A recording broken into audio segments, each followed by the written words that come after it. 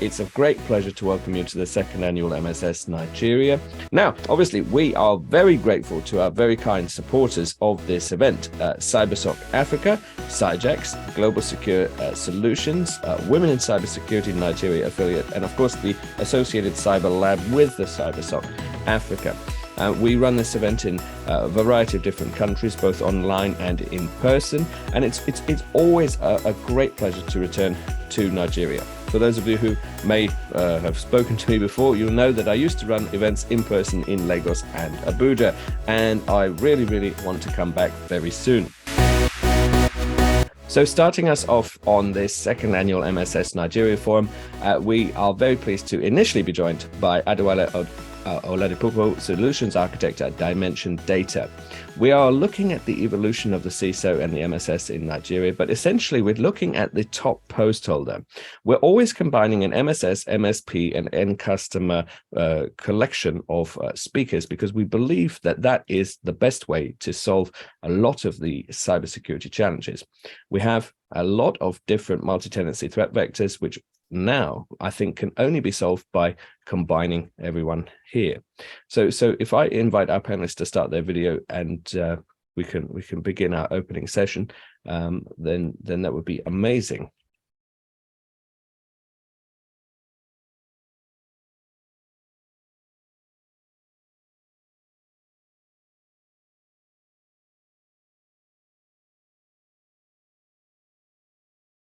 So, I mean, I've got Miracle and Adewale, but I'd love for them to start their video and just so that we can begin the first panel.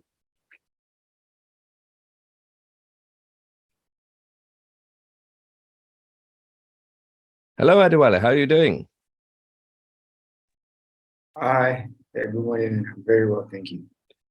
Welcome. Well, whilst I get our other panelists up and on stage, we're talking top post holder. Why do you think there's an obsession within, I suppose, the world of IT security about what the top post holder is? Why are we always looking to the top? Because of course we'll get into, could it be an architect, could it be an engineer? But why are we very interested in the CISO? Okay, yeah. So basically, the main reason for the obsession is just that because of the term digital transformation. Digital transformation has come to stay. Well, it has been around for quite some time, but a lot of organizations and individuals have failed to embrace what digital transformation is all about. And with the surge in COVID about some 3 years ago, a lot of organizations saw the need why they need to transform their entire business operations, not just their IT part of business. They saw the reason why digital transformation needed to be embraced across board the entire organization. And one thing I would like to put in is that they say IT or technology is a means to connect the world and every individual together, but it is still one of the main reasons why we have a very wide threat landscape and attack surfaces in the entire world right now. So digital transformation came, a lot of organizations embraced it. You could have your resources seated somewhere in the cloud, not physically present in your organization. You could have your team working from anywhere on planet Earth, but that exposed a lot of organizations to major cyber attacks. So this is one reason why CISOs needed to come into place and try to align the operational need and the business need one single part, because irrespective of how we're trying to embrace digital transformation, we also need to factor in security, and both teams cannot work in silos. There's a need for them to be integrated together. So the person who can unite the integration is the CISO. So the CISO is going to come from the angle of being a technical person and at the same time a business-focused individual. So it is a security personnel, but it needs to do every single thing to make sure that, okay, what we're doing at this point aligns with the business strategy and the goals and objectives of the organization. So whatever the CISO does, it needs to also factor in business, goals and objectives, because you cannot, at every point in time, have security measures and policies in place that jeopardize or compromise productivity and operations. So that is why the obsession with CISO, I believe, is currently in place. I like that because it speaks to the business objectives, because there would be no cybersecurity if the business wasn't there to protect and maybe to fund cybersecurity. So I like that business objectives. Yeah. Miracle, why don't I come to you? Miracle, welcome. We're talking leader of tomorrow, and yes, throughout the day we want to know, is the leader technical, is the leader business minded? But I guess for you, this leader, how have they changed maybe over the last year? And that question, I suppose, is reflecting on, we did this event last year, the MSS Nigeria last year. Has there been Mhm. any real difference within a year for the CISO? Well, thank you, Felim, and thanks, Adewale, for all the points you raised. I mean, they were quite salient. Now, the changes we've seen so far, well, I would say within the past year, there has been evolving of the threat landscape, just like Adewale clearly pointed out. A lot of things has changed. Currently, a lot of companies, irrespective of the scale, are now trying to embrace the whole managed security services. All right. We've seen cases where, looking at Nigeria, the landscape of Nigeria, for example, we've seen cases where regulators have tried to make certain industrial verticals take security to another level. All right. So we've seen cases where organizations have had to step up their game, try to make sure that they are quite secure. They're trying to come up with innovative ways, innovative strategies to be able to meet security and, of course, maintain compliance and productivity. We have seen evolving of the entire security trend. We've seen evolving, especially, I'm keeping in focus the whole Nigerian landscape. All right. We've seen things evolve. We've seen security architects. We've seen the business leaders trying to find ways to be able to meet productivity, but maintain compliance. A lot of things has changed. People are trying to stay at the top of their game. We've had people who do not have the right budget, all right, who don't have the right budget for robust security architecture, trying to embrace managed security because they find out that at the end of the day, because of the way threats are evolving, attack vectors are evolving, your attack vectors or your attack surface are evolving. You just have to stay at the top of your game. One way or the other, you must come up with methods, with strategies to meet compliance, to meet security, and of course to maintain productivity. So yeah, a lot has changed. I mean, people are evolving, businesses are evolving, business leaders especially are actually evolving.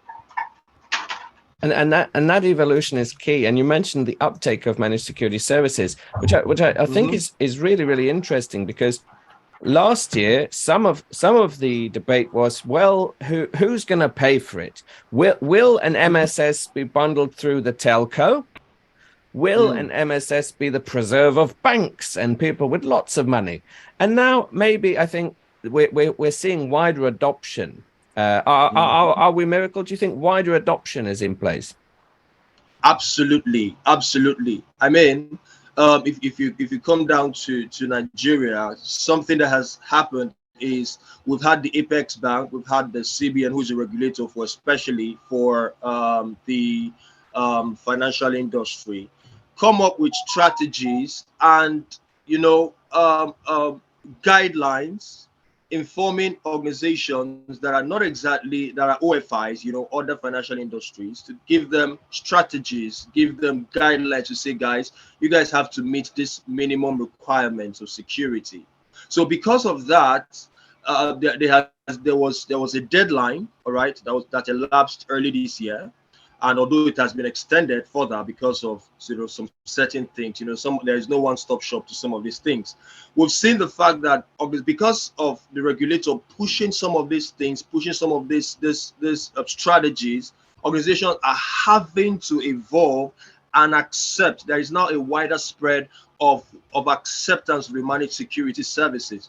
Why? Because the big guys, all right, the big guys and the top banking in the banking industry, the big guys have the large budgets, they have the skills, they have the resources. But for smaller organizations that do not have that kind of budget, they have to find ways, and most of the ways they have to turn down to, accepting managed security services. One of the major problems now in my company, one of the problems we're trying to solve is to resolve this issue, where to close the gap. Some organizations have the need to meet security, but as well don't have the right skills. They don't have the people to help them meet it. Sometimes when you train your staff, there is something, a catchy phrase that we use in Nigeria called the Jackpot syndrome, where you train people, they become really great, and then by the time they become great guys at their job, they get a job outside. You guys in the UK pick them, and they leave the country. So that keeps a gap, that leaves a gap in the system. So we come in to say, hey, you know what? We are going to stand in for you. We're going to try to leverage that gap, close that gap. We have the right tools. We have the people who are going to stand in, and we offer some of these things to you on a budget. So we have seen the wider adoption of of managed security services. We've seen wider adoption. We've seen organizations now trying to do well. And I mean, the security landscape and the security architecture in Nigeria right now, I can tell you the bar has clearly been raised. I like that, and yes, obviously we do recognize the talent that perhaps countries like the UK do like to harvest, but local content is very important, and also collaboration. Mm-hmm. So Adewale, let me come back to you. We're talking leader, and we're sort of looking at how the MSS has evolved. But going to the topic of Nigeria, Adewale, do you think that it still makes sense to talk about a threat landscape in Nigeria, or even to do an MSS Nigeria? Isn't cyber wherever you go? Okay, yeah. So I think I would like to agree with what you said. In as much as you try to talk about cyber because it's universal, you still have to narrow it down to the locality where you are. Take, for instance, a cyber attacker who is trying to phish an organization. You have to be very, very well familiar with the kind of lingos that they use in that area. So you can't come to Nigeria and, like you said, like Miracle said, there's this terminology or lingo in Nigeria right now where people talk about jackpot and relocation. Now, a cyber attacker who is local to this country knows that a lot of professionals are desperate to leave the country. He can phish a Nigerian individual who you feel, okay, this person is actually desperate to leave. There are different phishing campaigns that you can send out. So if I'm sending a phishing campaign to a financial person or a financial analyst, the kind of mail I'm going to send to you is something that is in line with what you currently do. I won't be sending something related to how to secure or how to reduce capex and how to increase opex. No, I won't be talking about that to you. I would come in the way where I know, okay, this is what you actually do. So when we're talking about cyber attack, fine, it is universal, but at the same time, there's this factor of the locality or the region that comes into play. And come to think of it again, as it stands right now, we know a lot of organizations are embracing managed security service. But at the same time, we should not forget one thing. Security is a shared responsibility. Irrespective of how much you try to outsource your your security operations, you still have your own part to play. That's the point when comes into play. The training of your employees. You can outsource your security operations, but the responsibility of not clicking on malicious links still lies on your employees. The responsibility of not going to a malicious website still relies on the employees. So you need to train them at every point in time. So fine, managed security is very good. And there are some instances where you outsource your managed security to organizations like CyberSoc. And people like CyberSoc have metrics that they have put in place. There are some things they check out for, like in the dark web. Imagine in the dark web where probably one of the banking firms in Nigeria, probably they have some of their credentials that is being traded in the dark web. So that is when locality still comes in. It is someone who is local to this country that will be familiar. Okay, when they're trading something that has to do with one of the banks here, let's say XYZ Bank. someone who is on the dark web who does not know where XYZ bank resides, that information is useless to you. You have to do a lot of digging and more findings to be able to know, okay, this is where this financial institution resides, are the kind of things that you do. So people like CyberSoft sees, because I was having a conversation with one of the guys that has something to do with CyberSoft. So he was of the opinion, he was saying something like, okay, at some point in time, even when you outsource to CyberSoft, there are some things in the dark web, they might just mention your name, like, okay, once they see someone mentioning Fellim or something on the dark web, fine, they do a form of repetition analysis. So if someone mentions my name on the dark web, someone who is based in California, who is not even a Nigerian, can't know, okay, Adewale is a Nigerian, this is where he resides. So no matter how universal cybersecurity is, no matter how generic we try to make it look, locality is still a very, very key factor, because before we can integrate everything as a whole, you need to take care of the grassroots, which is the reason why I believe MSS Nigeria still needs to look at all these things before we talk about the universal trend at large. That's a great perspective, isn't it? Because quite often people go, oh, the actual exploit, the actual technicalities of the exploit, oh, that must be similar. But it's the context, the human factor, the cultural sensitivities, the lingo, what's going on. I think that's really, really key. And yes, that wider MSS landscape, doing more with less. People can't find people to recruit sometimes, and so MSS is a force multiplier. So, Miracle, let me then come to you. Going back to then this leader that we seem to like the idea of. Obviously, there's one aspect: the leader gets the blame, right? That's why leaders end up, they're there. Are we worried about them having a technical or non-technical background still? Because we hear the urban myth of, in the States, there was the CISO who came directly from sales. There was the CISO that had the music background. Is it still important for them to have come up through the ranks? Maybe they were an architect, maybe they were a script kiddie, who knows, right? Is it still important?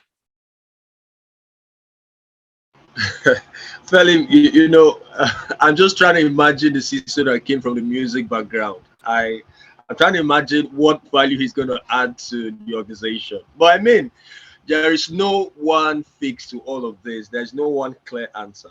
What I would say is this: the best leader or the right CISO would be a guy that has both the technical bit, he has an understanding of the technical bit. He has to be a blend of both the technical bit, the business bit, the project management bit, the operations bit, because you can't manage what you don't know. You can't exactly direct what you don't know. As a CISO, your job is to make sure that you are strategically planning, making resources, rather not resources available, but making.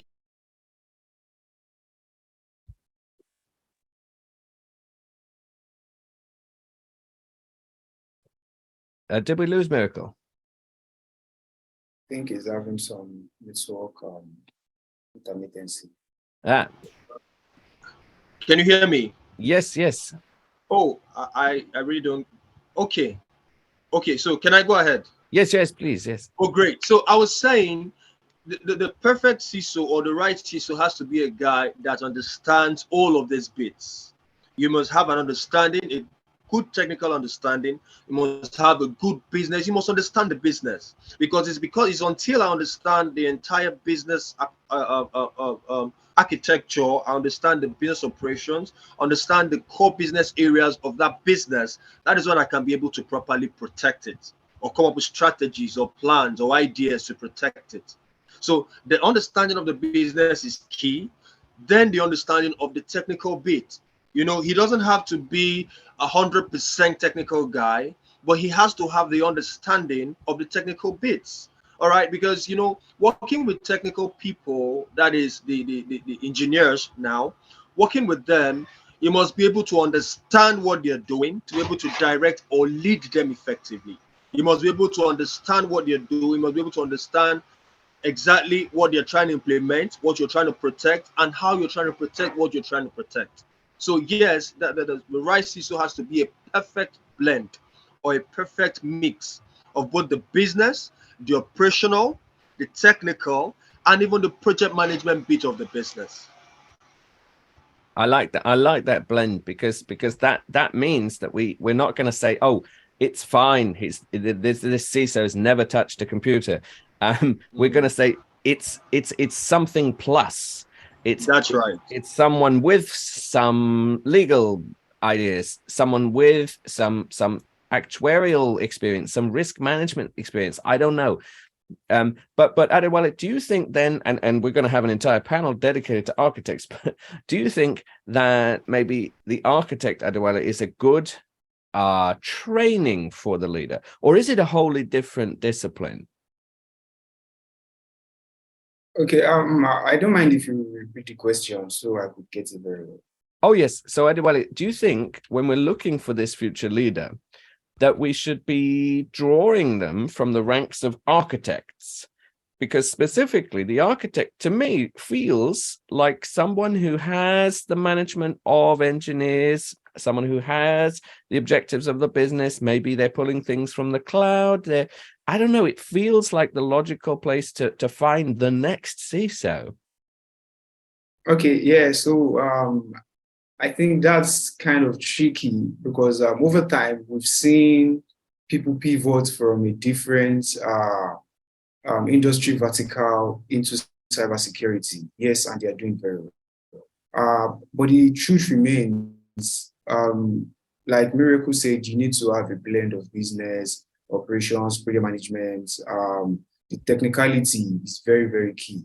It's not something you can bypass and jump to being a CISO. And that's one reason why when you look at the domains in the CISSP training or the exam itself, you would see it's been broken down. You see the point where you have security operations, you see where you have things like risk and compliance. So everything basically, everything that makes up the exam itself is not all technical. There is a part where you should be able to prioritize risk, and that's at the point where things like your project management skill needs to come in. There's a part where you need to understand that, okay, this particular threat or risk is something we should prioritize over this. What is the risk appetite at this point in time? Is this something we can mitigate? Is this something we can accept, or is this something we can transfer? So those are the kind of things you need to look out for as a CISO. But coming through the ranks is very, very key. I don't know if anyone on this session has at any point in time had some persons come to you on LinkedIn, most especially some Indians will come to you and say, okay, for you to pass your CISSP exam or CISA exam or your PMP exam, they will do everything for you, and this is the amount you have to pay. Some will even go as far as telling you that, okay, you can pay after you've already passed the exam. A lot of people actually do it. Some are scams, people fall for it. Some are actually genuine. But why would I want to write an exam when I would have to pay to someone and you give me everything that I need? Sometimes you may not even give me everything that I need. You just do the exam and the next thing you send me the result. ISC Square or whoever is the exam body sends me my provisional score, and at the end of the day, I'm confirmed as a certified CISO or whatever it is. So at that point in time, you realize that people like that get to the workplace and they continue to fumble. And they continue using their subordinates and they keep using them, and it makes it look as if this way. A lot of CISOs have actually been fired over the years. And you keep trying to check out, why are these people getting fired? Sometimes some organizations have issues of cyber attacks. But when it happens and probably the board members or the management have a seat to discuss how this whole thing went about, you will see the CISO will be very vocal. Some CISOs are very vocal at that point, like, this is something I've been pushing to the management for quite some time. The organization is like, no, this is not what we want. What is the advantage it's going to add to our organization? The capital expenditure is too much, all those kind of things. And there will be some instances where the CISO will be so quiet, and you see even someone who is not technical will continue to fire the CISO, like, why did you not inform us about this kind of a thing? Because the CISO, those kind of CISOs, some overlook those threats. They'll be like, no, there's nothing about this thing. let's just leave it aside. No one has our time. Why would the CISO say a cyber attacker does not have your time? Attacker can be on your network, on your infrastructure for as long as possible, trying to escalate privilege, trying to create a form of lateral movement. If you knock me out through this particular system or this particular resource, I should be able to have a backdoor through another resource. So many CISOs, yes, they overlook all these things, but a technical person that has a blend of business operations and project management, like Miracle said, can never overlook all these things. Fine, your strongest link is as good as your weakest link. Sometimes people say, like I had a session with a client yesterday. The client was asking me how secure is this solution, or how hackable is it? So I came from the perspective of the security perspective, because the client is not a security centered person, but a very technical person. So I told him, fine, the truth remains, everything on the internet is hackable, even the internet itself. So if I'm coming here to tell you this solution is not is secured and there is no attacker that can prevent it, I'm here to lie to you. But let it be known that we are running this solution. The underlying infrastructure is a secured solution, and every protocol and services that we run on this our solution is secured. The next thing that is left is for us to ensure that we don't release confidential information, and we ensure that every practice that we run using this solution or this service is secure. And not to think of the fact, or not to forget of the fact that the patch management is on a regular basis. It's not on a monthly basis. As soon as a bug is being detected, there is a patch management that is being pushed out. So I tried to explain to the client, and the customer was like, okay, fine, I think this is a very good response. If you had said this thing is not hackable, then with the little knowledge that I have on security, I will tell you if you don't know what you're saying, because definitely everything is hackable on the internet. So CISOs need to come from if you need to be very successful. You can't be successful if you don't come from the rank, or over time, you need to familiarize yourself and try as much as possible, maybe in your own spare time, probably just take trainings or read publications and try to understand how operations, how connectivity, how cloud service, and every other aspect of IT, how they integrate into one single solution, or how they integrate together, and how project management, how managed services, not necessarily managed security service, how managed services, how vendor management, how all those things integrate into each other, and that would give you a very, very good term, or a very, very good season as a CISO. So that's my own take to it. Well, no, that's very impassioned, and I like that, because people need to stick up for the technical specialist. I think maybe there is not the same level of debate as to it's okay about technical acumen in Nigeria as maybe I found in Denver, for example, the other day. I don't know. Maybe you guys get it more. Anyway, let's come to Chigo. Welcome, Chigo Zero. We're talking leader, and we're wondering where this leader is coming from, and there's a pretty strong idea that this leader needs to have had some technical ability.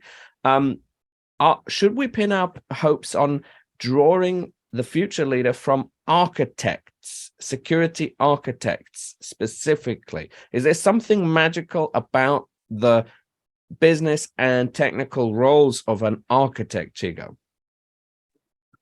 Okay, thank you, Ro. So just like the last speaker said, it is key for a lot of people to grow within the ranks, but at the same time, every architect must have that business acumen. And what is that business acumen? Understanding the business, understanding the drive. Because if you look at it, security architects, all these, normally when you have an enterprise architect, he works with both the data architect, the security architect, and the different architectural branches underneath the enterprise architect. The security architect must have that knowledge to understand the business and to understand how operationally they run. The last speaker has said a lot of things, and it's from that point you pick it up. Like when you have a CISO, does the CISO understand the business, or you just only understand security? If you understand security, you don't understand the business. You're just bringing in layers of things that can either, constrain the business itself.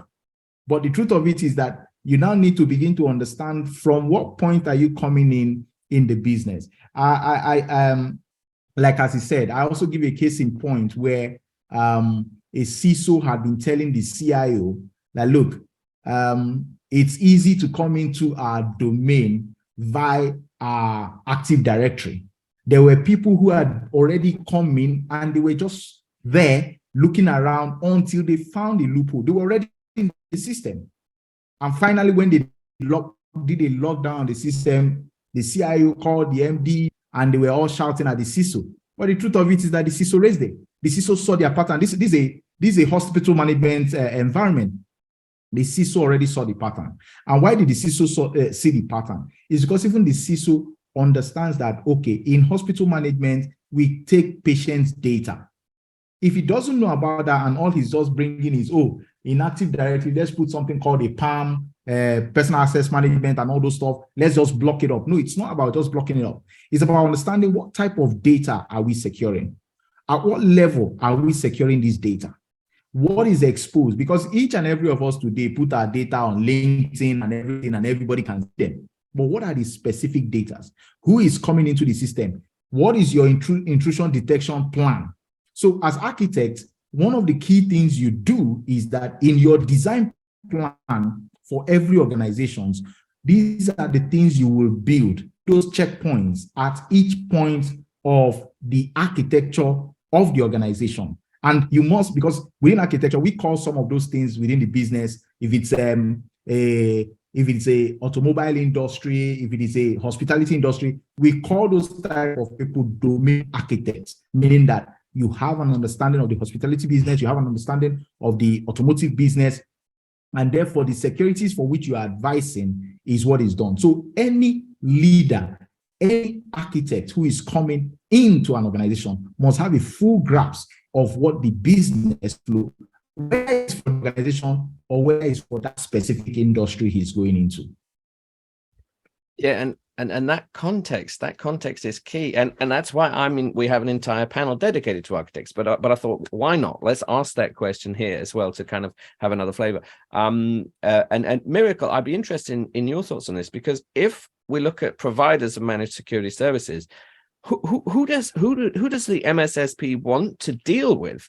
Isn't it better to have a really conversant engineer, because on the end customer side? And what are you looking for in that end customer leader, in terms of skills? All right, thank you, Feli, for that question. Now, there is no definite answer to this question. All right, I would bring it down to the peculiarity of different environments. Now, as an MSS provider, one thing I want to do is I just want to solve customers' problem. All right, irrespective of who is on the other end, I just want to make sure that we are meeting your need, we're solving your problem. That is why you have hired me as your MSS provider. All right, we understand that the entire MSS or security is actually a shared responsibility. I bring my quota as a provider, and you, who is the customer, you have your own quota that you have to contribute. In as much as you're providing the resources, the people, we're providing everything for you regarding your security infrastructure. One thing that we really admire is we have someone that understands the technicalities, at least to a bit. Because one of the things, like for particularly my organization, one of the things I would try to do as MSS providers is we provide you regular reports. Say, for example, we've identified some anomalies, some issues within the infrastructure. Perhaps maybe a malware, and we had taken care of it, or stuff like that. We give you a report, all right, a detailed executive report. And we like to sit down with your team, your CISO, if you have one, your IT team, and probably top management, to just discuss some of these things. Hey man, we saw this, we remediated this, and these are recommendations for it not to happen again.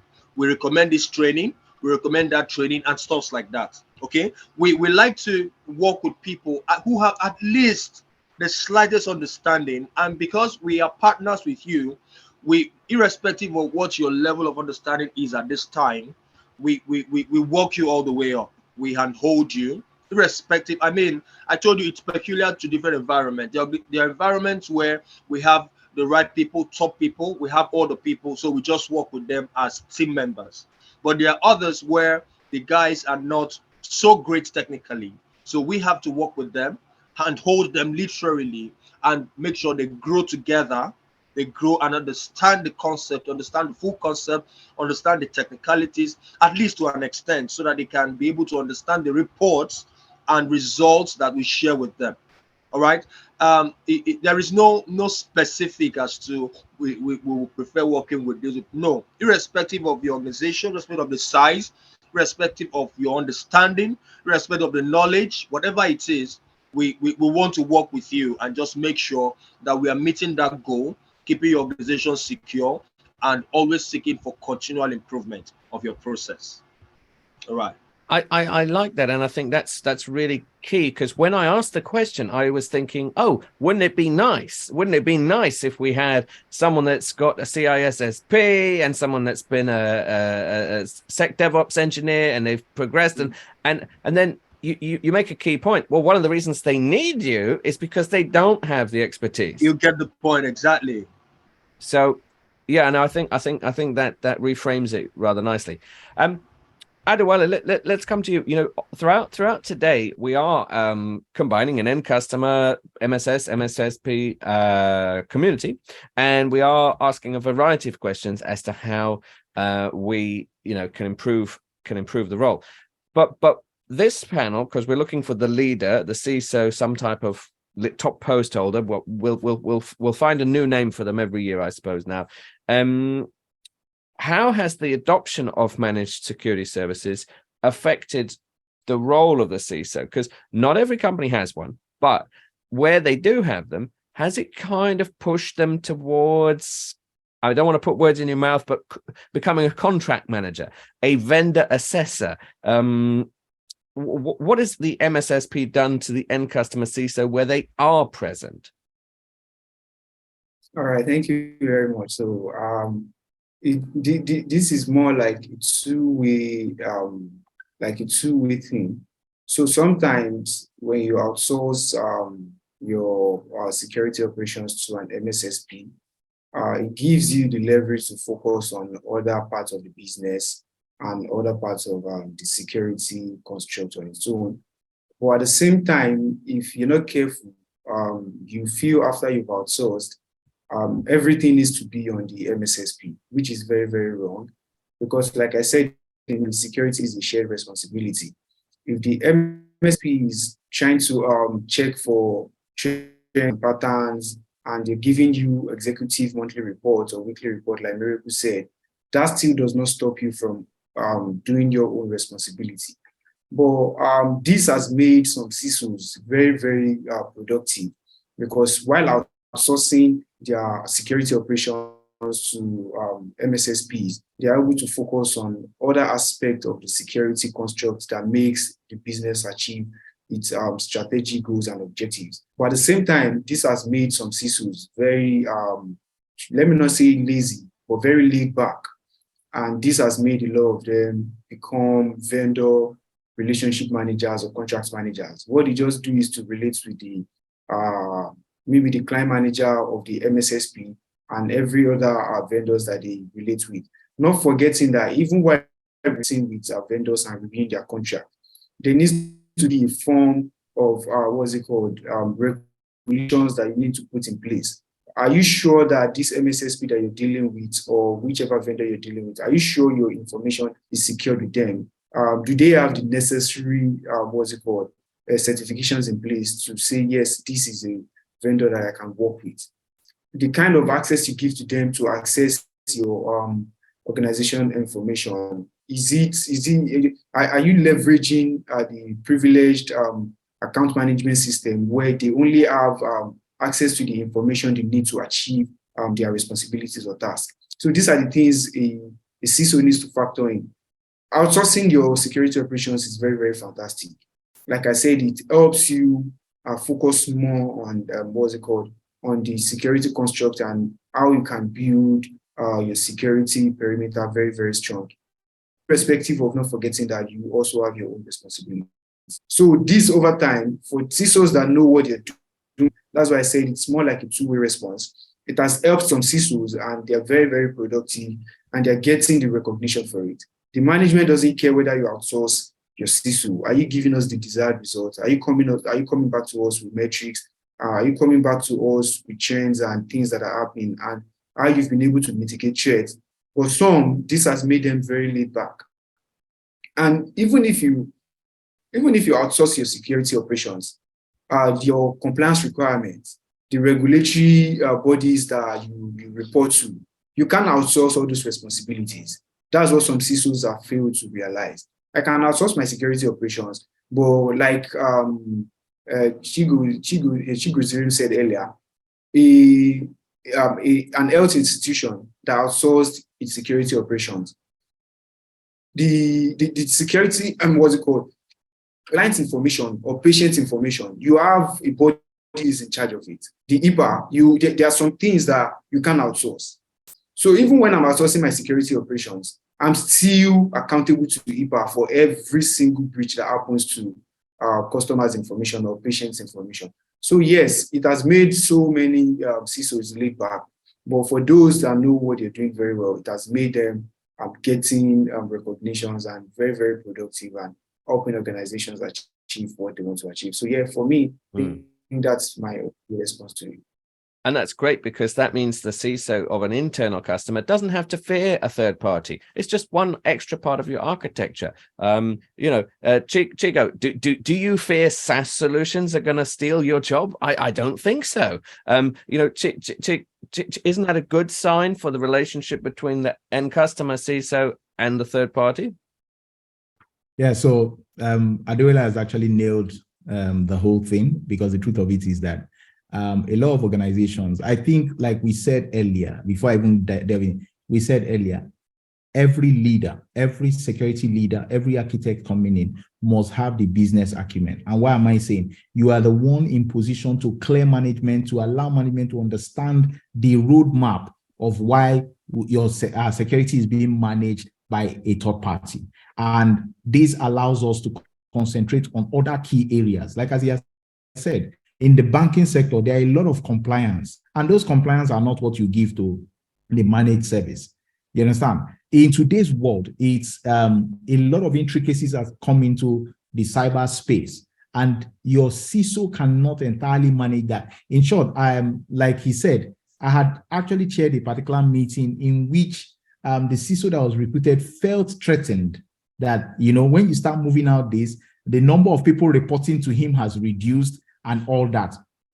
But the truth of it is that at the end of the day, you have a number of staffs who are running around the place, not really doing anything much. They would have focused more on their career if you say, okay, this entire department, we're outsourcing you. You can even work with so team. And those, by the time we actually achieved what we wanted, a lot of those boys had gotten different certifications and realized it was better for them than actually sitting in that bank. They were bankers, they are IT guys, but they are regarded as bankers, and they expect them, go and, in short, I'll give you a scenario. An IT security guy was picked to go and run end of day. What is his business with running end of day? That is the core banking process. But because they said that he's in the IT department, then he should stay with them. But the truth of it is this: when you have these guys focus on their key areas, when they know themselves that, look, it goes beyond what you are doing here. So the major challenge is that having a CISO who is well-rounded will be able to engage management, draw up his roadmap, his strategy of how delivering his services and all that. And that's what will give him a clear cut in the industry, rather than feeling that, I'm being apprehensive, we can't give managed service, we should do it in-house. It does not cost you less. We've seen this data. There are facts to this. It doesn't lie. We've seen it where an IT department in a bank being almost 20-something staffs. For what? You get me? Your core business is banking, not that part. So my security, SaaS solutions have actually come in a way to actually ease the operational cost, the infrastructure cost, and all those things. It is, how do I leverage as an organization to get, the right value to ensure that our business is moving? These are the kind of things that the tech leaders who come into the organizations are supposed to drive with the business users. And they shouldn't they? That is leadership then. So yes, technical background, but that's what they've got to drive. They've got to drive that adoption and drive that integration. And I guess we are a little bit over time, but let me just go around again and sort of say, it's nice to be back for the second annual Nigeria Forum. Miracle, let me ask you, what are your hopes for an event such as this? I mean, we're trying to combine this end custom MSS MSSP community. What should we maybe hope to achieve at the end of a day like this? Now, one of the things I think, thanks, Felin, for that.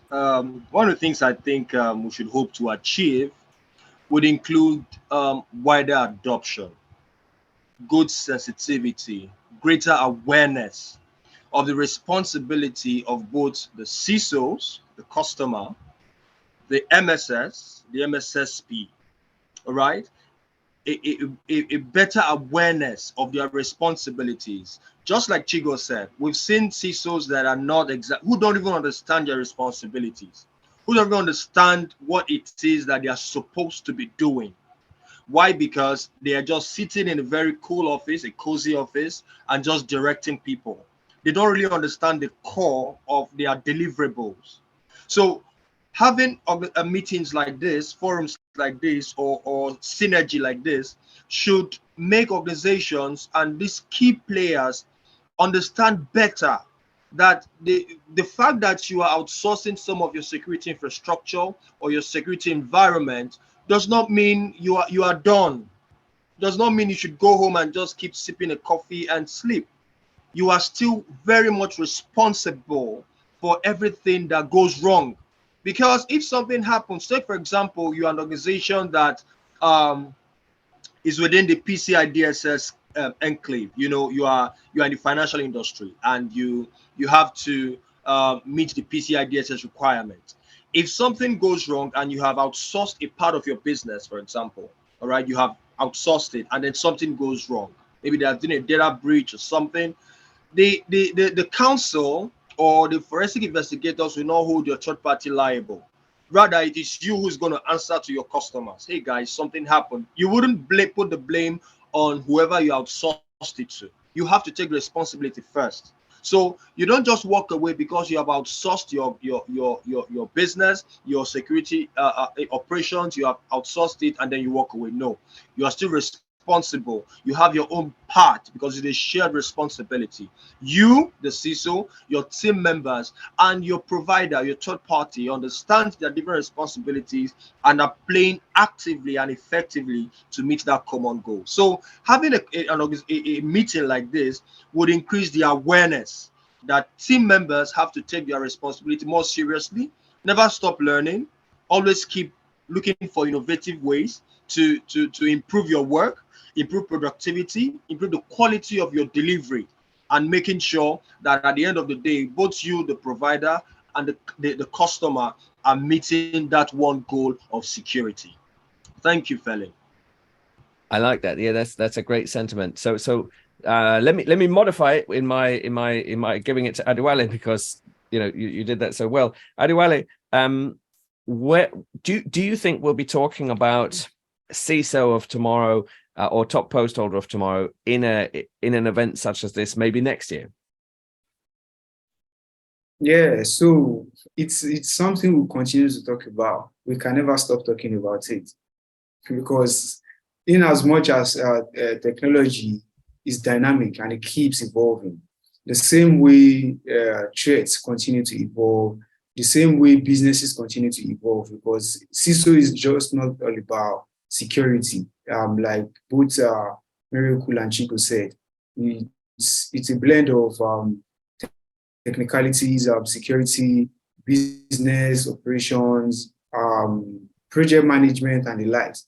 So yes, it is something we'll continue to talk about, because the CISO is very, very critical to the success of any business. An organization that does not have a CISO at least have maybe an IT guy on-prem that interfaces with the majority of vendors that they work with. So that at that point in time, the IT guy is able to probably have the understanding of a CISO or maybe CIO because he's an all-around person. He's the only person in the team. So yes, over time, we'll continue to talk about the importance of CISOs and why organizations need to have CISO. It is not something we have to stop talking about, because the moment we stop talking about it, then the relevance has stopped. Ah, very, very key. We don't want that. Yeah, exactly. So CISOs will continue to be relevant, and the discussion around CISOs will also continue, and we'll never stop talking about them. So the more technology continues to advance, like I said, the more we have to keep talking about CISOs. Probably a more advanced rule or a more elevated rule to CISO will probably spring up over time.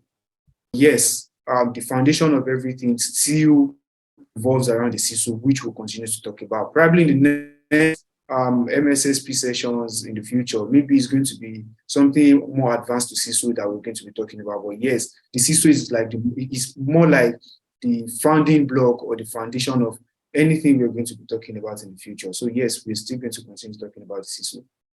And we have some agreement in the audience. Reginald says collaboration and awareness, and Ayawula says security doesn't sleep, which is really nice. So bearing in mind time, but Chigo, I know you've very kindly come to a number of these events, and you also came to others where we talked about training and development and so on. What topic might be missing that maybe we might want to include as we go through, because we can still ask other questions as we go through today. Yeah.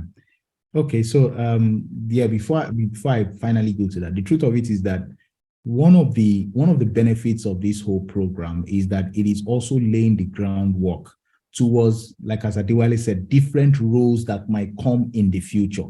And why am I saying this? I remember I've been in the industry for 20-something years. If I remember 10, 15 years back, we weren't talking about chief digital officers. We weren't really talking about CISOs. We were not talking about all that. All we had was what you call a head of IT. And underneath him were things like system auditor and the rest. You did not have these rules hearing today. But it was this same kind of groundwork that was laid for things like this until as we continue to converse, as we continue to create this awareness, you begin to see that people begin to realize the essence, the key fundamentals for why we have a CISO today, the key fundamentals to why the cyberspace is a very key area. As long as we continue to use technology, as long as we continue to move our things to the next level, even in AI, we are building securities around this because there must always be a gatekeeper in a lot of these things. And I feel that the next time we're having conferences, as you said, we are looking at the future. What is the role of the future? What is the different, how further can we break down security to ensure that each and every area of security is properly manned? Because as we are talking today, the hackers are also going the extra mile. So you must continue to build on your current abilities so as to be able to meet those future plans. So these are the things that I feel that in our next conference, we'll be able to pick on and begin to dissect it further into other key areas of security that we can go into. Yeah, great sentiments, and I will take that on board, and maybe I'll even try and stitch some of that in throughout today. We are now out of time. Now, I know that in the audience there was a question about a CISO career path. What I'd implore for us to do is answer that on our architect panel as well. And also, can we chat about it in the chat box as well to keep that conversation going? But Chigo, Miracle, Adewale, thanks very much for being such a great panel, opening us up, getting us enlivened. I know it's early morning, so it's good to get everyone flowing and really thinking about the day. So big virtual round of applause. Thank you very much, and I look forward to seeing you in the audience. Thank you. Thank you so much. Thank you, Felim. Thanks, Adewale and the team. I really appreciated this gathering. Thank you so much. See you soon. All right. And yes, thank you very much for all your comments and questions. Keep them coming. And I am your host. I am your champion. So please look at me as the person to boost your comments. Joy, thank you very much, Joy. Thank you, Reginald. You write it. I speak it. Thank you, Michael. We are very grateful to be supported by some fantastic organizations today: CyberSoc Africa, CyJax, Global Secure Solutions, Women in Cybersecurity Nigeria affiliate, and CyberLab, which is related, of course, to CyberSoc. Thanks, Gideon. And thanks, Ogen Gare. Right, now we have swapped a speaker around, in that Olawole will now speak at 12 o'clock. That's his preference, and so I'm happy to accommodate it. So what I've done is I've invited Edem from Global Secure Solutions to come on in his place, which is great, because Edem and I have had a great history of working together, and we can cover some similar questions as well. But yes, happy to accommodate Olawole's request, and he will be on at 12. So we are now talking the SMSP, the MSSP, the MSP dynamic with Edem Glimin, founder and CEO of Global Secure Solutions out of Ghana. How are you doing, Edem? I'm doing really good, Pelham. Thank you. Well, nice to see you again. And the last time we saw you was at the MSS Ghana, and I know there is a lot of cross pollination between Ghana and Nigeria. I used to run events in Ghana, not just in Nigeria. And I guess, how have you enjoyed the day so far? For me, it's been really valuable, because I've always wanted to have insights into what the mindset, what the mind space in terms of adoption of MSS in Nigeria. I've always admired Nigerians. I keep telling my friends that I really think Nigerians are one of the smartest people in the whole world. So I love everything Nigeria. I love the insights. I love the contributions. Yeah, I just want to make more friends by the end of this session. Fantastic. And yes, that is one of our key objectives, making new friends. And I have been posting lots of screenshots and so on in our Discord channel, and hopefully people will leave their profiles to make new friends, because we are, after all, at an event, and that is the objective. So I'll put that in the chat. We're talking this universe of end customer and third parties. And there's a number of acronyms banded about the MSP, the MSSP, the MSS that the MSSP delivers, and then this other strange notion of the SMSP. I guess let's start off. What's this landscape really all about? Is it a clear enterprise SMB discussion? What is this all about? It's very interesting. And from my own personal opinion or perspectives, I think I will start with the notion of what an MSSP was, okay? I think that was really focused on providing enterprise clients with, that additional security, and also, to a level, security management or security infrastructure management services.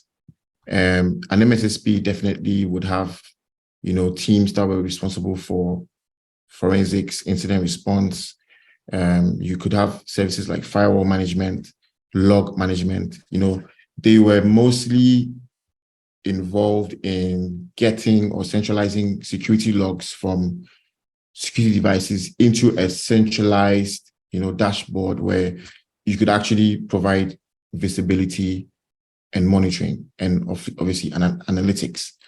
Now, I think as we've evolved and technology has become more advanced,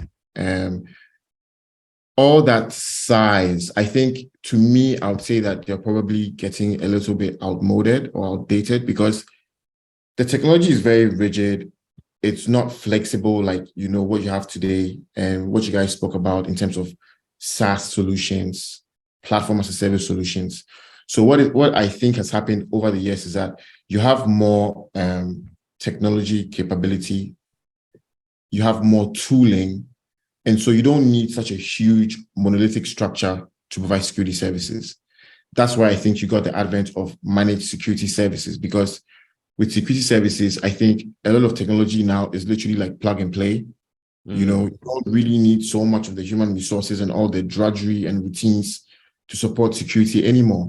It's more focused, I would say, on skills, on knowledge, on the right tools, you know, having the right understanding of the business. And, you know, obviously compliance, productivity, everything that has to go with running a successful business. MSPs, I think, have always been there along the way, because they have always been focused more on managing the infrastructure. You know, so an MSP is definitely looking at ensuring that a business has some kind of operational efficiencies, you know, minimizing downtime, you know, which are actually aspects of security as well, because whether your systems are disabled by ransomware or you have downtime, it's still going to impact the customer or the end user. So these are, I think, from my view, and I mean, I'm open to anybody to challenge or add to anything I've missed out, how these different players have been, you know, in the industry, how they've been structured, and I guess with the evolution. And I think you would agree with me that technology has advanced, has leapfrogged so much, and we are relying much more on that, you know, getting into the world of AI, you know, machine learning, automation, stuff like that. So yeah, I think this is what I'm thinking is the whole connection. I think that gels nicely with a lot of the sentiments that we get at events such as these, because yeah, I mean, in a way, the humble or not so humble MSP has come from a completely different place than the MSSP. You know, the people that staff both organizations are often very different. The MSSP has been evangelically security minded from day one, and it's always been about security certs and their backgrounds. Maybe they've been in pen testing, but the IT managed service provider, they may have started out fixing printers. They may have started out, you know, bringing toner for your photocopier, and that break fix MSP model has really evolved, and they're at a stage now where they're thinking, can I offer security services? Can I offer security services in the same league as an MSSP? Should I? And then conversely, should I tell people I am secure? Because, you know, imagine your IT service provider said to you, I am a secure MSP. Well, you kind of expect them to be, don't you? So how do we reconcile their selling point of maybe being secure with offering security when they don't have a background in it? That's very, very interesting. You'd expect that before they became secure, I mean, they were secure from the beginning, right? That is something which I'm sure people discuss a lot on, for example, third-party security, third-party vendor risk, stuff like that. A secure MSP, I don't think, equates to an MSP that can provide managed security services. I think, like you said, the traditional MSP has come from that, you know, break fix culture where, you know, something breaks and then your MSP comes in and he fixes it. Okay. Managed security services, I think this is really interesting, this connection. I think that it's easier for a managed security service organization to even provide MSP type, you know, services, because, I mean, what do you need? You literally need an RMM, right? Remote management and monitoring tool to be able to even deploy, for example, your security tooling or agents to your client sites. Okay. Now, you have an MSP whose core knowledge, whose core mission is basically keeping the IT infrastructure alive. You know, then their core focus or their core competencies are not really aligned with security. But then as a service provider, you'd expect that they are secure enough so that they are able to safeguard, you know, the client's assets, the client's information, and provide a smooth running operation. Okay. So with the concept of a secure MSP, I think that should be a given. But that by no means actually equates to an MSP, being able to provide very skilled, very domain specific, security services, because they are two different worlds apart. And that's why I'm thinking that it's probably easier for a security specialist to morph into a security specialist providing IT services as well. And the reason I'm saying that is really because it's become so easy with the use of the new platforms and tools that are available, But don't say that, because you might scare the MSPs. Because that's far. Honestly, I've been telling MSPs all over the place, don't worry, MSSPs have no interest in your work. Actually, no. To be fair, it might not be financially interesting for an MSSP to fix printers. You might be able to do it, but you might not want to do it. So maybe there is still that collaboration. And I see in the audience, Eugen Gare has said some nice stuff. They think that the MSP should understand the infrastructure first before knowing what to deploy to secure the environment. A secure MSP should basically understand the domain they want to secure. Well, can I say one thing? I think that where we're headed is collaboration. So I'm expecting to see MSPs collaborating more in the future with MSSs or MSSPs. That is where I think you're going to have the best of both worlds. And I think the ultimate gainer is going to be the end user, because now an MSP with an MSS partnership can now provide security service to their end users, and an MSS can partner with an MSP to provide, let's say, more efficient infrastructure services or running for their MSS security clients. So I think that the key going forward is actually, let's stick with those specializations in those different areas, but let's collaborate more to diversify and create more services for our clients. Yeah, more services and more collaborations. I like that. And yeah, Eugen Gare agrees with you. Collaborations make sense.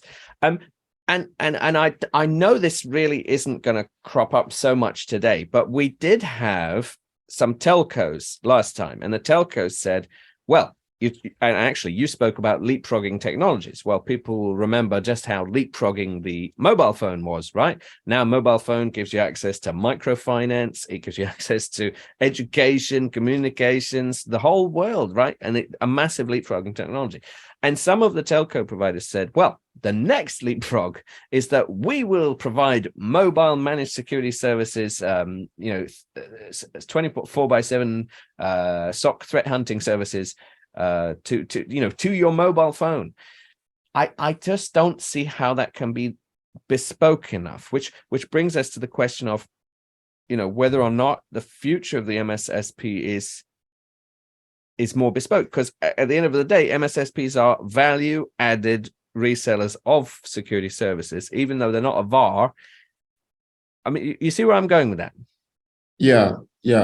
There's this connection definitely between providing these value-added services and the technology, they're working with the vendors and the OEMs. And then there's also this aspect where you have to have that product knowledge of the security tooling, okay, to be able to run these platforms so that they can do what they do or manage them.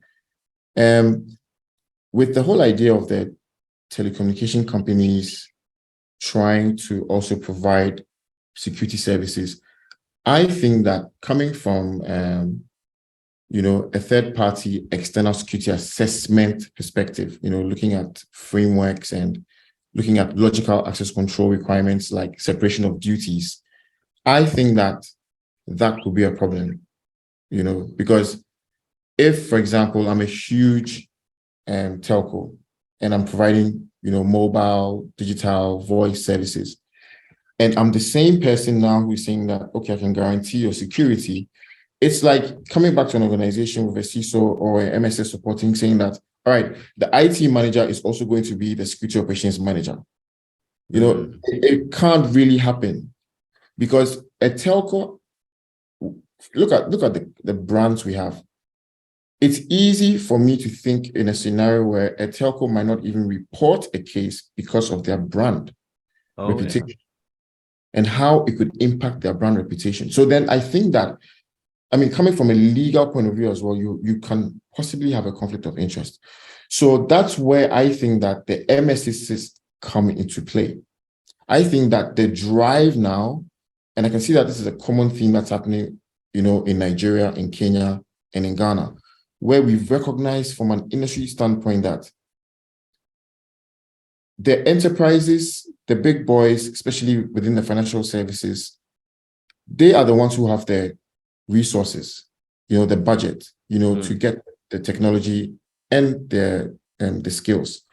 But what's happening with the SMBs? You know, they are the ones who are struggling, you know. So I think even from a market sense, it makes sense for an MSS time now, because we want to look at the skills gap. We want to augment, you know, the lack of resources and skills within these small organizations with tools, and be able to scale as well. And let's not forget that affordability now, you know, we're going through these we're all feeling the economic pressures and all the uncertainties, which I think are going to become, you know, more heightened as we go on. Organizations need, you know, an affordable, cost-effective security solution. And I think that's where MSS is coming to play. The best thing I would see in terms of industry collaboration, partnership happening within the ecosystem is for a telco company to probably partner with an MSS to outsource their security function, even if they wanted to secure security for their end users. So I think that, you know, looking at the post-pandemic, you know, digital transformation drive, I think we are there. And so now there's so much competition. So organizations or companies are now forced to leverage on the right partnerships. So I'm telling you that I feel like we're going to see more strategic partnerships coming out, because there's so much competition, but you want to be able to leverage strategically or position yourself strategically to remain relevant to your clients, to your clientele. And Clement in the audience agrees with you, says, good point, Adam. And I like that. Yeah. And thanks for indulging me on that, because I thought, you know, it came up last time. So thought we'd ask it. But on the topic of collaborations, obviously you are based in Ghana, and, you know, maybe there's an ECOWAS framework for collaboration. I don't know, but how can that collaboration work? You know, you're looking to make friends in Nigeria. How easy is that? How able is, you know, are we to provide services over borders? Yeah, I mean, without even going into you know, the African Union or the African Continental Free Trade, I think it's platforms like these, like what we're having right now. You know, I think these, to me, are the building tools or the building blocks. Because what I've realized as an industry player in Ghana, and I'm wondering what sense my Nigerian brothers have about this, is that I've seen two different ways in which the industry is moving. It can be either led by the players, you know, us who find the gaps, us who want to solve the problems. We've identified the gaps and we want to solve the problems, right? I think that's the common string that binds most of us in this call, okay? Are we the ones who are going to drive innovation? Are we the ones who are going to drive collaboration? Or is collaboration and the drive going to be led by national frameworks, like, you know, the framework for cybersecurity regulations in Nigeria, or the body for cybersecurity authority in Ghana? You know, that is going to be a 50-50 kind of thing. I think what is important is to start from somewhere like partnership between the government or public sector and private business. So I think that if you look at a platform or a delivery model such as these workshops, you know, these public fora, where the national bodies are engaging with private sector, then it can empower the private sector to actually move beyond, you know, just their borders and partner with other MSSs in Nigeria, for example, for sharing threat information.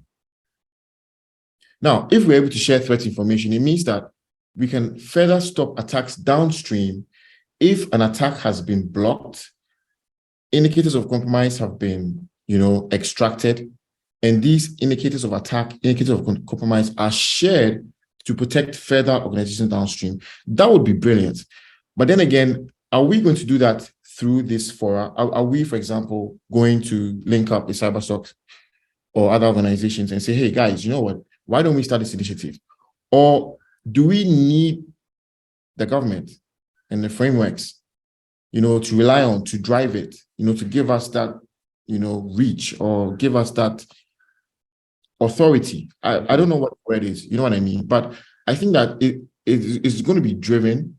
I think we all know we need to collaborate. I think a very serious point of collaboration for me personally is sharing threat intelligence. If we are focusing on financial services, we have financial services clients, CyberSoc has financial services clients, then you want to make sure that any kind of attacks which are regional, we should be able to identify, for example, who these threat actors are, what are their modus operandi, how do they flow, and share that information among ourselves. Because really, in an ecosystem, we are only as strong as our weakest link. So there's no point in me having all this valuable, enriched information and not having the opportunity to share it with my brothers somewhere so that they can also protect their clients, and vice versa. So it's very complicated. I don't think it's really that simple. And we need to brainstorm more to figure out how we can actually do this from an industry point of view. Are we going to drive it? Are we going to be at the forefront? Maybe we can. Maybe that's our calling. How do we do it? I don't really know right now. Yeah, absolutely. There's lots of things. Maybe the economic demand will lead it. So we do have a couple of questions and points. Reginald says on point, Idem. Ogenara refers back to a collaboration question. Let me go to that question, but let me integrate what Chigo's said. Chigo says a lot of innovations that have come through, mostly driven external of government. Government can come later to set the guardrails. So the collaboration needs to happen by industry. I like that. Reginald said, I have a guy that can never agree to these, and it's killing it pays to share information. So that speaks to your information sharing point. And then Ogenagari says, what do you think about a Microsoft partner as a cloud service provider also providing MSS at the same time? That's back to the poacher term gamekeeper question, which we had before. Mm-hmm. I think, I don't really see, that could be value added services, from, let's say, a normal reseller, okay, to a reseller who is providing value added services, which, sort of scale out into cybersecurity protection or cybersecurity defense, or threat management, or, so I don't really think from a legal or ethical point of view, there's any kind of limitation there, to be honest. I could be wrong, you might want to verify from a legal expert or something. But yeah, I don't really see anything wrong with that. Okay, well, at least we've put it out there. Maybe the audience can help with that one, Ogenagari. Clement says threat intelligence will help the financial sector, since most banks are in both Nigeria and Ghana. That's true. As is Guinness. I do like the fact that there are two different flavors of Guinness. But anyway, Ogenagari says, I know a reseller that don't have cybersecurity team and get the contract and outsource to another company. Okay, so that's entirely possible. Entirely possible. I want to move on to the panel that you're going to be moderating, but I guess how can people get in touch with you? What's your ask of people here today? Very interesting. I think for me personally, I've seen that this journey, it's taught me a lot of lessons, and I think that my first ask is firstly coming down to the individual, to the self.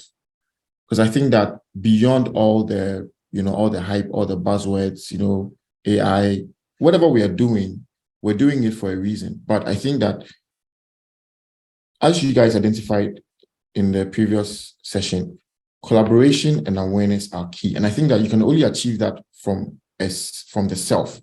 So we need to develop, if we haven't already, it's quite difficult for us. Pelham, I think I told you this thing about this difficulty or limitation where we find it so hard or challenging to partner, to collaborate, to build trust. So I think that it's only when we come back to self, that's where we can actually start to look at how can we foster a good environment for partnership, for collaboration.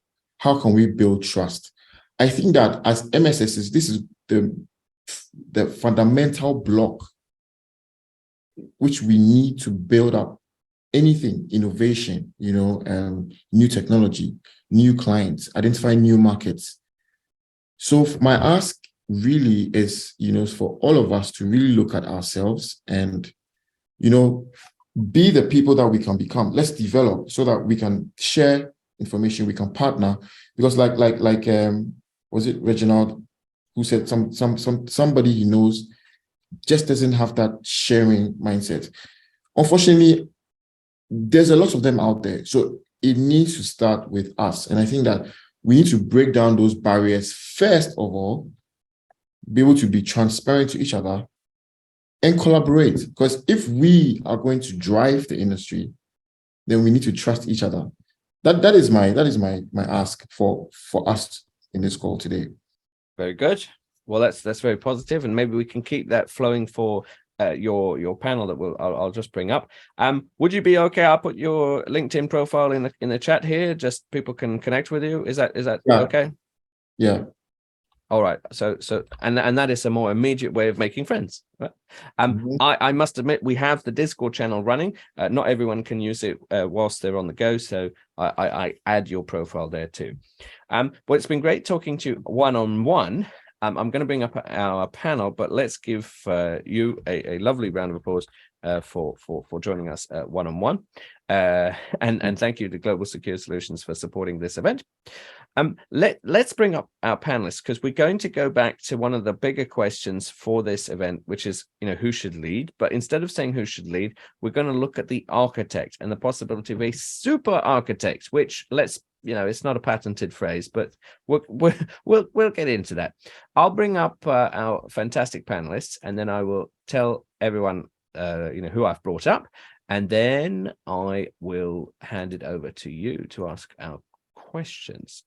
Now, it's quite a big panel, and you do have 40 minutes. So even though we're over time, it's fine. You keep on going, and make sure that everyone gets a good opportunity. So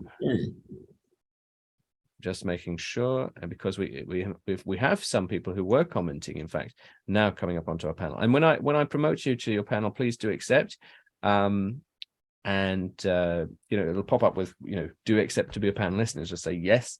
And once I do that, so I tell you what, maybe it may be helpful for me to alert people that I'm doing it, because I've just done it, and I need people to accept. So Zainab, I'm promoting you to be a panelist. Please accept that one.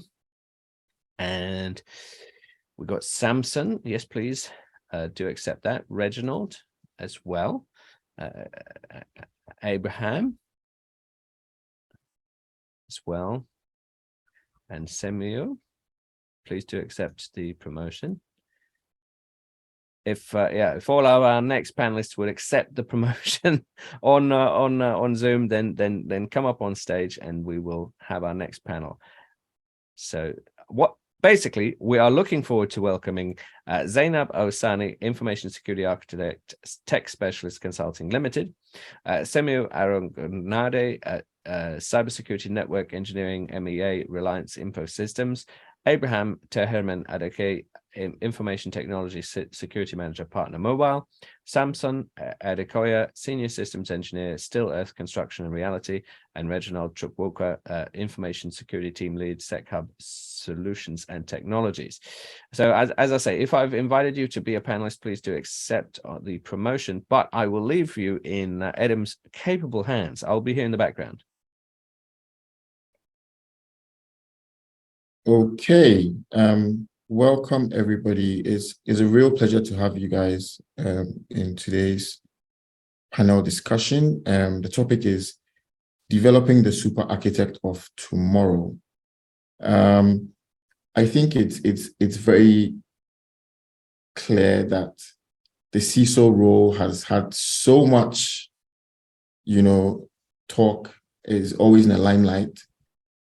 And I'm sure people don't really understand or have ever heard who a security architect is, So I want to start with Zainab, right? Zainab, I want to ask you, who is the security architect of today and how did they get here? When I say how did they get here, I mean, we know banks are the ones that have been the main drivers for, adopting some kind of a information security framework or unit or teams, SOCs and everything. So in this whole journey, which has been chaotic, has had its good and its bad sides, how in all this chaos, how did this security architect, go through all of this and become somebody who is being talked about today? Hi, Adam. Thank you for having me. So in my opinion, a security architect is someone who designs and builds systems, secure systems. They align internal processes and business strategy with industry best practices, with standards and compliance. So they're able to identify issues, design better solutions. They help others to work securely. They, of course, they have to focus on the big picture while also doing that. Often a security architect will go beyond technology. They'll learn more about the business and understand the criticality of assets. So a security architect is somebody that should be able to interpret complex business and technical issues and find a solution or a control for these issues. They should be able to design secure system architectures, find the flaws in these architectures and how they might be exploited. They should also be able to make informed risk-based decisions. So how do you get to becoming a security architect? I think I have heard a lot of people talk about not coming from an IT background in this event today, but personally, I think you need to come from an IT background. Say, for example, maybe a network security or maybe software security. You come from an IT background, specialize in something, and then become an architect. Of course, it takes time. The way I mentioned it, it sounds so easy to do, but it really takes time. But I think an IT background is crucial to becoming a security architect. Okay. Thank you, Zainab.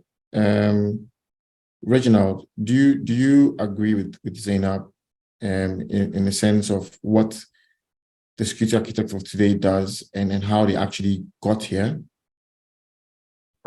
Okay, for me, I didn't really get what Zainab was saying because I went off, my network went off.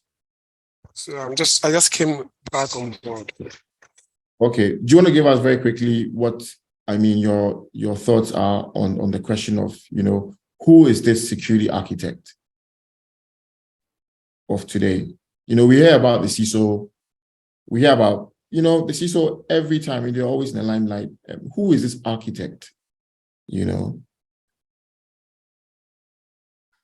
you share anything, Reginald? I think we might have lost Reginald. Yeah. Okay, Simio, do you want to take that? Did you agree with Zainab? All right. Good morning, everyone. Thank you, Eden. You see, a security architect person or an engineer is a professional person who responsible for a lot of activities. And when I talk about activities, these are the guys, or this is the person who maintains security infrastructure. Okay, it maintains security infrastructure for organization. It ensures that there is securities and there are rules. They carry out a lot of tasks, as I've mentioned, by identifying security risk. Okay, and they also ensure that developing security strategies within the organizations. They ensure that there is a compliance, in an environment. So if you ask me, it takes a lot of a process for you to becoming this security architect. Okay, apart from ensuring that there's a compliance, they provide guidance. No, so in summary, because I don't want to waste much of my time explaining security architect, because I can go on and give you more details about them, because they play a critical role ensuring that there is a security of an organization. They work closely with the stakeholders to develop, implement security solutions. So I will not totally agree with Zeno, but for you to become an architect, there is no how, even if you are coming from a different background. Let's say your role from the beginning wasn't an IT personnel, but there is no how you won't go back and ensure that you have that basic knowledge. You may not have that foundation about IT, anything fine, but there is no how you won't still go back to the basic. So in a nutshell, I think what Zainab is trying to define here is that even if you are not coming from the IT background, but you still need to go back, learn the basic, start from there, ensure that you understand how it started, then you can advance and develop yourself from there. I think that's what. Okay, thank you. Does anybody want to chip in before we move on? I think it's very interesting the way we're getting different views on this. Abraham, what do you think? Okay. For me, I believe a security architecture encompasses a lot of things. So for you to be a good security architecture, you must understand the business environment which you are working from, because it involves processes, tools, and also people. So you have to look at what threat your organization is being faced, what kind of business are you in, and what you are supposed to put in place. So for you to be a good security architecture, you must first understand the business, you must have the leadership skill, you must understand what you do within your organization, what kind of threats are being prevalent within your organization, and what kind of compliance are you subjected to. So you have to bring all those things into your toolbox. You must not have all the necessary skills, but you need a kind of a team to build around you to get whatever perspective. You cannot be an expert of your own, because you need people in different departments to tell you what system they are being processed, what they own, so that you can build into your design, so that you give your organization that desired protection. So for me, you need every skill needs to be on deck for you to be a good security architecture. Let me drop it at that point for now. Wow, that's very interesting. And it sounds a little to me as if the role of the security architect and the CISO, could be, there could be a blend, or there could be sort of some kind of interacting or, common things that they might do. Let's see how that evolves. So Abraham, I'm going to stick with you for the next question. So do you think that this super architect is, sort of this superhuman being who, coming from across the divide, is both technically and business, refined, if I should say, understands all these things? One human being that has knowledge that goes across the business, technology, compliance, project management skills, what have you. Is it one human being, or is it, like a team or a department like a CISO office? We've always heard about this term also as well, office of the CISO, where there's a group of people who are actually trying to achieve the objectives, and the CISO is sort of the manager or the orchestrator, of this. Is the super architect a superhuman who is an individual that can do all these things, or would you say it's, sort of an office of the CISO, office of the architect kind of thing? Okay, thank you so much for that question.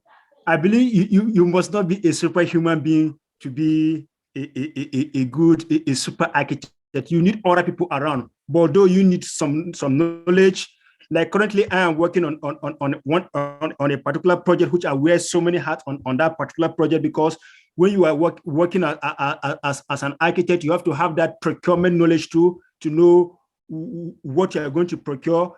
You have to have that system design, you have to have that network design, but you alone, you cannot have those knowledge. You need a kind of a team that can feed you with certain information so that you will have the desired requirement. At the end of the day, it's not all about you, it's all about getting the desired result. So for me, a super architect is not a superhuman being. You need other people that can help you achieve your objective. But then, that being said, you need to have those knowledge so that at the end of when those information are being pushed to you, you'll be able to process and then decide what is good for your organization. That is my own thought. Very, very, very interesting. Okay, Simio, do you want to take that? Do you have any thoughts different from Abraham, or do you want to add anything to that? All right, thank you. You see, I think Abraham has actually mentioned something very, which is a key. This ISO, there are people who manage a team. You know, there is no how you can do this alone. You must have a team that works with you to achieve, your purpose, your aim. Without these teams, there's nothing like a CISO. Okay. And if you ask me, what are the functions of this CISO? What did they do particularly? They must have, that knowledge background about this, what these architects are doing. Not technically, but theoretically, they must understand the solution. They must understand the concept. How did they go about this? Because they are the one who, relate this information. Okay, this is what I want to achieve. This is my plan. Team, let's get to business. Let's start working. They must have project managers experience as well, because it has a lot of activities that comprises all these things for you to become a CIO. Then in other hands, a secretary is responsible for designing and implementing, which we all know that these are technical aspects of it, and that's where the architect comes into play. But the CISO must ensure that, okay, guys, I have a competent team who are highly skilled that can deliver this. I think these are just the two differences there. Okay.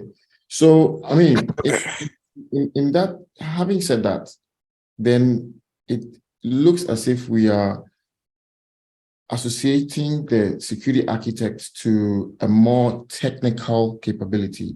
Somebody who's probably in the trenches, working with other teams, maybe closer to the IT infrastructure teams, somebody who's evaluating technology, because you said, you cannot design and implement solutions without understanding them and how they fit into your organization, right?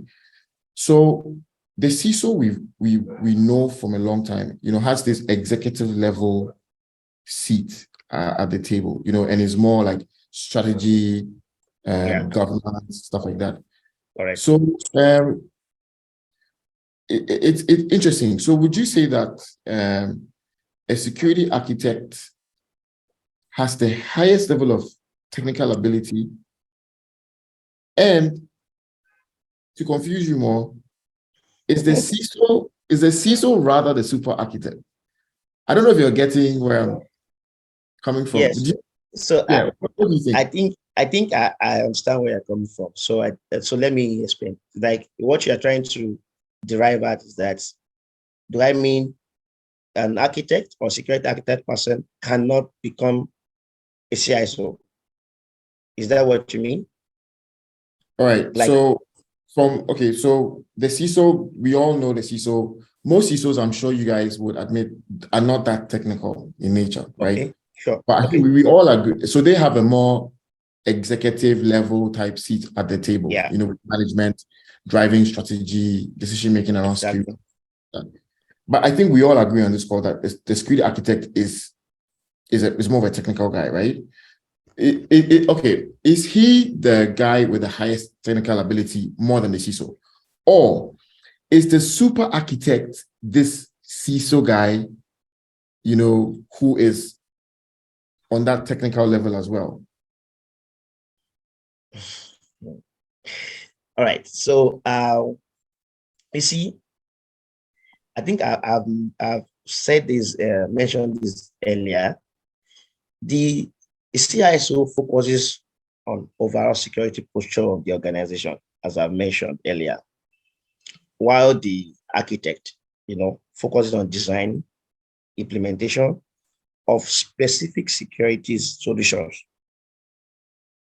Okay, both are still roles in an organization, but there is still differences. And I've seen a scenario whereby a super architect becoming a CISO, okay, because it's a process. You need to develop yourself to that level, to that executive level. At some point in your lifetime, you will get to a point that, no, I don't want to continue with this role anymore. I don't want to be the guy. Though fine, you have other experience, you are, are familiar. You are the guy. You are the go-to guy. Go-to guy when they need some certain solutions to. You are known for that. But like I said, at some point in time, you don't want to continue with that routine activities anymore. So you need to probably develop yourself to that role. So are you telling me because I'm a super architect, I cannot become a CISO? No. So there is a process to this. Okay. Abraham, did you agree? Okay, thank you so much. Yeah, has that seat at the table. Can he be the super architect at the same time? Okay, now depending on individual interests and where somebody wants to drive himself within his own career. For me, for you to be a CISO is more of an oversight role, ensuring that things work the way it should be. Not that you're doing it. You have a team that you're doing an oversight. Do this thing work according to the organization plan? What are the policy? What are the strategy being put in place? So if I'm a CISO, I may not necessarily be an architect, but there are CISO that are architects that are well into these tasks.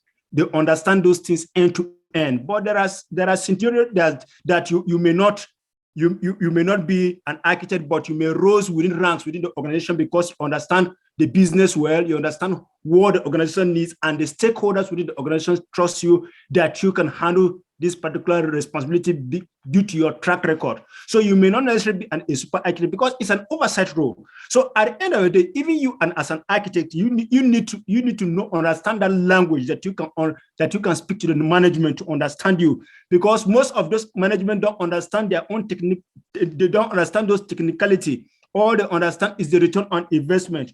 What you are building, what will it eat at the end of the day? That is what management is only concerned about. Only when management they are concerned about security is when the organization is said is a security industry, which is its core mandate. But every business, security is just most businesses, security is just a support function. So you have to understand that language that management needs to understand, because before you build anything, you have to present a business case, and that business case must match your design. And at the end of the day, is the return on the investment that the management will look at. So for you to be a CISO, you must not necessarily be a super architect, but sometimes the organization feel that you can do this because of your track record of handling certain responsibility within the organization. But like I say, it's generally more of oversight when you're a CISO. Okay, so that's very interesting. And when you guys look at the Jackma situation in Nigeria, I mean, I think it's very painful, right?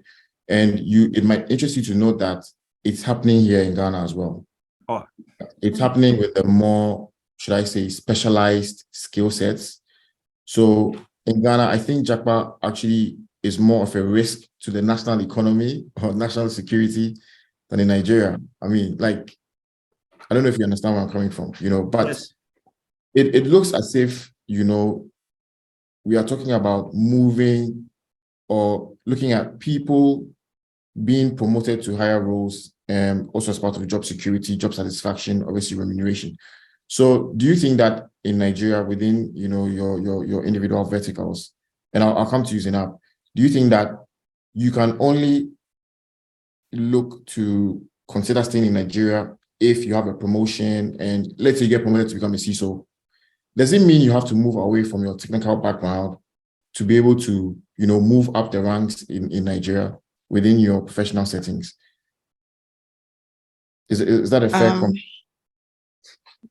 Yes, I'll try to answer this question, and I'd like to input on the previous question. Yeah. So you asked earlier if the CISO is the super architect, correct? Mm-hmm. You were asking if it's the highest level of technical ability. Well, is that security architect or the CISO? So what we are saying is that, the CISO is governance, executive level management. He's there. Those are his ranks. So the question was, is the security architect more of, technical guy, technology guy, or is the CISO the super architect? You can juxtapose it in different ways, but. Okay. I like to think there are 7 levels of technical skills, right? We have the use. These are people that can use technology to achieve goals. Administration. This is deployment, configuration, and maintenance of technology.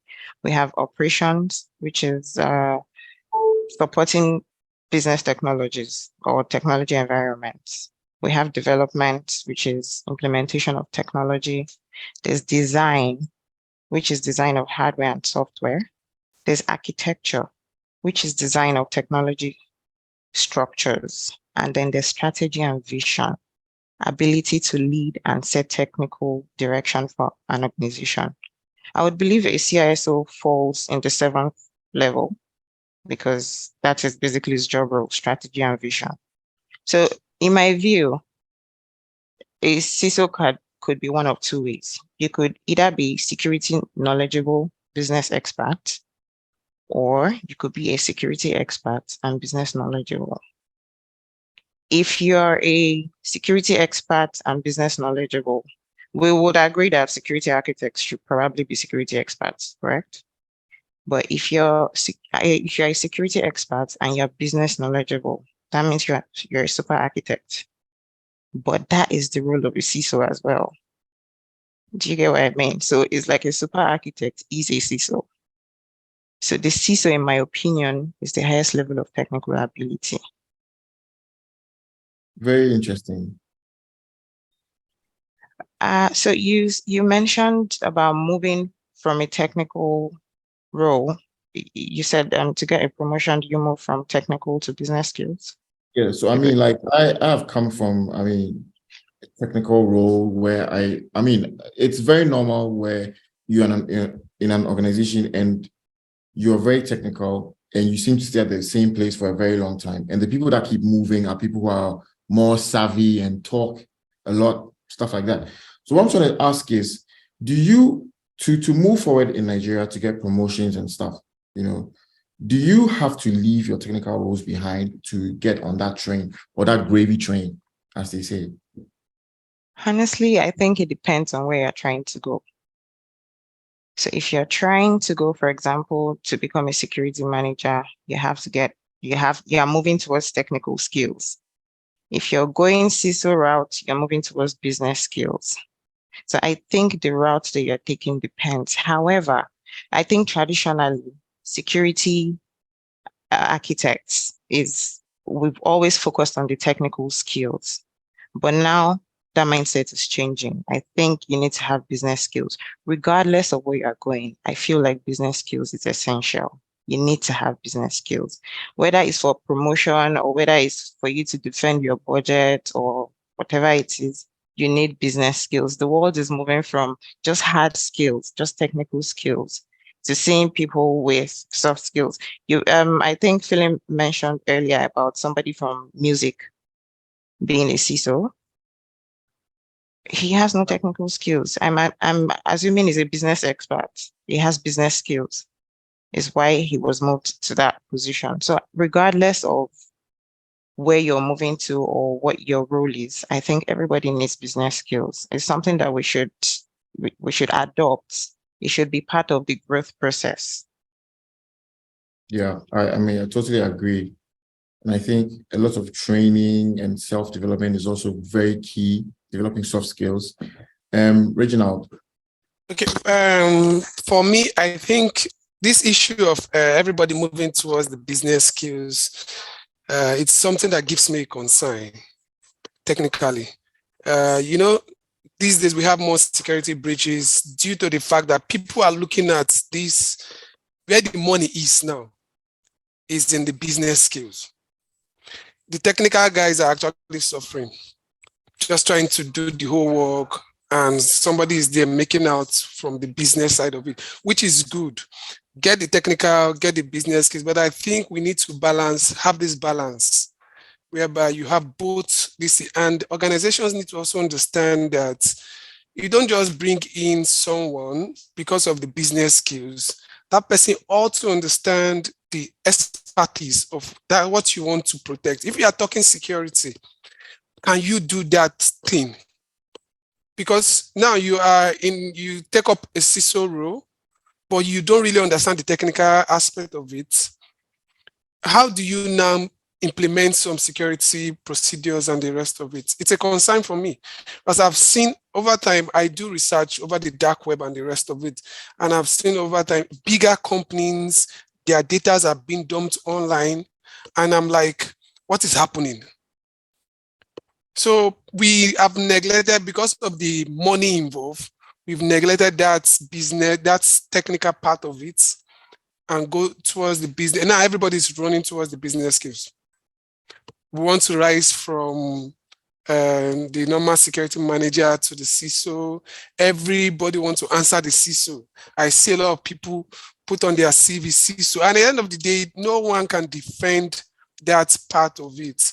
It's, to me, it's not about having the business skill. It's, do you actually understand? Because one day, security is evolving. Yes, we're talking about AI. And I tell people, AI will still take over. If AI is going to take over, people are saying AI is taking over many things in security. I say, if AI will take over anything, to be part of the business side of it. Because the technical aspect, there are still loopholes at the technical aspect of security. So I think there need to be a balance. That is my own. Okay, thank you. We have Ogene, who's in the audience, and he says, cybersecurity architect has subject matter expertise in designing and evolving the cybersecurity strategy to protect an organization's mission and business processes across all aspects of the enterprise architecture.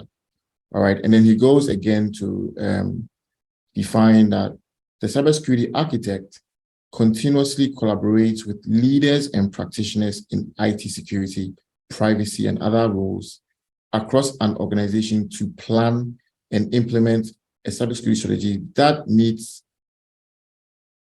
the business needs of an organization. I'm hearing really great contributions, and I'm thinking that for me, that super guy, or that super team, I think it will start from an individual who is well-rounded. So you have enough of the hard technical skills, but whether you're coming from a hard technical skill background, you should also, even you owe it to yourself to develop soft skills. And even if you're coming from a business side and you're at the leadership level in the management, you also need to have an idea of hard technical skills, even if just to communicate with your team who are actually doing. Because I have this notion in my head where I see security operations as the engine room of cybersecurity. That is where everything is happening. Okay. So I think this super guy is somebody who's just phenomenal, has a balance. I think balance is another thing that has come up a lot. Now, so in Nigeria, if you guys know any super architects, all right, what are they really doing right now, and what makes them super? I mean, what kind of combination of skills are they bringing to the table that actually makes them super duper? I think I'll start with Abraham.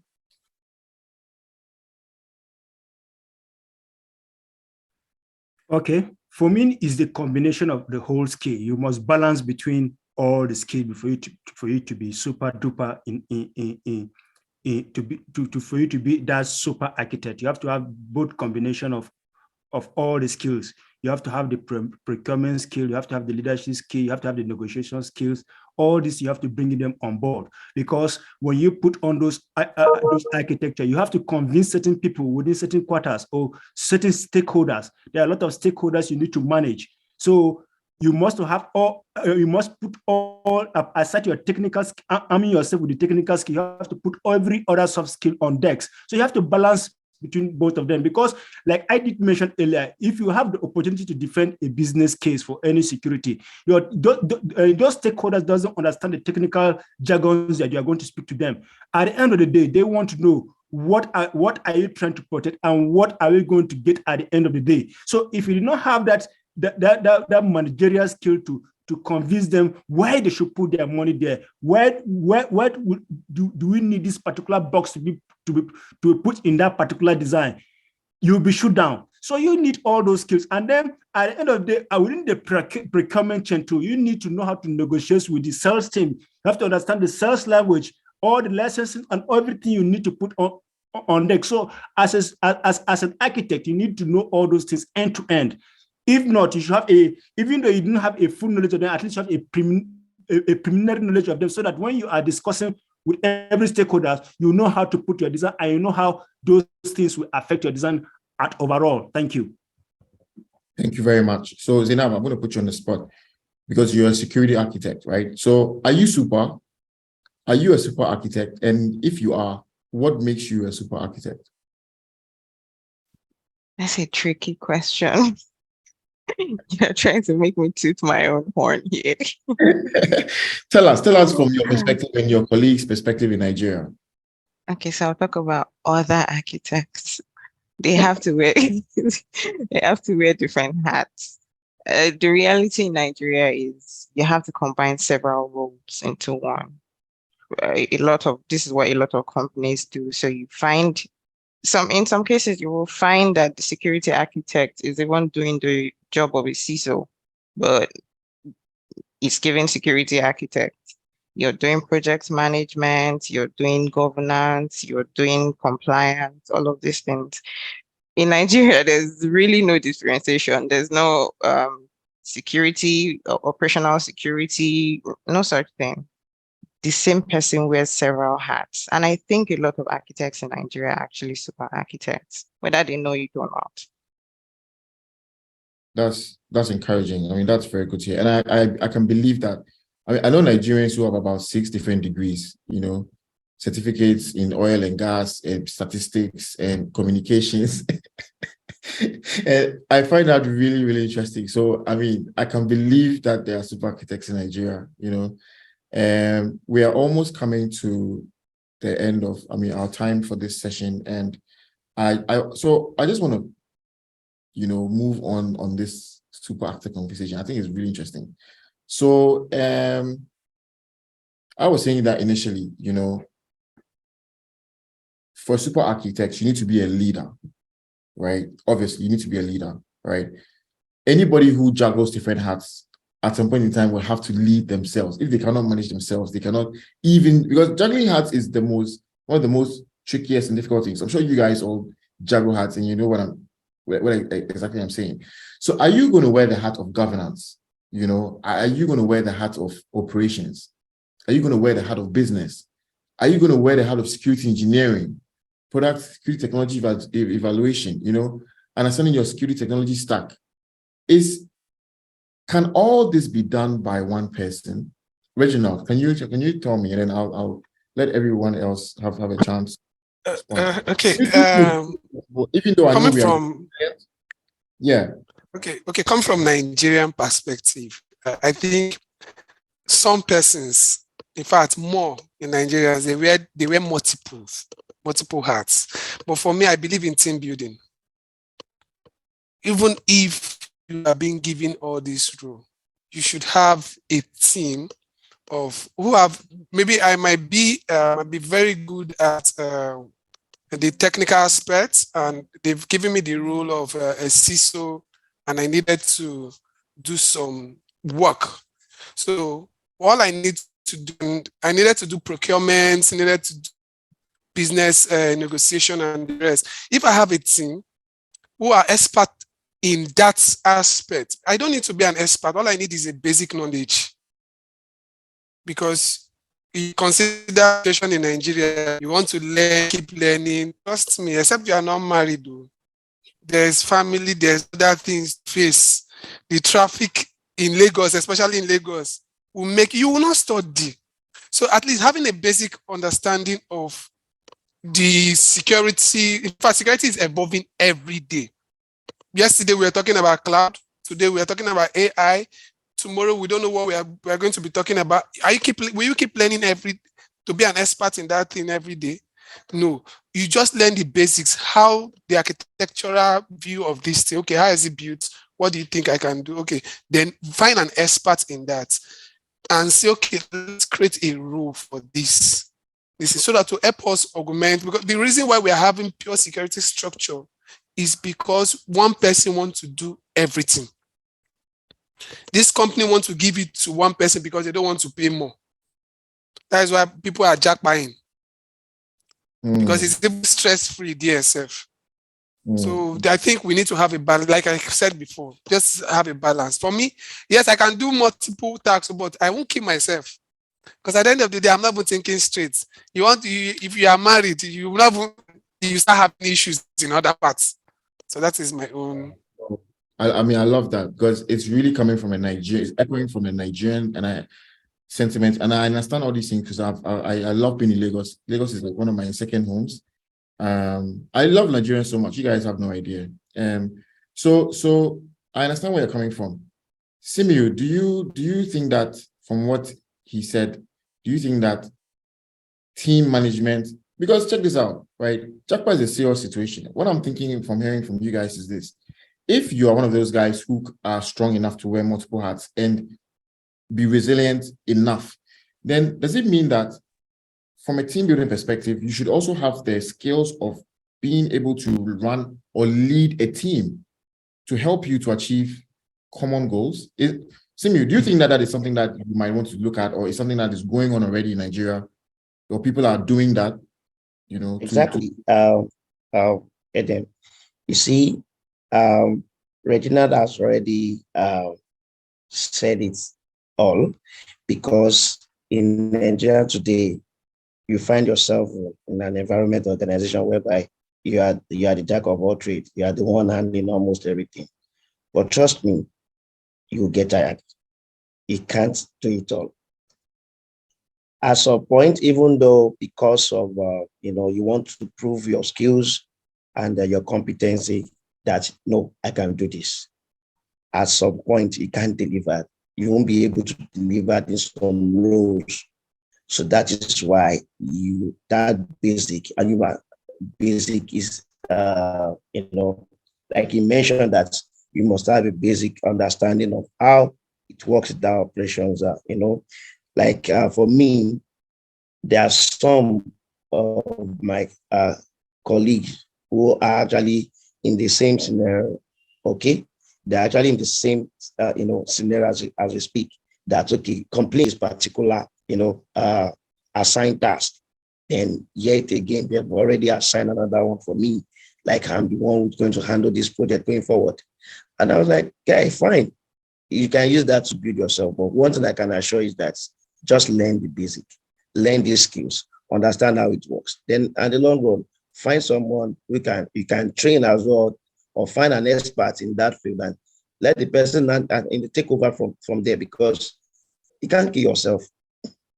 You can't kill yourself. And you must have that skills of team management. You must know how to manage people. If you can, know how to manage people, then trust me, you you will survive. Yeah, I now understand why that guy sang that song. I can't kill myself. So I'm going to end with the last question, and that's going to go to Zainab and Abraham. I think you guys have been very wonderful. So just to educate, the younger ones or the ones who are now coming into the industry and are hearing this for the first time or quite new to this, what would you say would be the learning path, okay, of the super architect? All right, I'll start with Abraham, and then you can hand it over to Zainab. Okay, thank you so much. For me, it's for you to stay focused on a particular area that you are comfortable with and you feel that you are going to excel better rather than clumping everything, trying to achieve everything. Because just like they have earlier stated, when you find yourself in a particular organization, you find yourself doing so many things. And at a particular point, if you're not careful, you lose your focus. So as a young security engineer, or if you're aspiring to go into this particular engineering, itself is very, very broad. So you cannot have all the whole skills. There is a difference between having the skills and having the technical knowledge.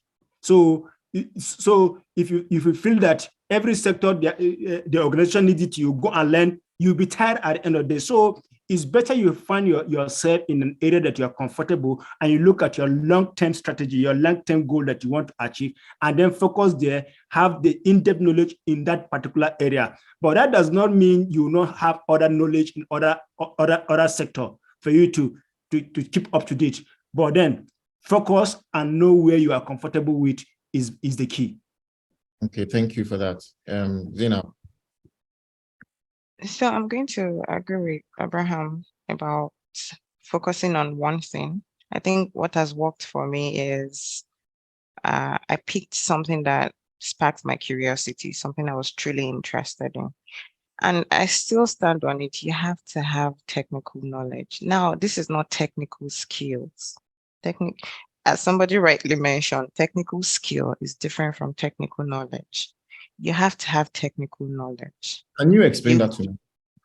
So technical skills is you can apply, for example, I can work on a firewall. But if I have technical knowledge, a firewall does this, it does that. Those are two different things. Perfect. Right? Okay. So technical skills, you have to be hands-on, you have to be doing the work. If you have technical, but at least have some technical knowledge. I know this works this way. I know that would help me secure that. Then take something that you're truly interested in, something you're curious about, specialize in it. Apply security concepts to that area of specialization. And in a short period of time, you become an architect. Okay. I think that has worked for me. Yeah, thank you. I've really enjoyed this session. You guys should definitely look in the chat and add me on LinkedIn because I want to be your new friends. When I'm in Lagos, I'll call you guys and we'll hook up and talk more about, what we can do to become more super, super duper architects and breed a culture of super architecture. Exactly. Right? Collaboration is the key. Definitely. Thank you guys very much. You really made my day. So Pelham, thank you for the opportunity and over to you. Well, thank you very much. And thank you to such a great audience for being so involved. A big virtual round of applause for Zainab, Abraham, Reginald, Samo, and of course, our wonderful panel moderator, Edem. And I think we had another panelist come in and come out throughout the day. So thank you very much. I will put you in the audience, but yeah, big virtual round of applause.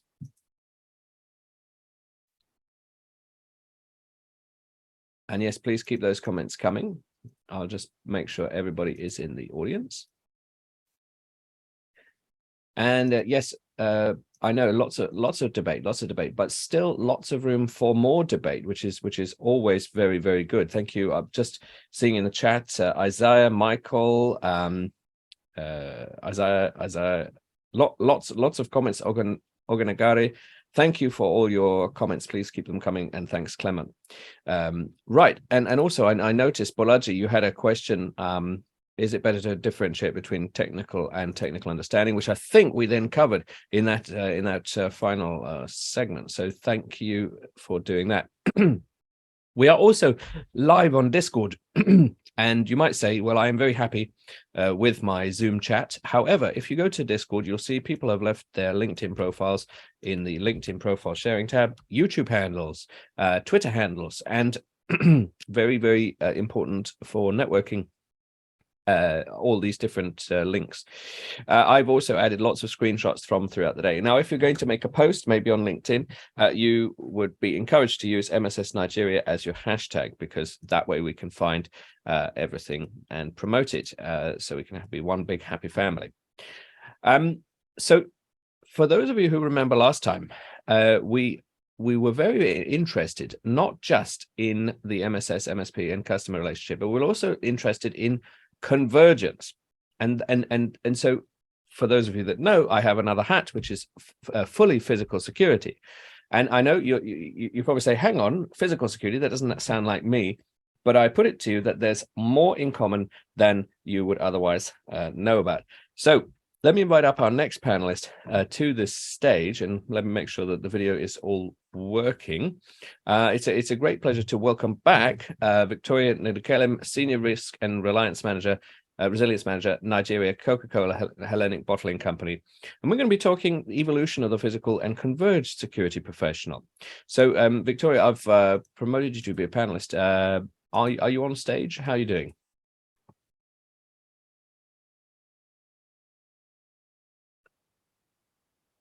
Nice to see you. How's everything going? How have you enjoyed the day so far? Are you on mute, sorry? Okay, so Ferlin, can you hear me now? Yes, I can. How are you? I'm fine, and you? Yes, greetings from very sunny Manchester in the UK. How have you enjoyed the day so far? It's been awesome, though I joined a bit late. I just joined a while ago, and I just met the other panelists signing off. Ah, okay. Well, I'll bring you up to speed, and maybe this is a good juncture for our audience. We've been looking at the interplay between end customers and third parties in the world of security. And we've looked at who the top post holder might be. We're not going to give them a name, right? Top security post holder. We've looked at the importance of technical specialists versus operational and business specialists, and we've really just been off the back of the security architects, the person that can juggle everything, construct everything. And I'm really pleased to have you back on, because my other hat is the Circuit Magazine, the Bodyguard Association, corporate security modernization. Your world is very, very different, but I'd love to encourage our audience to think about the world of corporate security when developing security plans, because I think there's a lot of convergence happening. There's a lot of evolution. There's a lot of collaboration between corporate security and information security. Maybe could you give them a flavor of your work and how maybe that has evolved, particularly over the last 3 years? I think that might be a good place to start.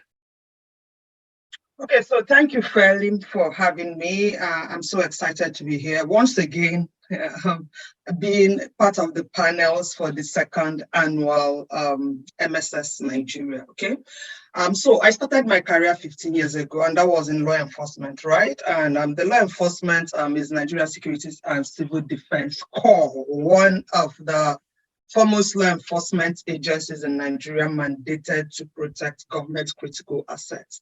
Okay, so from the Civil Defense Corps, I transitioned into corporate, what some people would refer to as industrial security after 12 years. So I have a combination of over 15 years experience from public and private sector.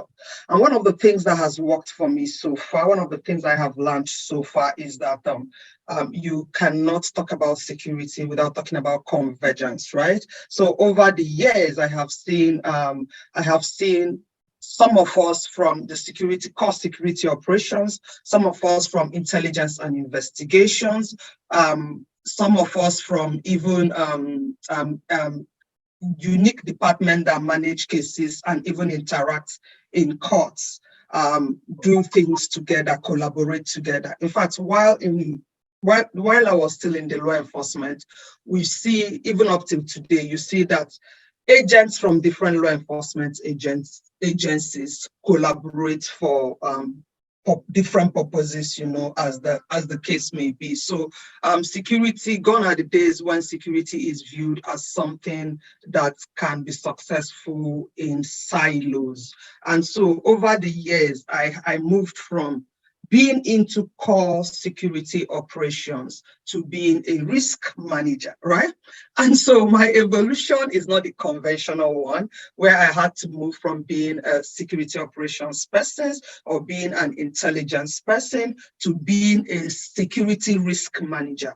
I moved from being an enterprise security risk manager, right? Okay, so, and that is the same thing we are talking about, because for my organization, the risk and the security function are intertwined. Okay, so when you talk about security, from my organization's point of view, you cannot talk about security without talking about incident management. You cannot talk about security without talking about crisis resolution or crisis response.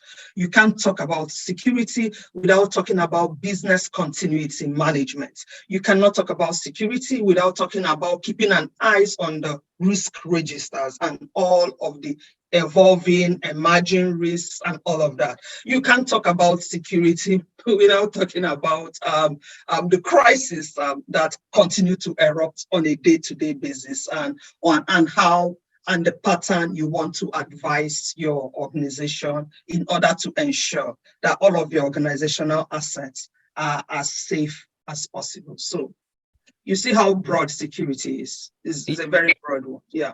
So even as an enterprise security manager, I still consider myself as a core security professional. And what is very important is that applies to infosec, logical security, as well as physical security. Because earlier today, we were talking about top post holder. And yes, we did go down they need to understand the business. They need to understand, you know, organizational risk. But overall, top post holder is a risk manager. So when we're thinking of a converged professional, I don't think that maybe, you know, when I say security convergence, sometimes people say, we've been talking convergence for 15 years. And I say, yes, but initially people were imagining a singular individual that was, maybe a hacker, maybe a special forces soldier, maybe an actuarial scientist, you know, something unlikely to be found in one individual. Do you think rather than that individual with every skill, it's more of a leader with risk management to tie everything in?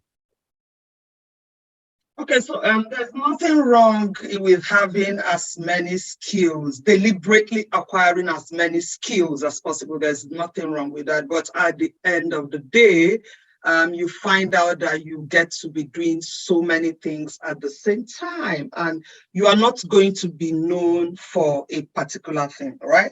So security, the other time we met here, I told the attendees that security, the field of security is a very broad one. So in as much as you strive to know so much, also strive as much as possible to streamline the areas of your specialization. It's very, very important. You can decide in the future to become a security provider for, let me say, against human trafficking. Is striving in Africa, but people are not really delving into that. Everyone is just looking at, for instance, that's what is most prevalent here, man guarding. People are looking at security training, which of course is not bad, but I feel that that ecosystem is already oversaturated. People should come out more to begin to look at other engagement, let's say maybe with youth. It could be even something that is non-governmental. It could even be something that is for non-profit, but still within the security terrain. And we should have people looking at, let's say, synergizing.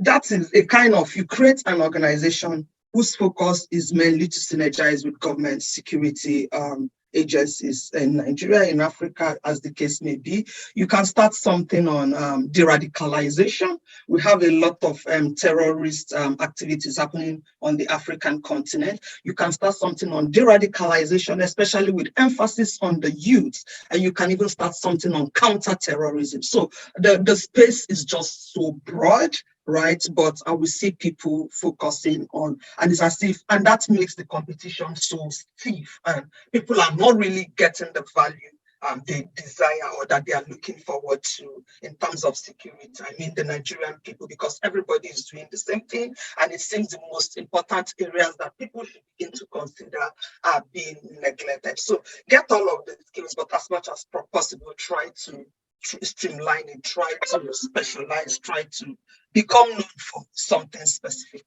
Yeah. Yeah, because convergence doesn't have to mean the same person. It doesn't have to mean the same department. It could just mean, two functions talking. And one of those things that crosses infosec is, penetration testing. People like that sort of cross-pollination when companies employ someone to access a building, to test it. Can it be accessed? But then when they're in there, then they can try and achieve some infosec goals. I think that's probably better to look at it. I mean, have you seen more collaboration with cyber? Because it is strange on the face of it. What would cyber have to say to corporate security apart from, by the way, your details are on the dark web? Or you know what I mean? I think it's less about you being plugged into a cyber threat intelligence feed and more you having a reason to speak to each other. Do you think? Okay, so generally, when it comes to convergence, one of the things that people readily think of is convergence of physical security with cyber security, right? For me, convergence goes beyond that. And as we are beginning to see, we see that for most organizations, but I don't know of any organization that I can use as an example where these two departments are together, right? So for every organization I know so far, I stand to be corrected, the cyber security function will always be different from the physical security function. So generally speaking, I cannot talk about convergence from that point of view. But the only thing I know is that I'm beginning to see more and more of physical security practitioners delving into the field of cyber security because they are beginning to understand that this is going to be the in thing in the longer term, Yeah. Yeah, I like that because then it's cross-pollination, it's dabbling, it's not being. It's not like you don't have to go back and become a full stack developer that has taken someone since childhood. It's very different. Isaiah in the audience agrees and says, very true, Victoria. Convergence is a very vast and goes beyond both physical and cyber. And actually that is what I enjoy about this type of event that we do, because when we combine end customers, service providers, security service providers, it is a convergence as well. And even in the world of physical security, loss prevention don't often meet up with corporate security, don't often meet up with, I don't know, executive protect. I mean, they do, but it's more convergence. And maybe we need to celebrate the diversity of specialisms even within physical security, don't we? Yeah, that's right, Felim. Now that you were talking, I was just taking my mind back to the routine things we do from time to time, right? Because you just mentioned the executive protection. There's just no way you can completely separate that from what the security professional that manages an organization do on a day-to-day basis. You need to ensure that your chief executive officer is not just protected while in the office, but on the way to work, on the way back home, on the way for other engagements. You have to ensure that there's a kind of executive protection arrangement around that movement. You have to also engage with your security service providers to ensure that they are providing the value or the services that they are undertaking to provide.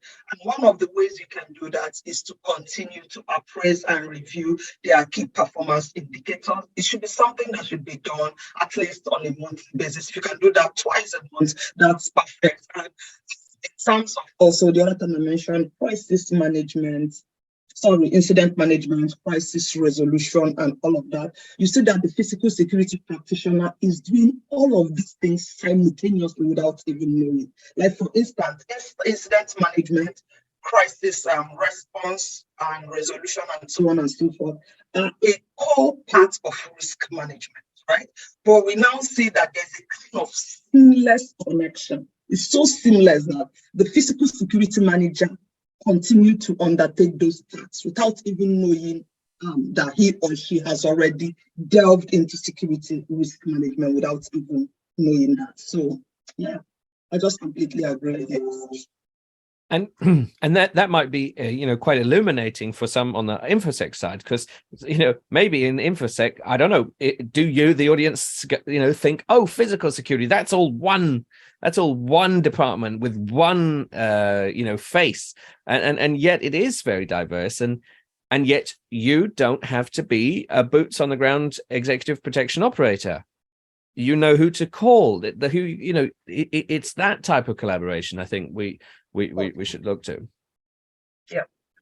So what if, I haven't asked you this before, but I think it's useful. What if I'm an infosec professional looking to get some exposure to physical security? What should I begin to do? Are there any qualifications, any courses, any associations that I should look at? I mean, I know there are, right? But I'm asking you, what do they? Yes, there's no problem with the question. It's a great question. The thing is that whenever you are beginning to think about transitioning or doing something new, or whether it's in the security field or any other field for that matter, you should first think of acquiring the necessary skills that makes you qualified to undertake the task. You understand? So you don't just you transition into a field. Your transitioning into a field should be a deliberate something. Okay. So for instance, when I first moved from security operations to risk management, for the first time in my life, I had this imposter syndrome, right? Okay.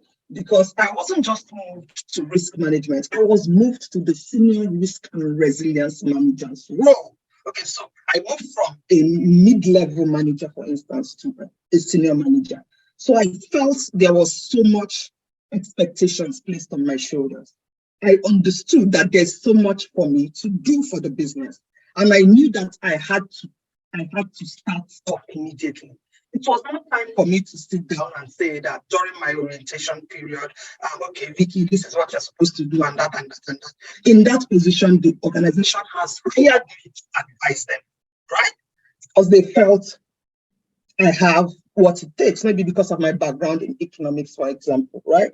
So, but because of how I felt about the role, I began to engage. Thank God for LinkedIn. I began to reach out to other professionals on that platform.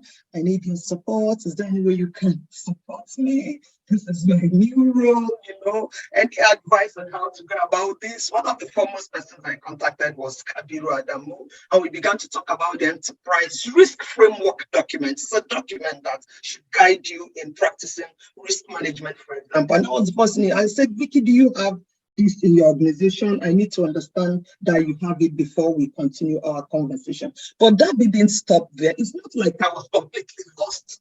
I was doing my best, but within me, I felt my best was not good enough. And so that was why within the same year, I went to the Disaster Recovery Institute to get the certification for the Certified Business Continuity Professional, right? So immediately I got that certification, it boosted my confidence. Because at that time, we were developing business continuity plans for all our locations in Nigeria, right? And Nigeria Business Unit is the second business behind a unit for Coca-Cola Hellenic, behind Russia in terms of production volumes and sales volume. So there was no time for me to waste around, right? So and at that time again, we're also doing business impact analysis, which is the analysis, the results that we feed into the business continuity plans. Okay, so I needed to take this course as quickly as possible. So I boosted my confidence. It was at that time that I could sit with the stakeholders and we could have conversations and I could address them as a professional. Okay. So I didn't even stop that. I went again to RIMS. It was difficult. And people say, oh, RIMS is very difficult. Are you sure you want to take the RIMS certification just yet? I took it. Now you need to. I took it and I passed. So the point I'm trying to make is that I took that RIMS certification for risk management professionals. I took the GRI certification for certified business continuity professional, all in 1 year within a space of 3 months. So what that did to my confidence level is that it gives me the assurance. It gave me the assurance that Vicky, for now, you know at least a bit of what you require to do your role. So that when somebody confronts you and somebody asks you a question, you are able to respond from a professional point of view. So that when somebody, because sometimes they want to ascertain whether you really know what you are talking about, you should be able to hold your own and you should make references to whatever standard you are citing, right? There are standards that guide all of these things that we do. You should be able to know these standards, and so on and so forth. So because if you do not exhibit the quality of knowing, if you do not exhibit, if you cannot show your peers, if you cannot show your direct report, if you cannot show the leadership team that you know what you are saying, then there will be no need for them to listen to you. So I just used my case as an example of how someone could be intentional. I went through the process and I passed and I was made the offer, right? So before then, I thought I could just, because risk and security is the same department, I thought I could just start working like that. But that was not the reality on ground. And I had to readjust to that as quickly as possible. And it's been working for me. And I haven't really stopped training since then. I haven't stopped getting mentors since then, right? There are a lot of mentors in the industry that continue to guide me, even up till now, right? And maybe that's the key thing. There isn't just a route in. It's all a route. It's continuous. Yeah, exactly. I like that. Isaiah in the audience says, it should be deliberate and very ready to face any challenges with strong collaborations and readiness to learn. I think, and you mentioned Dr. Kabir Adamu, very, very, very kind supporter as well.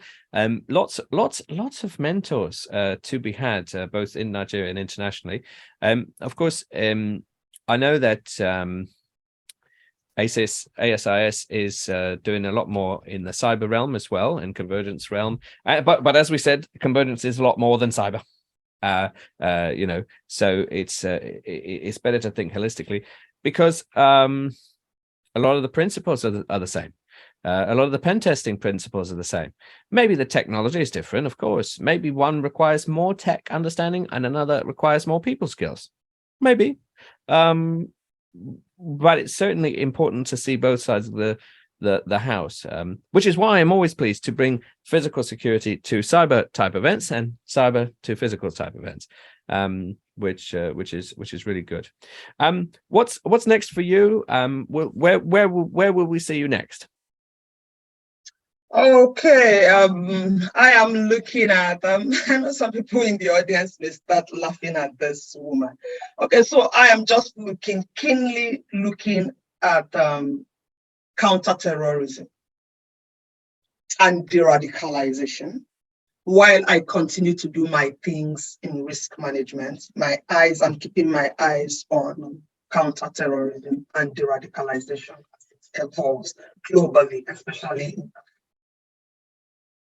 Okay, and I think that'll hit home, because that affects so many people, especially depends where you live, but it will be applicable to everybody. Well, we hope to see you at another event very soon. I know you're very active on the circuit within Nigeria, so maybe they'll see you in person at an event.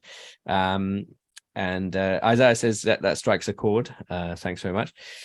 So I guess a big virtual round of applause for you. I hope to see you in person sometime soon, perhaps over here, perhaps in the States. You never know. No problems. I look forward to that as well. Thank you for having me, Felin. And thanks to the audience for listening. Thanks very much. Della says that's very good. Ogunagari is clapping. And yes, I will do my big virtual round of applause as well. All right. Thank you so much. All right. Bye. Bye. See you soon. All right. And thanks, Ian, as well. Yeah, what a great combination, and thank you to Victoria for supporting us. I know since the very beginning we have had some great participation, so thanks very much. Now we've looked at the leader of the future. Thanks, Isaiah. We've looked at the architect, and we've looked at physical security. We've looked at the structure of the MSP, MSSP, and customer. But what if we look a little bit more broadly at the makeup of the cybersecurity professional? So let me bring our next speaker to the stage. We are talking women in cybersecurity, but specifically, this is dedicated to showcase the work of the Women in Cybersecurity Nigeria chapter. And we're very pleased to welcome Assam Victor Efeane, chapter president of WSIS Nigeria. Are you there, Assam? How are you doing?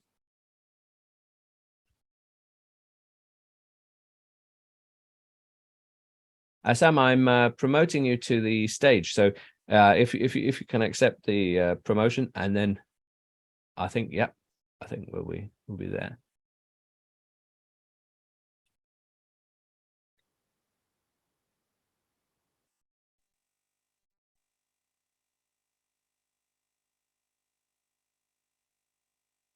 Hello, Assam. Lovely to see you again. How are you? I can't hear you. I think it could be a microphone selection. Sometimes with earbuds and Zoom, that sort of happens.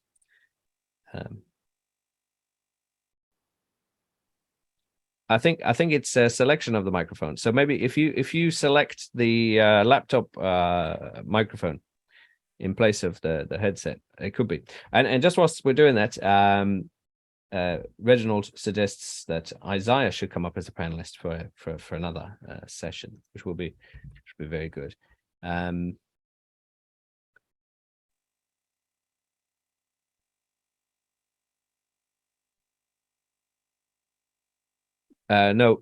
I think you're going to have to make the laptop be the microphone.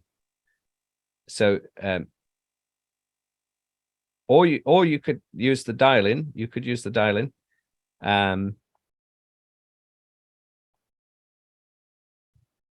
Or if you see that to the right of the mute button, there's a little arrow and a little chevron.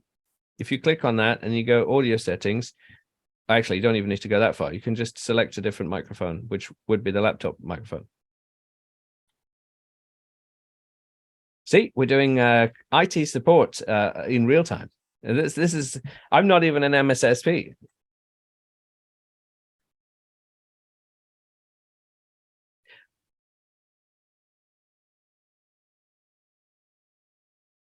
So yes, we're going to rejoin Assam through her phone.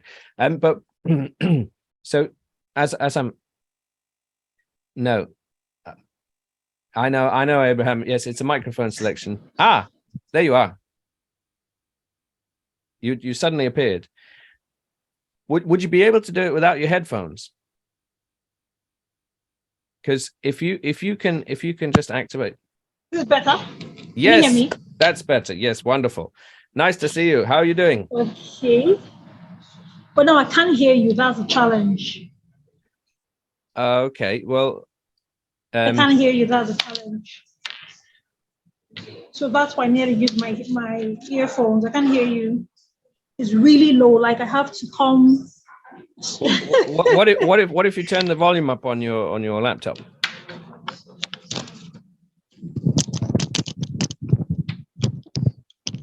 Hello? Can you hear me? But can I hear you? That's the question. Can you hear me now? Yes, I can hear you. Yes. Okay, cool. I have to. Great. Okay. I have to change something up there. So Happy New Year. Happy New Year, and I know it's never too late, is it?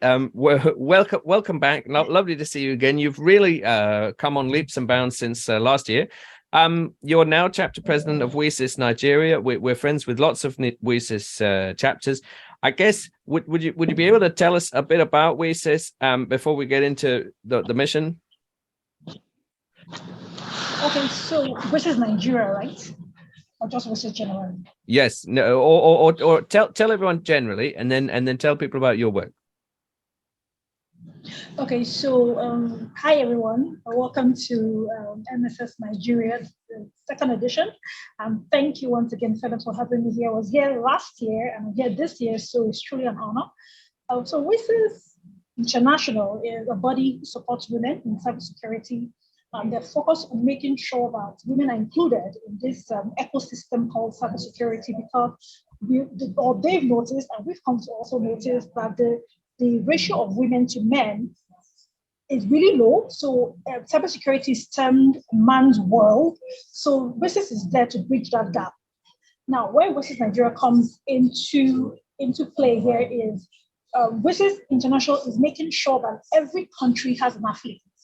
So because they understand they can't reach everyone at the same time. So they came up with this really brilliant plan of creating affiliates. And Nigeria's affiliate was launched on the 21st of January this year.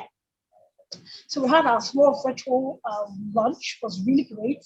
And we're live here. So what WSIS Nigeria is all about, we're all about mentorship, because especially in Africa, the ratio also for women to men in cybersecurity is really, really low. We have a lot of young girls struggling to switch careers or move into computer science or cybersecurity, and it's been a challenge because the support isn't there. WSIS Nigeria is here to help bridge that gap. We have other sectors or other bodies that help with that transition or help with that professional growth for women in cybersecurity. WSIS is all about mentorship and job fairs. So our plan is to make sure that we have mentorship for women in cybersecurity, those who are already established and those who are trying to switch or trying to start their careers in cybersecurity, and job fairs. We're working on partnerships with recruitment agencies. So when a tech recruitment agency or company looking for cybersecurity staff, WSIS Nigeria, we always say, please push our people first. As long as they qualify, push them first. So we're trying to see how we can give people a more robust opportunity in terms of job acquisition and also training, upskill, making sure that we're on the same level with the world in terms of skills, of cybersecurity skills. Yeah. Okay, I like that, because that gives a sort of a place. It gives a welcome to women in cybersecurity. Makes it feel maybe more accessible if maybe it was not seen as accessible. I know this is a bit of a straw poll question, a lofty question, but why do you think ladies are not more represented in cyber in Nigeria? Do you think it's a question of being invited rather than any structural barriers? I don't really know. I just thought I'd ask you. Okay, Africa or Nigeria, it's more for the fear of being lambasted. It's just honesty. Right from school age, from primary school, girls are not really pushed into technical courses. They are pushed into soft skill courses like maybe communication, customer service. Let's say they're having clubs in school. Girls are pushed into dressmaking, home economics. They're not really pushed into the computer sector or computer aspect of education. So because of that imbalance, where you have more ladies being pushed into arts, being pushed into customer service, being pushed into public banking and marketing, the computer science, computer technology, computer engineering aspect has more guys. So when we go through the schooling system and we all graduate, we have more guys having computer science backgrounds, tech backgrounds, and more ladies having art backgrounds. So, and we've come to realize that we actually have very intelligent ladies who can handle these technical courses. Me, for example, I was pushed into arts. My dad said, I'm a lady, I can't handle mathematics. So imagine how I was raised. And we have that trend happening a lot in Nigeria, where our parents determine our career future and say, oh, because you're a lady, go do this or go get married. There's no need going to school. But when we're going older world is we're getting more exposed, getting more knowledge, and then we've come to realize we can actually handle technical courses. So now that we're handling technical courses, we are going out to get this knowledge we should have gotten years back, but we're getting them now, which is fine. We're not complaining, but we're just saying because the world is more, like they'll say, the man's world, quote unquote, but we're trying to let's balance it out. We need a man's world, but we also have women in it who can do as well as the men. So that's what this is here to help balance out. And so what WSIS provides, I'm then assuming it is an entry point. It's a point to find mentorship, to find camaraderie, especially because acquiring skills of a technical nature, any technical nature, can be quite lonely and quite time consuming. So is that what you're aiming to do, to help people on their journey, to find mentors, match people? Is that what you're going to do? Exactly. So I like the word you used. Getting this skill can be lonely. Yeah, it's pretty lonely. It can be pretty lonely because then especially when we don't think we have our kind of people or women who are thriving to excel in technology out there. So you're struggling on your own, you're reading on your own. You see lots of guys in an office where maybe it's an IT company, you see more guys being thrown into the technical aspect of it while we are being put in the, like I said, once again, marketing, sales, or customer service. So what WSIS is here to do is we have ladies who've done this, they've succeeded, and they're willing to help. We have a lot. I didn't know we had so many women willing to help until I actually joined the WSIS, and I'm like, okay, we have a lot of women because now we've all band together and see, okay, how do we help one another? How do we help each other? We need to help each other pull ourselves up. Okay, I'm here, I'm succeeding here. How do I make sure other women coming up, I can pull them along to succeed as much as I have done? So that's what WSIS is here to do, just help push women, encourage, point in the right direction, because sometimes cybersecurity can be overwhelming. And of course, there's so many domains, and you could get carried away with, okay, I want to be a software analyst, I want to be an engineer. Oh, okay, I want to pen test. Oh, it can get really, really overwhelming. So the mentorship will help pair people together. Oh, what do you want to do? I want to do this. Okay, we'll pair you with this person so that they can help each other. The more experienced hand can help the less experienced hand grow and grow faster. I think that paints a very important picture, because maybe other people have a support network by default without even thinking about it, and maybe more support networks are needed. Emmanuel has a question which I think is very relevant. Emmanuel says, how can one get started in cybersecurity certificates or experience? And for me, that question is very important, because your journey wasn't being a full stack developer since you were 2 years old. You did transition to cybersecurity, and I think it's important to reassure the wider community that cyber is not engineering. It's not programming necessarily. It could be, but it's different to that. So maybe you could answer Emmanuel's question from where you've come from. Mm-hmm. Look, hi, Emmanuel. Thank you so much for that question. Very relevant question, actually. So, brief background on my own story. Emmanuel, I read linguistics and communication. Let me blow your mind. I read linguistics and communication. I did customer service for over 10 years and decided to switch. And what did I do? Process. I'm going to show you like a brief intro on how I did it. First, start with the basics. Start with just learning about operating systems. Like, that's the foundation. Start with Linux, start with Windows, just learn the basics. After you've studied your operating systems, move on to network. Because trust me, there's no cybersecurity without learning the fundamental, which is network. Learn as much as you can. Go to Professor Messer's YouTube channel and learn about networking. Get that. Then when you learn about networking, learn about virtualization, how you can carry on with labs, practice here and there. Then you go into the fundamentals of cybersecurity, which is the CIA trial and all of this. I followed the process, but what catapulted me really fast in my process is that I found an internship program by my company, CyberSoc, coincidentally. CyberSoc handles an internship program twice every year. We just rounded up one 2 weeks ago. So I joined the internship program, and it was intense.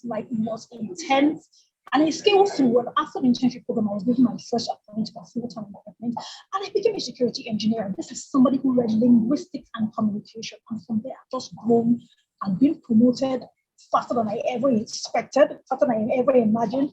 And I've just been going to just learn the foundation, learn the basics of networking, the basics of operating systems, and just go with the flow. Then you're good to go.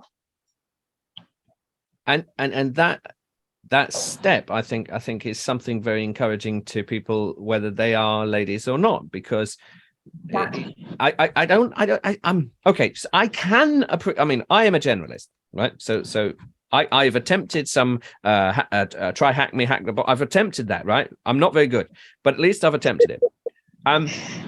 But I can appreciate if you have been coding from QBasic to C++ to Python, I can appreciate that is a skill that you've spent a long time trying to achieve. And if you see people who have not done that coming into what was considered a technical area, you might go, hey, you need to have been programming since you were 2 years old. And yet cyber is not programming. And I think that is such an important thing for the uninitiated. Do you think that might discourage ladies who don't understand that cybersecurity and security it's not in the weeds necessarily? Okay, so yeah, like you said, cybersecurity is not primarily coding, but having a coding background could help with some domains, not everything, just some domain like malware analysis.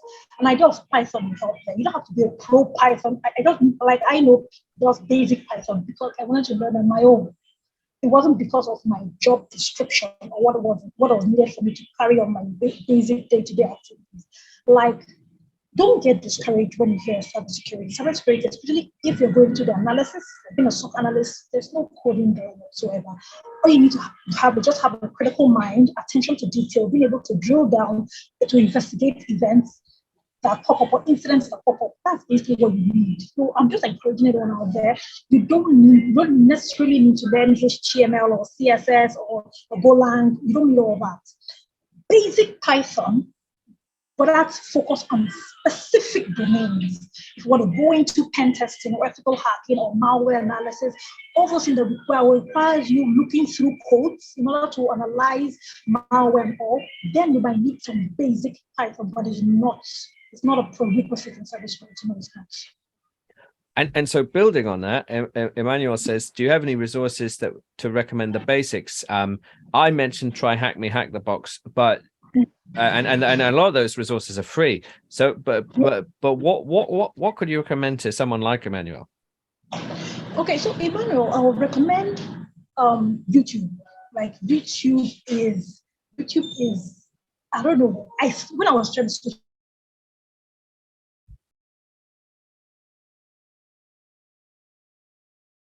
I slept in YouTube, like I burned data on Linux. So the one I can really vouch for Network Plus and Security Plus, which is networking and fundamentals in cybersecurity, is Professor Mesa. Professor Mesa, MESSER. He has a whole playlist of networking courses for beginners and a whole playlist of security fundamental courses for beginners also. So those two, yeah, exactly. Thank you for Professor Mesa. He's incredible when it comes to basic networking. And you can also watch his Computer A+. That will also help you with your computer science knowledge. It helps a lot. Your computer science knowledge is Computer A+. So you can do the Computer A+ first, take the networking next, then work on the Security Plus. You can also run that concurrently with the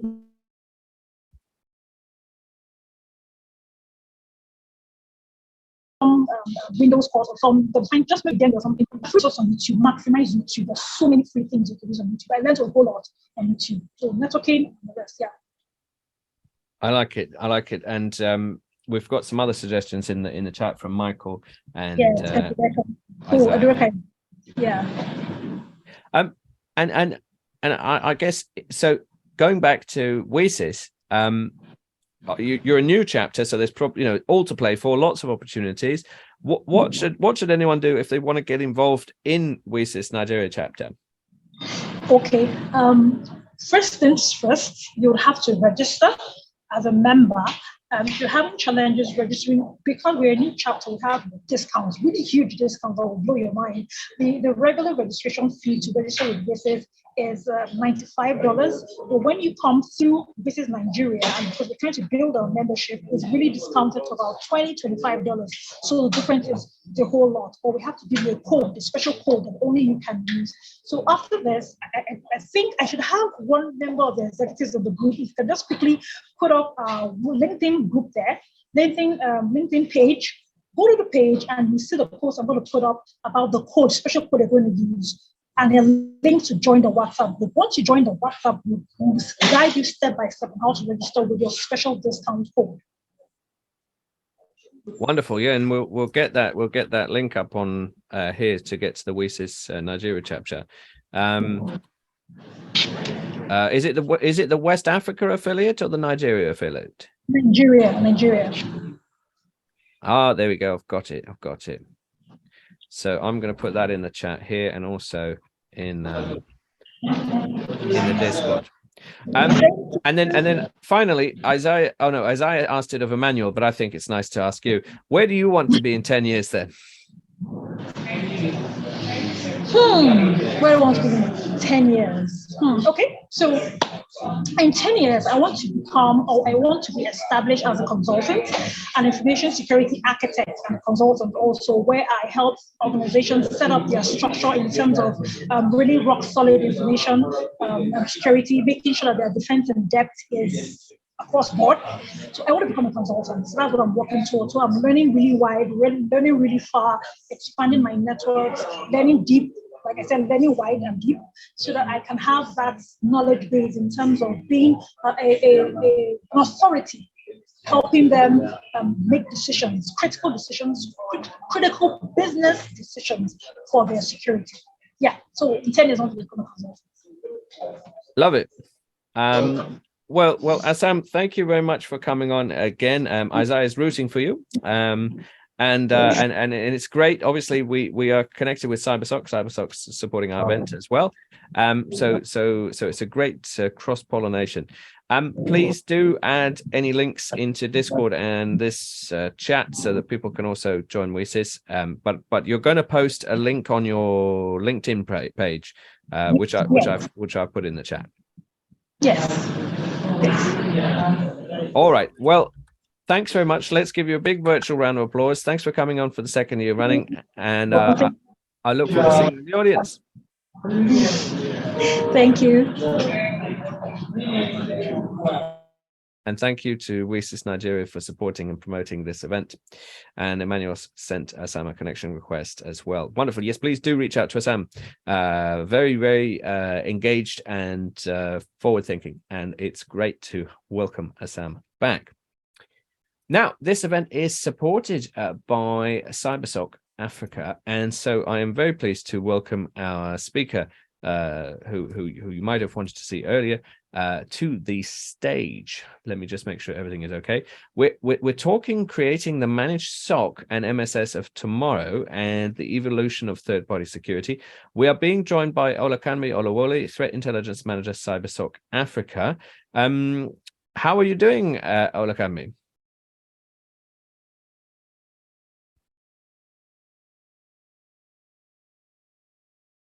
Great. I hope I'm actually audible. Yes, I can hear you. Okay, great. Thank you so much. It's good to be back here again. This time as a sponsor. Yes, thanks. Thanks very much for sponsoring and coming back. And it's great to have you on. What are you going to be talking to us about today? Today we'll be looking at how to create the future of the SOC, and how we can also evolve and improve on our third-party security, especially as an organization. So if you're working for an organization and you feel there are processes you need to improve on, these are the kind of conversations I'm going to be having today. How do you improve on your third-party security posture? And then, what should your SOC be doing? If you don't have a SOC, you need to get a SOC. When you're getting your SOC, what are the things you should look out for? We're going to talk about the challenges of, what does this SOC look like? A couple of us might not know what the SOC is, so we're going to also touch base on that. Look at the things we have in the SOC. Take a look at what today's SOC looks like. What the SOC of tomorrow will probably look like. They're all predictions, but then I have a popular quote. I also included this in my presentation. The quote says, tomorrow starts from today, something like that. Yeah. So if you're talking about the future, you need to start taking steps from now. What tomorrow looks like will be determined by what we actually do today, right? So these are some of what we'll be taking a look at today, and I hope it's going to be interactive. I'm hoping to see people ask questions and so much. Absolutely. Well, I'll be here in the background, but you have the floor. I've unlocked the ability to share. So happy to help, but I will be here. Okay, great. Let me try to share my screen. Right now, I'll try to share my screen. Do I have this open? Okay, fantastic. I already have that open. So there we go. Just let me know if my screen is actually visible to everybody. Yes. If you just turn it into presenter mode, and yep, it's all visible. Wonderful. All right, fantastic. So just as I mentioned, we'll be talking about creating the MSS and managed SOC of tomorrow, and also talking about the evolution of third-party security. Great. So we would basically talk about the SOC of today, the future of tomorrow, the evolution of third-party security. Let's just dive straight in to what the SOC of today actually looks like, right? I think I wouldn't want to assume we all know what a SOC is, right? So I would probably just talk a little bit about what a SOC is. So it becomes a familiar concept to us if we don't know it, right? So a SOC is, it's just an abbreviation for a security operations center, and it's a place where security analysts monitors and analyze computer networks and environment of organizations 24/7, right? It's actually key to monitor 24/7 because the attackers we are defending against, the people we are monitoring, the environments we are monitoring are also being attacked and active 24/7, right? So we you cannot take a break, you cannot sleep, right? So it's important that when you're talking about SOC, when you're discussing or looking to get a SOC service, or building and managing your own SOC, you need to ensure that it runs 24/7. And a security operations center typically consists of a number of things. Not just, there are a number of teams actually make a security operations center functional. Those kind of things would include the SOC analysts, which are the SOC operators, the threat intelligence analyst, forensics analyst, incident analyst, and so many more. This the combination of these things, right? It's important for these teams to work hand in hand to actually monitor organizations, to monitor networks and environments. It's also important for them to sit together to analyze and report continually, right? So they also typically would follow a set of documented procedures, which are usually called playbooks, or some people call it rule books and policies, right? So yes, there are times where you are intuitive as an analyst, but then by default, a SOC will typically have its playbooks, right, for analysts to use to monitor and resolve certain kinds of security incidents. And when a security incident is discovered, these teams would also need to work together to ensure that these security incidents are actually addressed and resolved, right? So when there's a security incident, something we should work with the incident response team and carry along the threat intelligence team, carry along the forensics analyst, and when it all comes together is when we can actually provide a solution and understand the nitty-gritties of any security incidents that might have occurred. So, I mean, let's talk about the teams, right? Teams in a SOC. So some SOC would typically combine, some teams together. Some would, break it down into, basically tags and ties and level. But typically, these are the kind of teams you would find in most SOCs globally, right? You have the SOC operator, which is usually the first level, and they're usually charged with monitoring, right?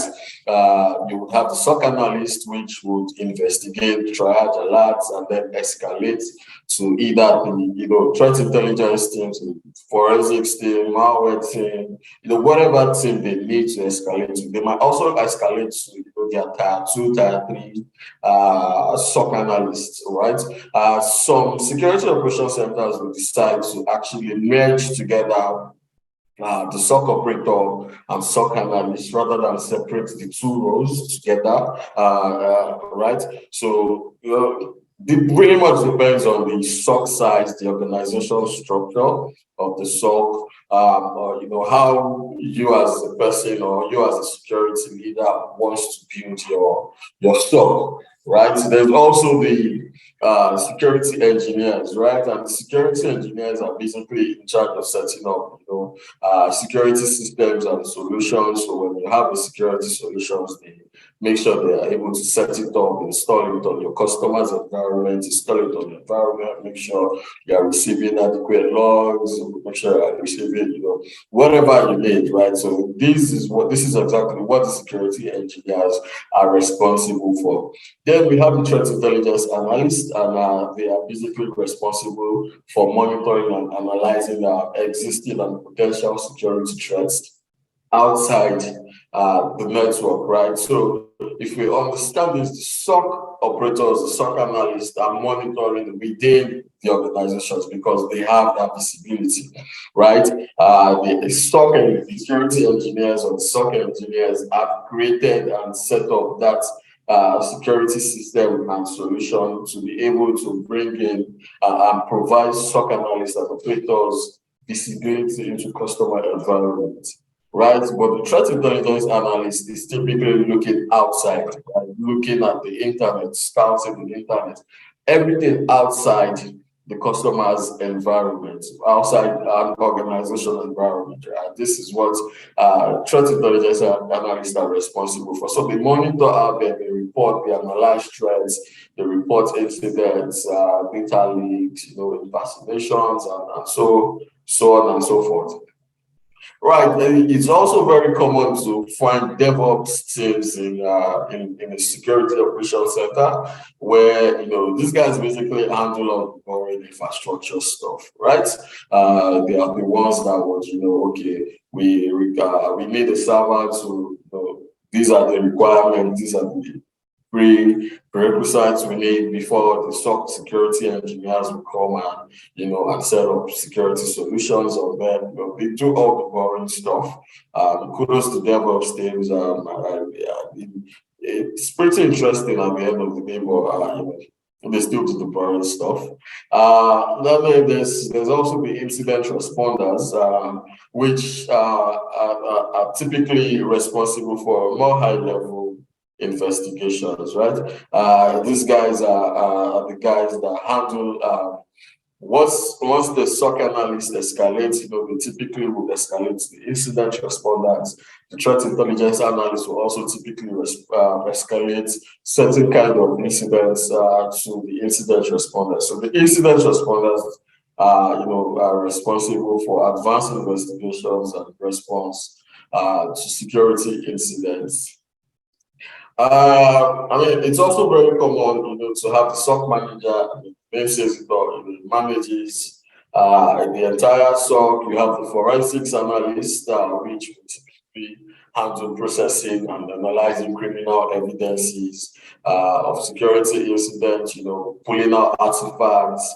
Sometimes, forensics analysts, will even find artifacts which would be necessary for the threat intelligence analyst to come in and actually share more insights, take that artifact, break it down, provide IOCs and pass it down to the SOC operators, to even down back to the incident response team. And then there are also the threat hunters. Typically, sometimes some SOC, would decide that they want their threat hunters to also be part of the SOC analyst. So they would be like the tier 3, tier 2 level guys. But then some SOCs will also decide to have the threat hunters separately. I think what he mentioned would also be the offensive security guys, the red teamers, the pen testers, also, right? And these guys will be responsible for detecting the current threats, creating and running custom analysis models on security, but based on security event data that they've gotten from the SOC analysts themselves, right? So this is a lot of operation, if you ask me, right? Because you can see how big, how large a SOC can get, right, in terms of the teams that we have working in this particular SOC. Right, so let's talk about some of the challenges we have with the SOC of today, right? There is so many there's challenges, right, with the SOC of today. Some of these challenges would include big data, right? There's literally data everywhere around us. Big data is not only a challenge to SOC analysts, it's also a challenge to threat intelligence analysts, right? Because you have so many data that you have to analyze, that you have to pass through, and sometimes it's overwhelming, right? So there's big data, right? And how do you even solve the problem of big data, right? This takes us to what the SOC of tomorrow should actually be doing, right? So if we're talking about challenges of big data and how the SOC analysts, how threat intelligence analysts can actually manage the challenge and problem of big data, it comes down to tooling, right? So that what kind of tools can the SOC employ, right? So it means it's necessary for the SOC to employ tools that can manage, that can pass through big data coming in from anywhere, right? We have data coming in from IOCs, we have data coming in from endpoints, we have data coming in from the cloud, we have physical data coming in. There's really so many data points, right? So you need a tool that can actually handle all of this data coming in, regardless of the endpoints, regardless of the data points they're coming from. We have sophisticated attackers, right? The one thing that is common is, the more your defense systems are getting advanced, the more sophisticated attackers are also getting, right? These days, we've seen different kinds of sophisticated attacks, right? Attacks that are malwares are invading detection solutions, malwares that can morph themselves depending on the the endpoint solution, the security solution that is installed on a particular endpoint, right?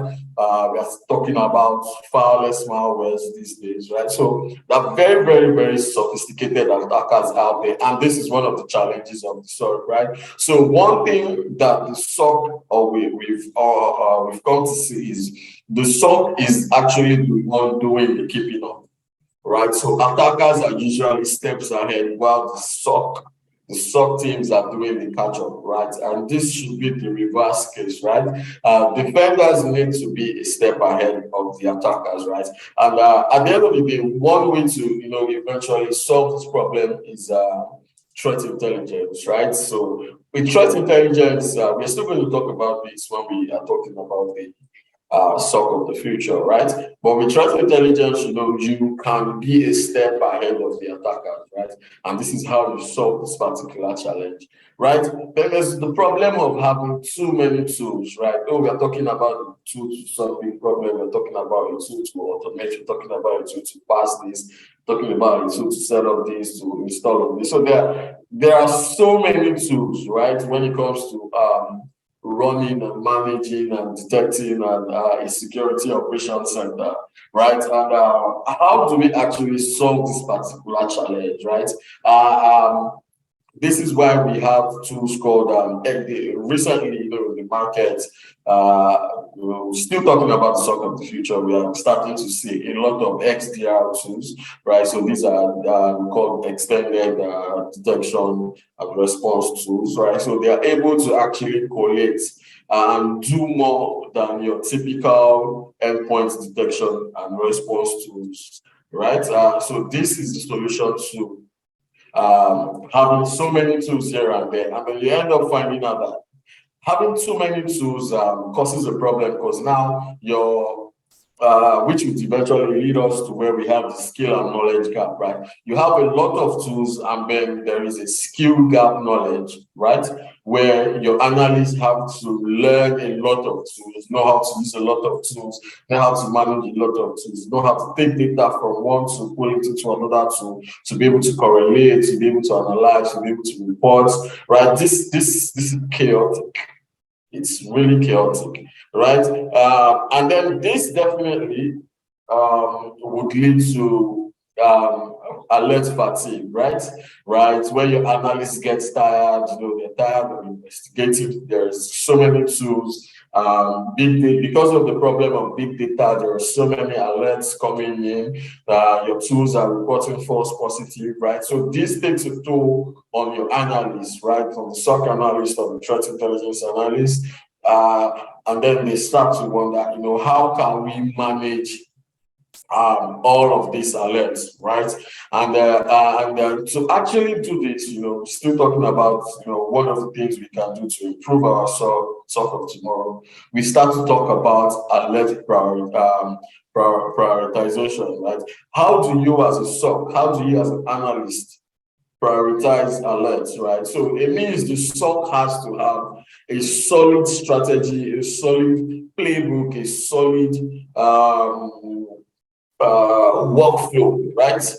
For analysts to actually be able to prioritize these alerts that are coming in, right? So that way they are not fatigued, they don't spend time on irrelevant alerts, right? Imagine me spending 1 hour trying to triage a low priority alert, right?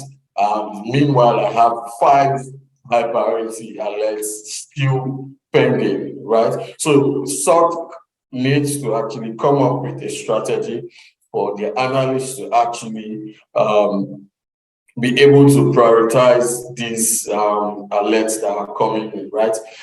Still some other challenges of the SOC today. We're talking about running costs. We're talking about running a SOC 247. If you are in my region, in Africa, West Africa, Nigeria, we know, there's so many challenges, right? Running a SOC 247 means, you're spending so much on diesel, on electricity, power. You need to keep your staffs at the office 247 running shifts. You need to compensate them for shifts, for staying at the office at night when they should be resting, right? So the running cost, keeps going high with the economic situations. Right now, we're talking about global inflation. Different countries are handling inflation differently. As yesterday, we had the UK was talking about a 10.1% rise in inflation. Nigeria is talking about a 24 to 25% rise in inflation. Different countries are handling it differently. We are seeing people come out in France to protest about the rising cost of items due to inflation, and all of that. Right? Some countries are managing it properly. Some countries are doing a great job, handling it terribly, right? So all of these things still would come back to the running cost of the security operations center. And now imagine an organization that has to run a SOC 247 across different regions, right? So you can just have a overhead view of what the running cost would actually look like, right? So this is a major challenge for the SOC today. Some companies are running their SOC, right? Rather than for me, how do we resolve this running cost, right? We are still going to talk about what we call SOC as a service, right? So rather than banks, rather than institutions running and managing their own security operations center, why don't you outsource it to a company and then focus on your core business? All right, focus on the business that gives you profit than spending all that money, your little profit, spending all of that in trying to run and manage your own security operations center, right? So this is how we actually solve that. We're still going to discuss about it when we start to talk about the SOC of the future. Then there's also, poor automation, right? There are a lot of things in SOC, especially SOC that are being managed by organizations themselves, right? They have very little automation, right? You see people doing a lot of things manually, and so on. So this is a major challenge. And we are also talking about the right tools, right? Security tools are expensive, right? And then there's also the part of decision making on getting the right tools to use in your SOC, right? So to get the right tools, you need to know, first of all, what are your unique problems, right? There are so many tools in the market, but you need to first understand your unique problems, your use cases, right? And then you can now decide to go for the tools that fit those use cases, right? We've seen a lot of organizations just plugging out money, buying tools, but then you find out that even with these tools, they are not addressing their core issues because they've not gone through that process of understanding their own environment, knowing what is unique to them, their own unique problems, the kind of use cases they should be looking out for, right? And then they end up spending a lot of money on tools, on the wrong tools, while still battling with the same security challenges, right? So and then they feel like they are not making any progress, right? So these are some of the challenges we have with the SOC today. Just before I go forward, I want you to understand if we are with me, if we have any questions. I also need your permission to just take a little break to get a glass of water. And yes, so I think Felim, you might want to help me out, right, at this point. Yeah, absolutely. And we got some nice questions, nice comments coming. Thank you, Michael Gouda. Just like Microsoft Sentinel, which comprises of workbooks and playbooks. Emmanuel Itoje says Microsoft 365 Defender can assist with the data, Defender for cloud and endpoint. And Caroline suggests that it's part of SOCSES. I like that. Hashtag SOCSES. And of course, we do often look to the SOC as the place where maybe the MSSP, MSP, and customer relationship can most solidly be improved. Because if not in the SOC, where?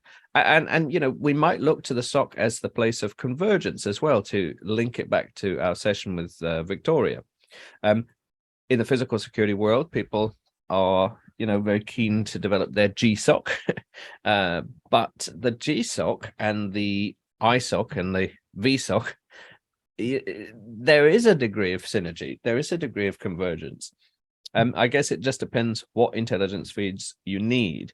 And just because CTI and some CCTV doesn't necessarily need to be converged itself, doesn't mean that the SOC can't be that place, the place that people go to integrate everything together. Please do, of course, keep your comments coming. The Discord channel is going very well. A lot of people have left their session, their links and everything. So please do keep that going. I'll put the Discord chat there. And of course, in Discord, we've got the LinkedIn profile sharing tab, the YouTube handle sharing tab, the Twitter handle sharing tab. And for, you know, some people did say, what about recordings? What about recordings for this event?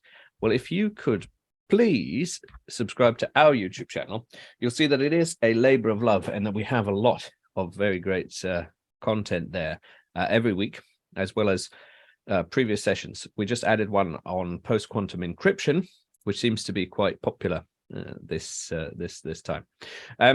So Olawale, are you okay to continue look on the SOC of the future?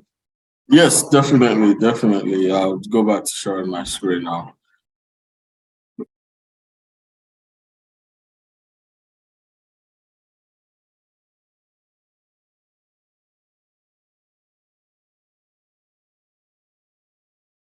I was muted.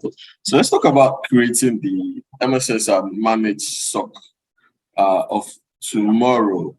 Actually, we've talked about, you know, the security in terms of the SOC of today. We've talked about the challenges. Let's talk about the SOC of tomorrow. Basically, all of these things are more of predictions, right? Like I said earlier on. I don't know if there's someone more popular than I am as giving out this code, right? But then, you know, I always tell people that today is the beginning of tomorrow, right? So the things you do today will determine tomorrow. What we see today can give us insights of what the future would look like. You know, we typically have scientists who will tell us, you know, we have 500 more years on planet Earth because, you know, we are degrading the planet, climate change is happening, all of that. These are all projections based on what these guys have seen today, right? And it's also typically the same way, you know, we will be making predictions about the future of the SOC of tomorrow based on what we have seen today, based on the challenges and solutions that we are experiencing today, right? So one of the things we are going to also see in the future is cloud adoption, where we talk about, you know, security team, SOC adopting cloud technologies. Cloud technology these days is being adopted by everybody, where you know, SMBs are moving to the cloud. Enterprise organizations are moving to the cloud. You know, everybody's taking their on-prem servers, moving them to the cloud. And then migrating to the cloud comes with its own security challenges, right? Even as a cloud engineer, you know, we see the difference. Now we are talking about things like cloud pen testing also, right? So migrating to the cloud itself comes with its own set of challenges, right? And migrating the SOC to the cloud not only helps us to maybe save space. I mean, there is a part of the SOC engineering where you have to talk about data space, data retention, and all of that, right? So migrating to the cloud helps us save cost. First of all, it helps us, you know, help the security engineers, you know, set up tools faster. They don't have to bother about completely managing The DevOps teams don't have to bother about managing on-prem servers, don't have to bother about managing their data centers by themselves, because all of this is being managed by your cloud provider, right? Aside that, the cloud typically is very flexible, right? The cloud can plug into basically anything, right? So this gives us more access, gives us more flexibility as a SOC to easily, set up our security solutions to, take advantage of the cloud completely, right? So we are going to see more.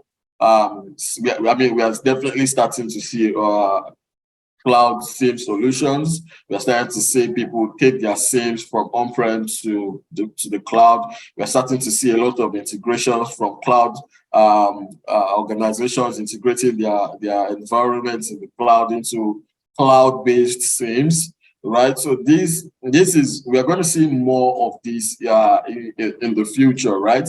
We started to see that migration gradually, slowly, but then in the future, this is what we are expecting the future of tomorrow, of the SOC tomorrow to look like.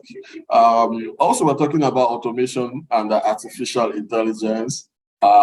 Recently, there's been the buzz about AI, AI this, AI image generation, voice tools, meeting tools, and so much, right? And this is very important for the SOC, right? Because AI can actually help us, improve on detection, especially when we are talking about sophisticated attackers, right? Because we are seeing a lot of attackers coming up with sophisticated ways to breach your network, to breach your endpoints. But then if we can have SIEM solutions, if we can have security solutions that are also AI based, they can learn from data, they can feed in IOCs, they can learn, they can take in TTPs, they can take in behavior or malwares, right, and learn and adapt. So when they see similar patterns, right? When you see similar attacks from sophisticated attackers, detection time is reduced, right? It's easy for us to detect those kind of sophisticated attackers, and ultimately this improves detection and response time to this kind of attacks, right? So, AI is already actually being used by SOCs to automate a lot of manual process around threat detection and analysis and incident response. And these technologies will actually continue to be to advance and become more sophisticated. And ultimately, this would also enable the SOC to handle, large volume of data, right? So the problem of large data would no longer exist in the future if we start to adopt automation and artificial intelligence. And also, ultimately, this will also take away the load, the overhead workload on analysts, right? Not just even the SOC. This can also AI and automation can also be applied to things like threat intelligence also, because we also have that problem of big data and threat intelligence, right? There's data points coming at you from everywhere. You have to analyze, you have to pass, you have to review. So many data points coming at you, right? Use cases and all of that, right? So automation and artificial intelligence will also help the threat intelligence analysts to actually, perform more and better, focus on things that matter at their job, right? AI and SOA, right? SOA is a security orchestration and automation remediation. Will help accelerate the processing time between detection and remediation of a security breach. But then we actually need to be careful, especially when we are talking about automation remediation, right? Because there are some complex SOC use cases, there are some complex remediation use cases in the SOC that if you are not careful, you might even create more risk while trying to take advantage of automation and artificial intelligence, right? So, AR should actually be implemented very carefully, almost perfectly. If not, it might pose a risk in applying complex logic in our SOC environment, right? Especially when we're talking about security incidents that actually have a lot of variables and I mean, this kind of incidents will typically come from sophisticated attacks. We're talking about attacks from APTs and nation states threat actors. Right, so let's talk about threat intelligence in the SOC, right? The presence of ready-made intelligence would also help the SOC invest good time in or little time in resources and in when analyzing and detecting security incidents. It's going to help them improve performance, right? We already know, we've talked about threat intelligence being a proactive measure, a proactive activity, being a proactive approach to security, right? And with threat intelligence, you're supposed to stay active, stay ahead of cyber threats, right? So, there is no doubt that if you're ahead of cyber threat actors, you get that information. Your SOC is aware of those kind of threats before they get into your environment. The threat intelligence analyst typically would monitor outside what's going on in your environment, right? Before these threats come into your network, right? The threat intelligence might have those informations. For example, there's your organization is in finance, in the financial industry space. We have threat actors targeting financial industry space. Before they get to you, you can already have a head of, right, because of threat intelligence, right, and block those specific IOCs. If you already adopt AI, you can already learn and already secure your environment before these threat actors will get to you, right? This is something in threat intelligence that's called peer threat intelligence, right? So before attackers, we've seen financially motivated attackers that will come after several banks, APTs that will come after several financial institutions, right? They hit one, hit the next, hit the other ones, right? With peer intelligence, your SOC is already aware that, this is happening in the industry, with your automation tools and AI tools. You're already learning from, incidents that you've seen occur in other institutions, and you're ready for this attack. By the time they get to you, you're proactive, that you're able to detect and mitigate them before any harm is done, right? So there is no doubt that SOC and threat intelligence is the ultimate combination, right? When we're talking about intelligence, these days we are also talking about intelligence SOC, right? Intelligence SOC is also the combination of threat intelligence, the marriage, the marriage between threat intelligence and SOC, right? Is what we start to refer as intelligence SOC. It's the ultimate combination against threat intelligence, threat actors. It helps with threat detection and response, right? So when you integrate cyber threat intelligence with your SOC, it enables your SOC analyst, gives them more room, gives them more information, more insights, and they are able to become more efficient, and they have a streamlined workflow, and it makes life easy for your threat intelligence, your SOC analyst. It makes life easy for your SOC, right? Your SOC generally becomes more intelligent and more efficient, right? So let's also talk about active threat hunting, right? Earlier on we talked about different SOC teams. Some SOC teams will decide that they want to have their threat hunters as a different unit. Some will want the threat hunters to be a tier 3 to or tier 2 to your SOC operators or SOC analysts, right? So threat hunting is basically the process of proactively searching for potential threats within an organization, right? So this is not you waiting for the threats to reveal itself, right? You go into the network, you hunt for these threats, right? I don't have to wait for a goat to come to me before I eat meat. I go into the bush and hunt for goats.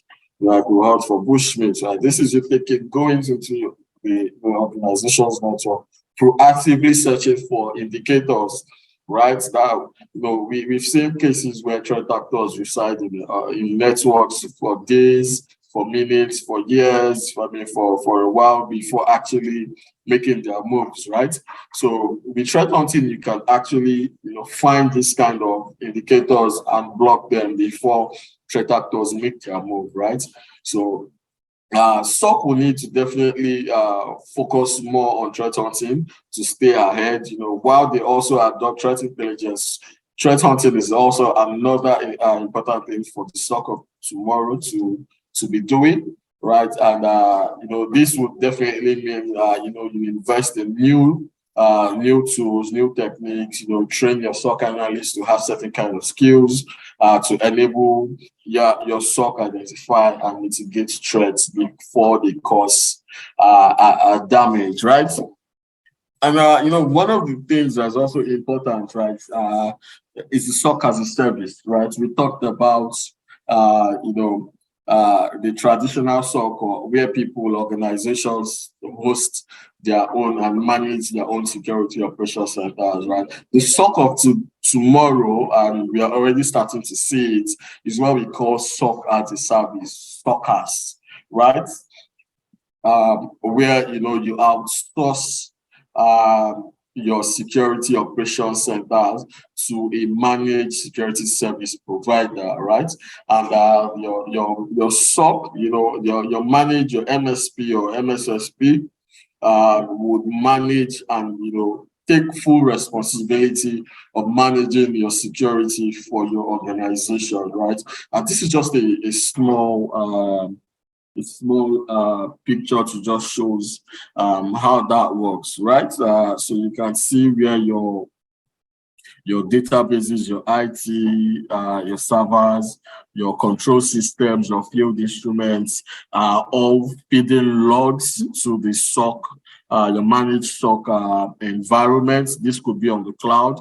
It's also possible for your MSSP, your SOC MSSP, to actually have their own data center either on premise or cloud, whatever works for them, right? So you're feeding them with your firewall events, you're feeding them with your firewall log, you're feeding them with your antivirus, your vulnerability data, your backups, IoT assets, basically everything that would give them full insights, right, into your environment, right?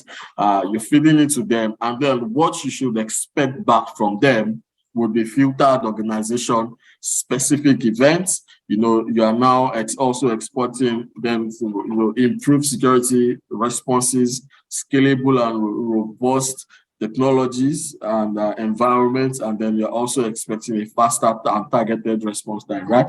So imagine where you at the moment, you have to manage all of these things. You are managing your SOC, you have to manage your firewall event data, you have to correlate your log data, you have to correlate vulnerability data, security alerts, your threat intelligence alerts, your IDS, your IPS, your SIEM tools, and all of this. It's a lot.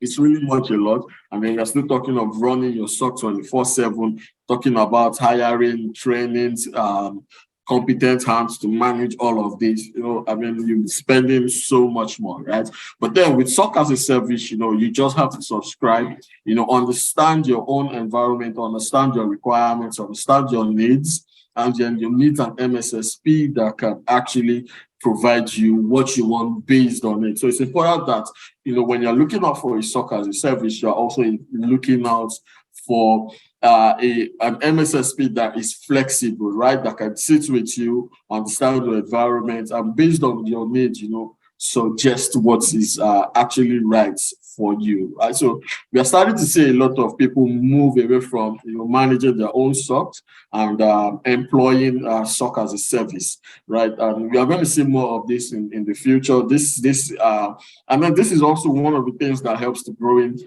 community of MSSP, right? So this adoption of SOC as a service, it's a new method in the market. We are starting to see it, and we are expecting that more people are going to move from managing their own SOCs in the future to actually employing a SOC as a service provider, MSSP, managed service security provider, in the future.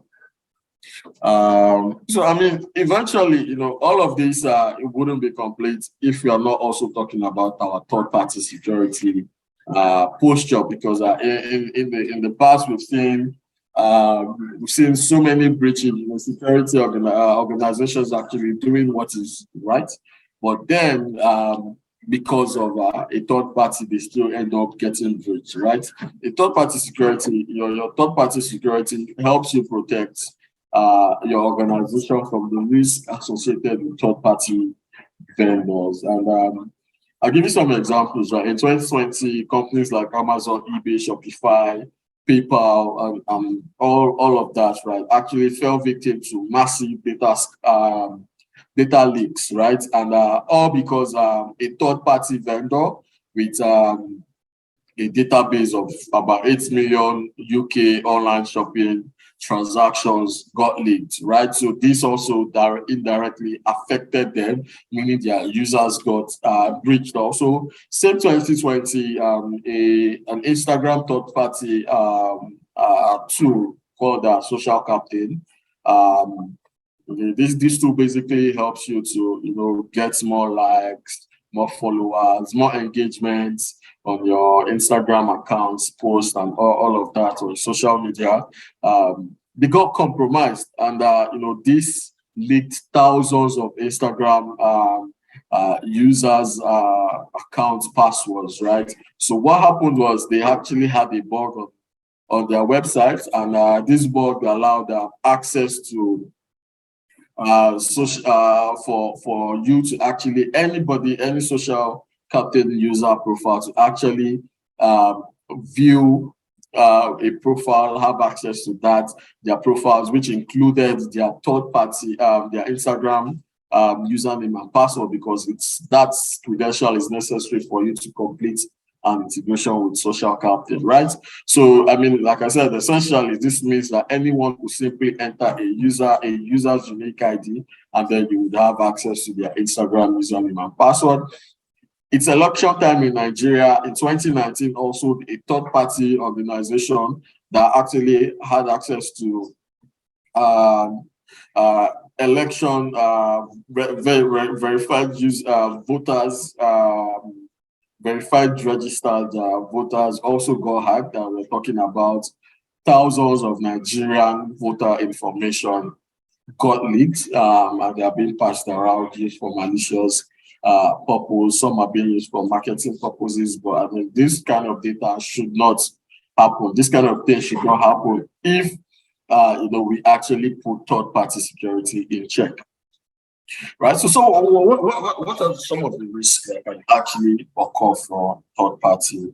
Right. What risk is your organization being exposed to when you have a third party? Right. We're talking about generally there's cybersecurity risk, there is operational risk, there's compliance risk, and there's also your reputational risk.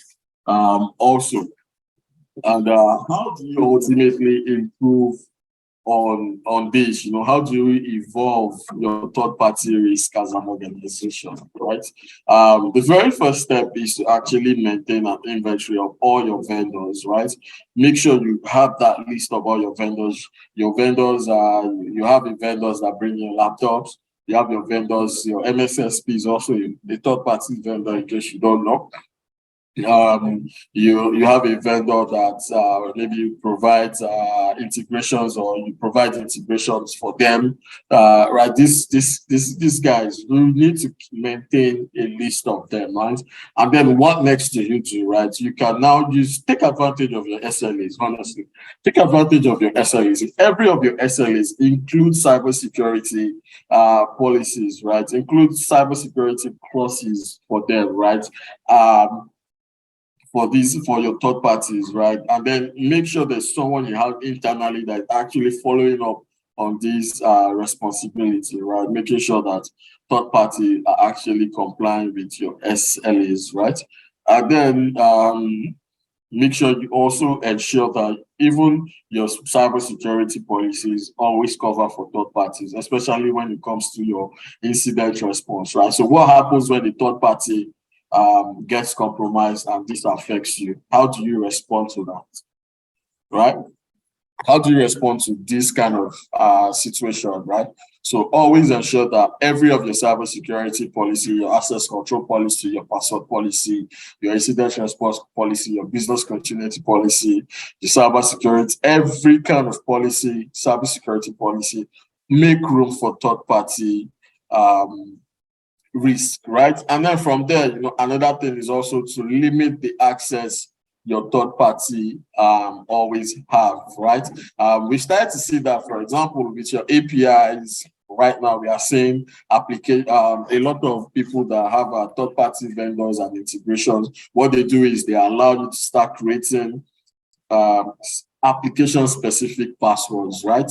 So even when the third party gets compromised, right, the password that is leaked is not your original password. So for example, I'll use Gmail for an example, right? Gmail as an application password, right? So if I want to use or connect to my Gmail account from another application, all I just need to do is go and create an app password. I create a name, maybe mobile app, third-party mobile app, and I create a password for it, right? So in the eventual case where this third party gets compromised, what would get what would get leaked, right, would not be my original Gmail password, but rather the application password that I created, right? And I can easily just go back to reset that or to delete that and create and regenerate another one, right? So these are also ways by which you can limit third-party access, right? If you have API endpoints, you can also limit, through APIs, right? That would be a topic for another day, not today. Aside that, do regular audits on your third parties, right? A lot of MSSP that offer third-party security can actually help you audit your third-party vendors, right? When you subscribe to them, give them a list of your third parties, they help you run audits and tell you the security postures of these third parties, even before you even employ them in your organizations, right?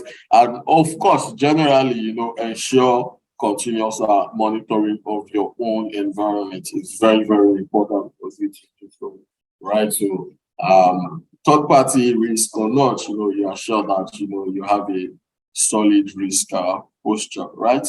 And at CyberSoc, we are #1 MSSP in Africa. We are actually unmatched at the moment.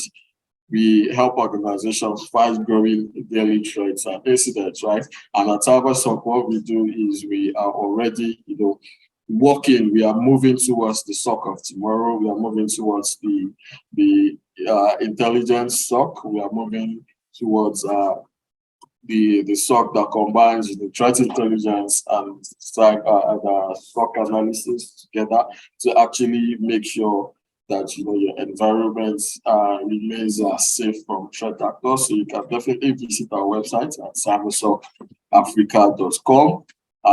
If you are also interested in cyber threat intelligence, you can definitely visit cyberlabafrica.com. We are also the #1 choice for threat intelligence in Africa. We have a robust team that sits on top of your environment, looking out, monitoring for threats across the globe. We are also Pan-African.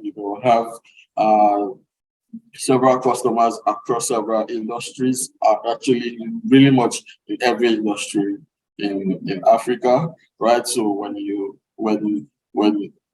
come to us, we're able to sit down with you, look at your needs as an organization, help you determine your use case, and because of our flexibility, can also tell you what right tools you need to do, help you manage your SOC, manage that full security responsibility, take it away and allow you focus on your core business, right? So thank you so much for this session. I think I can take comments and questions right now. So Felin, you can.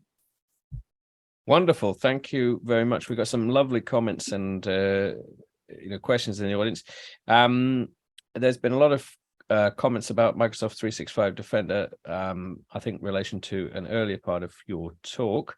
Michael says best example of SOC as a service is Microsoft Defender. He likes that. Emmanuel says great information, Olawole. There were previous comments about Sentinel and Defender, which is interesting. SaaS versus managed. Isaiah says lovely presentation, Olawole. I guess, you know, from my perspective, what are you looking for in terms of partners, and what makes your ideal customer? Are you purely looking for enterprise customers? Are you looking for SMB customers? Maybe managed service provider customers? So as an MSSP, I mean, we are actually pretty much open to every type of customers. We have enterprise customers, and aside that, we are also we now have something what we call the SOC 360. The SOC 360 is basically a bundled SOC for small businesses, right? SMEs, where I can actually take advantage of SOC 360. But then, so we service both enterprise and even small business organizations. I like that. And what term, you know, in terms of tech partners, are you developing everything in-house? Are you bundling commonly known solutions? Are you white labeling? What kind of tech partnerships are you looking for?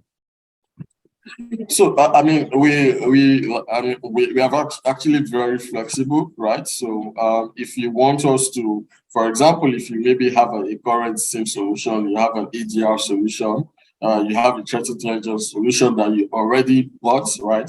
You know, we can actually work with what you have, right? That's one. If you want us to go ahead to white label, we can also do that for you. But at the moment, we do not develop our own SIM solutions, right? We take advantage of our known SIMs. We train our analysts to sit on top of these things to actually monitor 24/7 and provide you with actionable alerts and intelligence. Perfect. No, I like that. I think that's quite a common model now, because, you know, developing things in house, it's fine, but it requires a lot of updating, a lot of manpower, and if you're providing the value added security, I think then that's perfect. So how come, yeah, we basically just leave all of that to the OEMs and we take advantage of that. I like it. So how can people get involved? I can see you've got your hashtag and your handles there, but how should people get involved if they want to reach out to CyberSOC Africa? Yeah, I mean, if you go to the website cybersocafrica.com or cyberlabafrica.com, there's typically a form you could fill out in case you want to learn more about our services, right? I mean, also one of the things we also do is we train, right? So we are also constantly hiring, right? So one of the challenges we spoke about of the SOC today is the knowledge and skill gap, right? One of the things we are also doing for businesses is train. We train staffs, we train organization staffs, and we also we have boot camps. So in case you're also even looking to get into the cybersecurity space, become a SOC analyst, become a threat intelligence analyst, there are opportunities, right? So go out to our website. If you also want to reach me, I mean, you could reach me directly on LinkedIn. I would definitely be willing to have conversations and push you to the sales department where you can get even more detailed information about the services, pricing, and all of that. Wonderful. I like it. Well, thanks very much for giving such a great presentation, and thanks to CyberSOC Africa for supporting this event. Olawole, let's give you a big virtual round of applause. I look forward to seeing you in the audience, and then maybe at the end slightly for the wrap up. Definitely. I'm also hoping to be back here next year supporting in a bigger capacity for sure. Very good. Thanks very much, and thanks everyone for the comments. Thank you, Ejiro. Thanks, Ian. I will put you back in the audience, and I'll move to our next panel. Thanks, Gideon. Perfect. Okay, keep those comments coming. And of course, we are still live on Discord.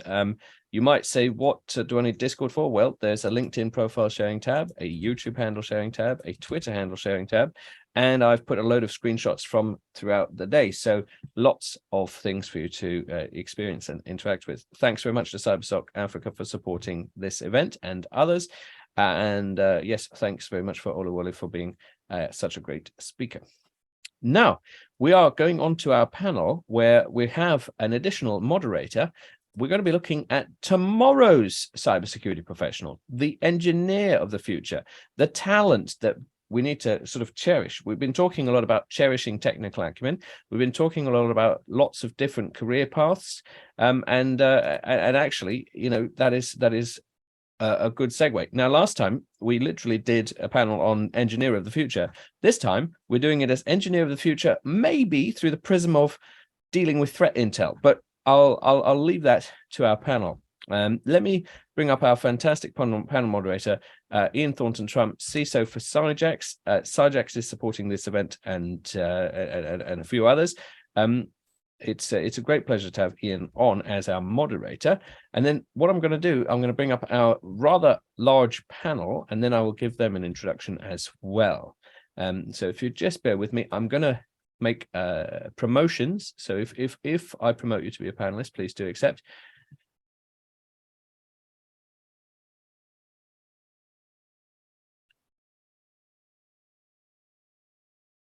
Hello, Ian. How are you doing? I think I am well. I was just trying to see. Okay, yes, actually, I am well now that the camera is actually working. So that's brilliant. Oh, perfect. Well, welcome, and it's great to see you again. I know you stopped by last year, and you know it's great to have you on again. How have you enjoyed the day so far? Really great. I mean, the content just keeps getting better and better from year to year. The speakers are like world class, and I've got a huge fondness for Africa, Nigeria, and the struggles in the continent. But I feel like it's these moments where you find out about all the efforts and work that is going in from, you know, government support, national initiatives. So it's really encouraging. It's a great story. And so on that front, we're looking at tomorrow's professional. Maybe things that are you know, coming through the ranks are going to set new standards for the future. But what can we talk about when we look at the engineer of the future? I think there's a couple of really interesting factors going on. So first of all, it's, I think, a really big awareness of the cloud security technologies, hosting, and all of the issues that, you know, we faced in the last little while with how do we patch ESXi, how do we quickly move into a vulnerability management role when your day-to-day might be like operations. So I think where I don't think there's anything anymore called pure IT engineer or pure security engineer in the mid-market. It's really become get the job done, and you're going to start having to have a much wider set of skills, unless you're working at like an enterprise level where, you know, your job is a SOC analyst.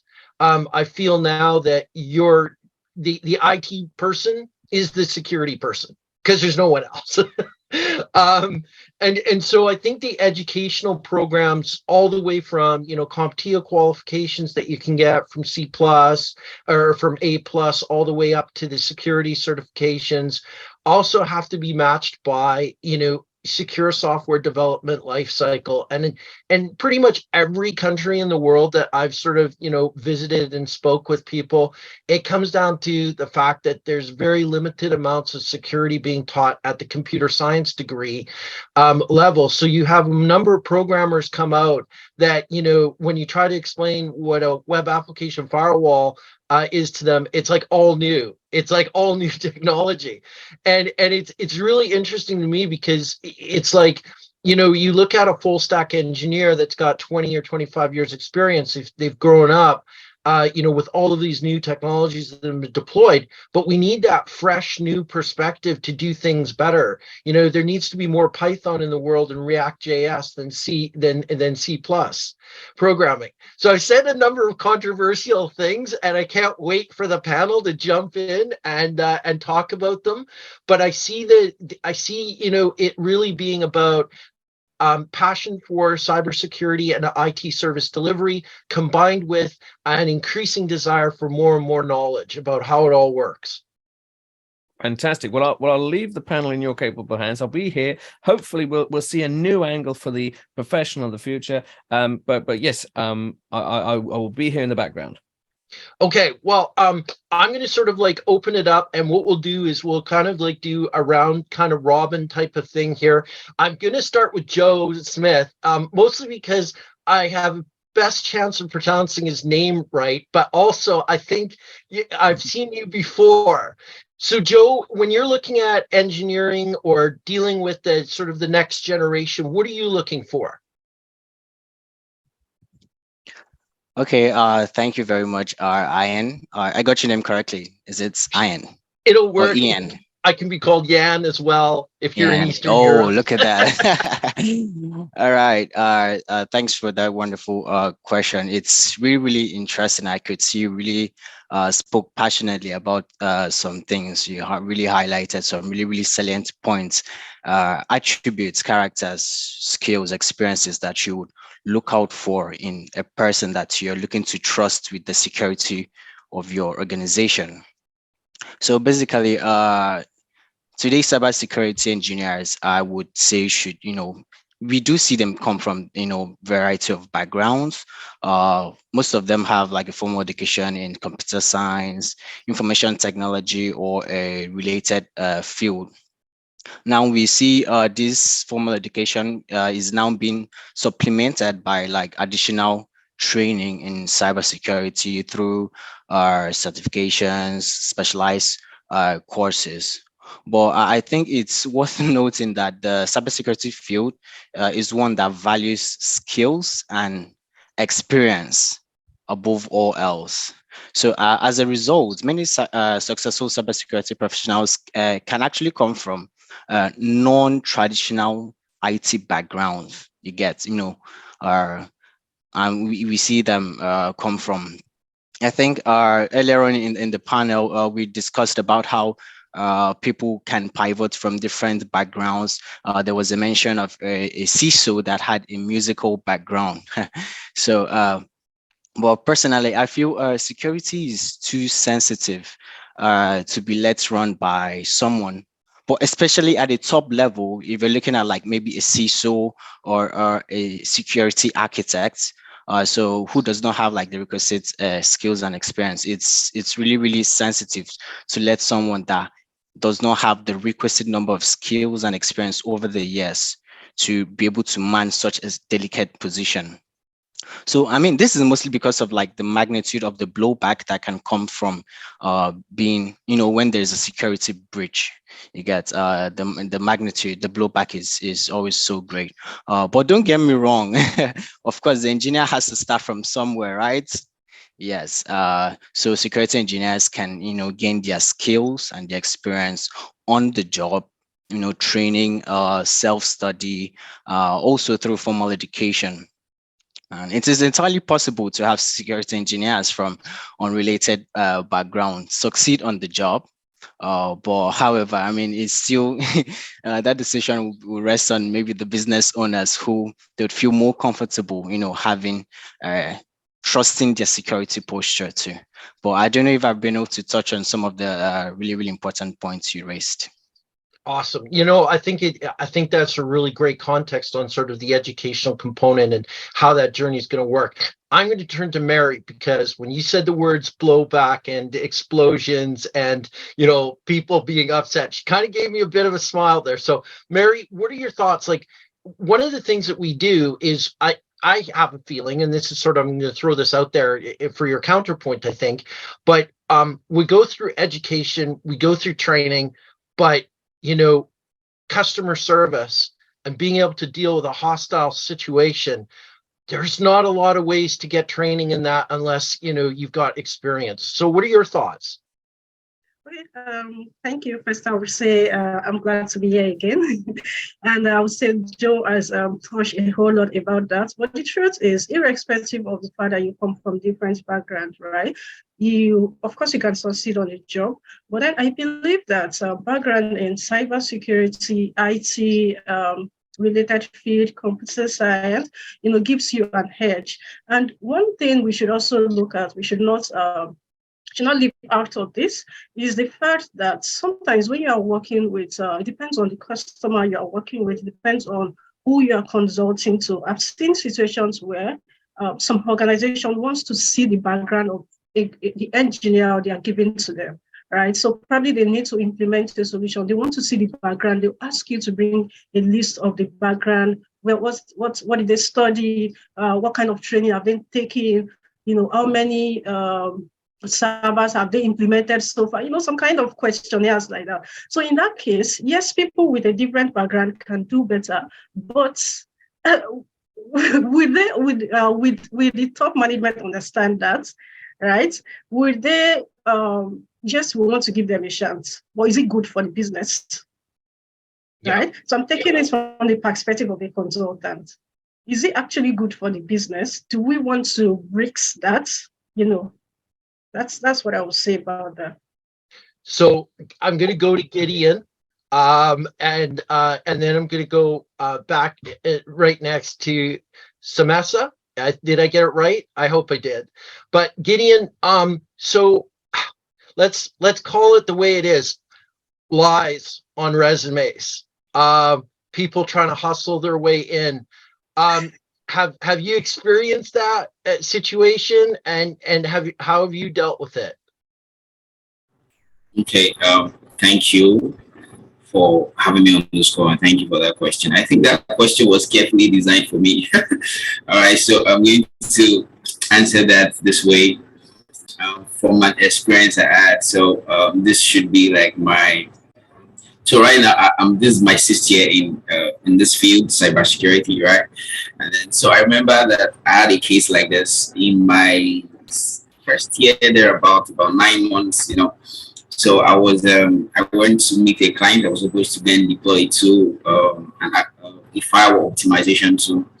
I've been working on this tool for quite a while, in my lab, right, simulating and testing different stuff. So I went to the customer site to go and solve the problem because they had raised the ticket, something was going wrong, and this was before COVID, so there was not this virtual, you have to go to the customer site. So I was on the customer site, and then once I was in the office, there were lots of people in the office, right? It was a banking hall, and when I was there, the guy saw me and said, "Oh, are you the one that was to come and solve the problem?" And I said, "Yes, I've been working on this for a while." And then the guy said, "I'm not sure I can allow you, work on our server." And number one, this guy did not know me. You don't know what my experience is. You don't know what I've been, whatever. But just seeing me like I was, young guy, smart, And then I said, "I can't allow you work on my server." And I said, "All right, that's fine." And then I left there. All right. I felt really bad that day, because I didn't have the opportunity to work with him. But when I go back to the office, I discussed with my line manager, and then he said, "Okay, that we're going to work around it." So guess what? I had a Zoom call with that same client that same day. Not with my face, like there was no video call. And then I solved the problem on the call, right? And then after we solved the problem on the call, I then turned on my video and said, "Hi, how are you doing today?" The guy was surprised that, okay, so coming from what you just talked about, resume and solving problems, really important that we give people the opportunity to be able to explore and then do what they can do, because over the meeting, different people have come and spoken about several subjects. I know the first thing we're talking about the CISO, what experience is required, and all of that. And then I have people talk about the MSSP, the MSP, and one thing that is that stands out, or one thing that is constant among all of this, is that everyone wants to solve a problem. Everyone wants to bring a value to the table, and that's the essential thing. Can you solve a problem? I think that should be the question, rather than does your profile suit the problem solving. The question should be, do you have the capacity to solve a problem? Because, and I think that is something that the Western world has taken far better than the African society, where, for example, let me just give you a clear picture here. So, for example, if you're in Africa right now, there's a job that's supposed to be done, and then you just call up a white guy. No matter how white this guy is, I mean, for any country, right? Even if this guy has not been on the computer for any, just let the guy just be white guy. Everybody would listen to him, they respect him, and all of that. This is good, this is great, but without listening to what the profile is, it just allow you to do these things, right? But then over here, there's this thing, you're not sure, we don't want to. I've even had a case where someone say, oh, because you have beards, they are not sure you can enter their server room. I'm like, what is this? So, you have to the main question is, can you solve the problem? Can you provide a solution to this problem?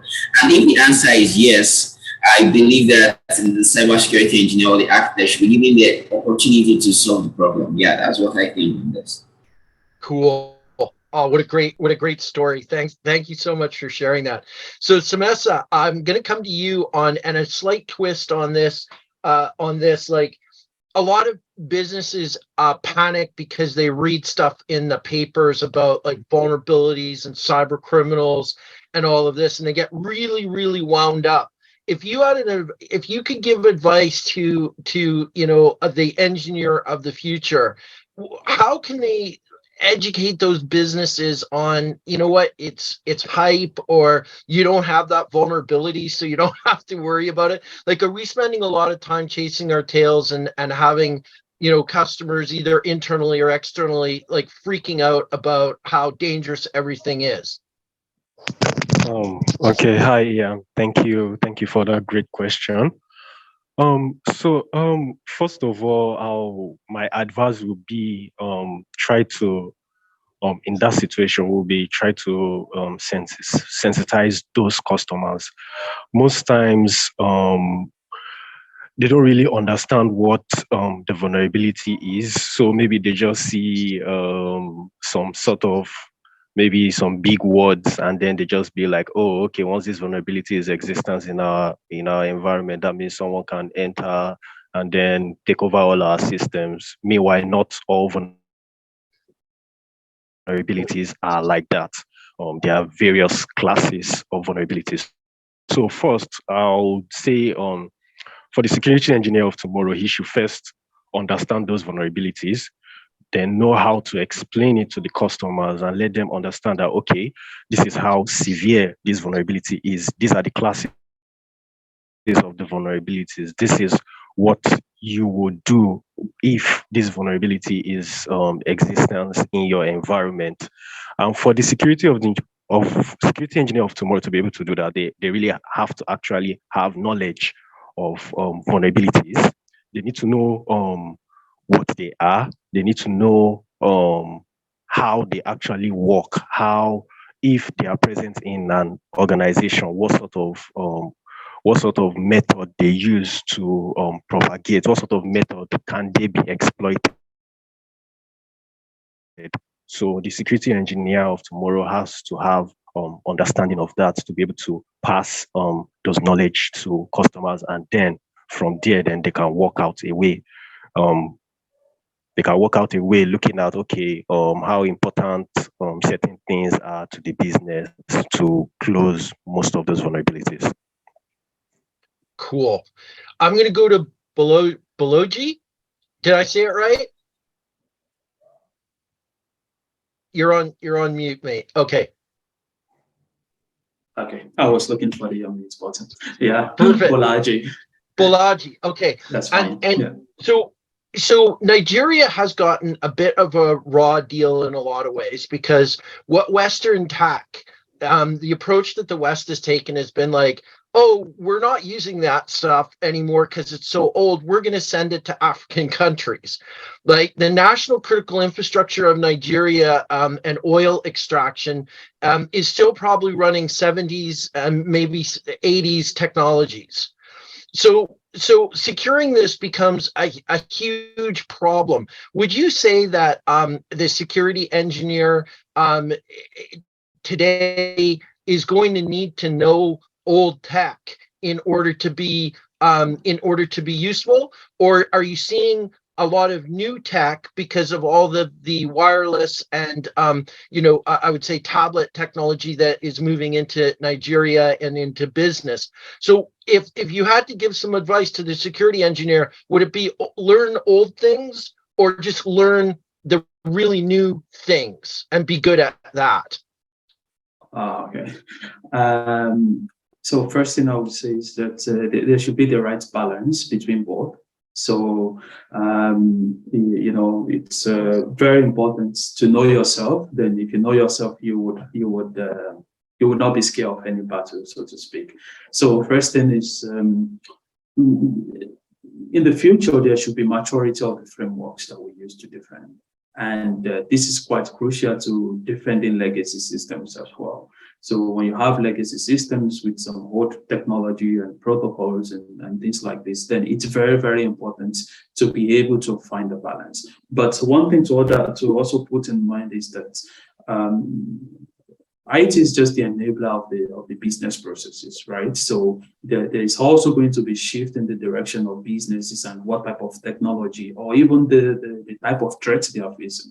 So this type of adaptation does not necessarily mean that they need to learn the old legacy systems, but it's very important to be able to adapt to how do we prevent this thing better without losing the business track itself. So I think it's a balance between both, but also we have to also think that the emergence and the adoption of new technology as well is going to be pretty fast, for example. So maybe the older generations are able to take care of the old technology. And I don't think this is only peculiar to Nigeria alone. You still have a lot of old heating systems and, in Europe, for example, and a lot of legacy systems in the power industry as well. So it's not peculiar to Nigeria alone. And also, if you look at maybe a generation or two generations below our average age, for example, the way an average Nigerian kid thinks about technology is totally different from the way I think about it, for example. And these are the people that will be served in the future. So it's in the balance. How do we currently find a way to develop a very holistic framework to defend the systems, and even maybe we don't even have motivations to attack some of those systems, or maybe we can rely on some gap network, for example, as some sort of security. So it all depends, I would say. I'm going to go to Mary with this next question. Mary, when you see resumes coming across your desk for various roles, what are some of the standout characteristics that you look for? Like you must have a kind of top 3 things that you're looking for in terms of security engineer. Can you share those with us? Oh yeah. So if I'm looking at the standard resume for a security engineer, one thing I'll be looking at is their implementation skills. I will look at what they can do in terms of when it comes to designing, when it comes to designing majorly. When it comes to designing, what have they done around that? Because it's very important. That's the major thing they'll be getting their hands dirty with once they come in. So I'm looking at how far you've come with implementing various implementing or designing or deploying a lot of things. I would look at that. And the other thing I will look at is your soft skills, because as much as I'm heavy on your technical skills, I also want someone who can prove to be a team player, because as a security engineer, you don't work in isolation. You need you work with other people. You work with various units. It's not something you can do alone in isolation. So I would want to see that you're a team player, right? And aside from that, aside from team player and all, we see that most of the solutions that are being used today, they are supported, they go through all this artificial intelligence process, they have the automation capability. So I would also want to see a bit of your programming skills, right? It's very important in an engineer of today, because as a security engineer 4 or 5 years ago, say 6 years ago, it's different now. The situation is not the same now. We do a lot of automation, we do a lot of orchestration and all. So I want to see that at least you have a bit of programming skills, you have an idea of containerization, you know what it entails when it comes to containerizing, segmenting, and all that. So those are the key things I'll be looking at for. Yeah, it's totally great, Mary, because I have none of those skills, so I won't apply. But it really does bring up an interesting point, Joe. There's so many things that can't be learned without getting your hands dirty, right? And the thing that kind of turns me off is when someone comes in and says, "I'm a data scientist." And I'm like, what does that even mean? Like, Joe, do you think there's maybe too much ambiguity a bit in sort of like titles that you're just like, I have no idea what you do, man?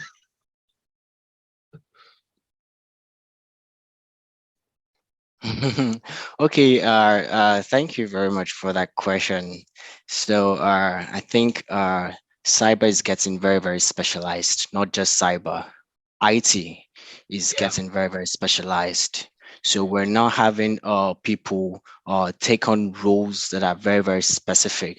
And with that, they are able to build subject matter expertise in those particular roles. Looking at just I would even go back a decade ago, just a couple of years ago, we had roles that crisscross. I think just during the last panel, I'm sorry, I've forgotten his name.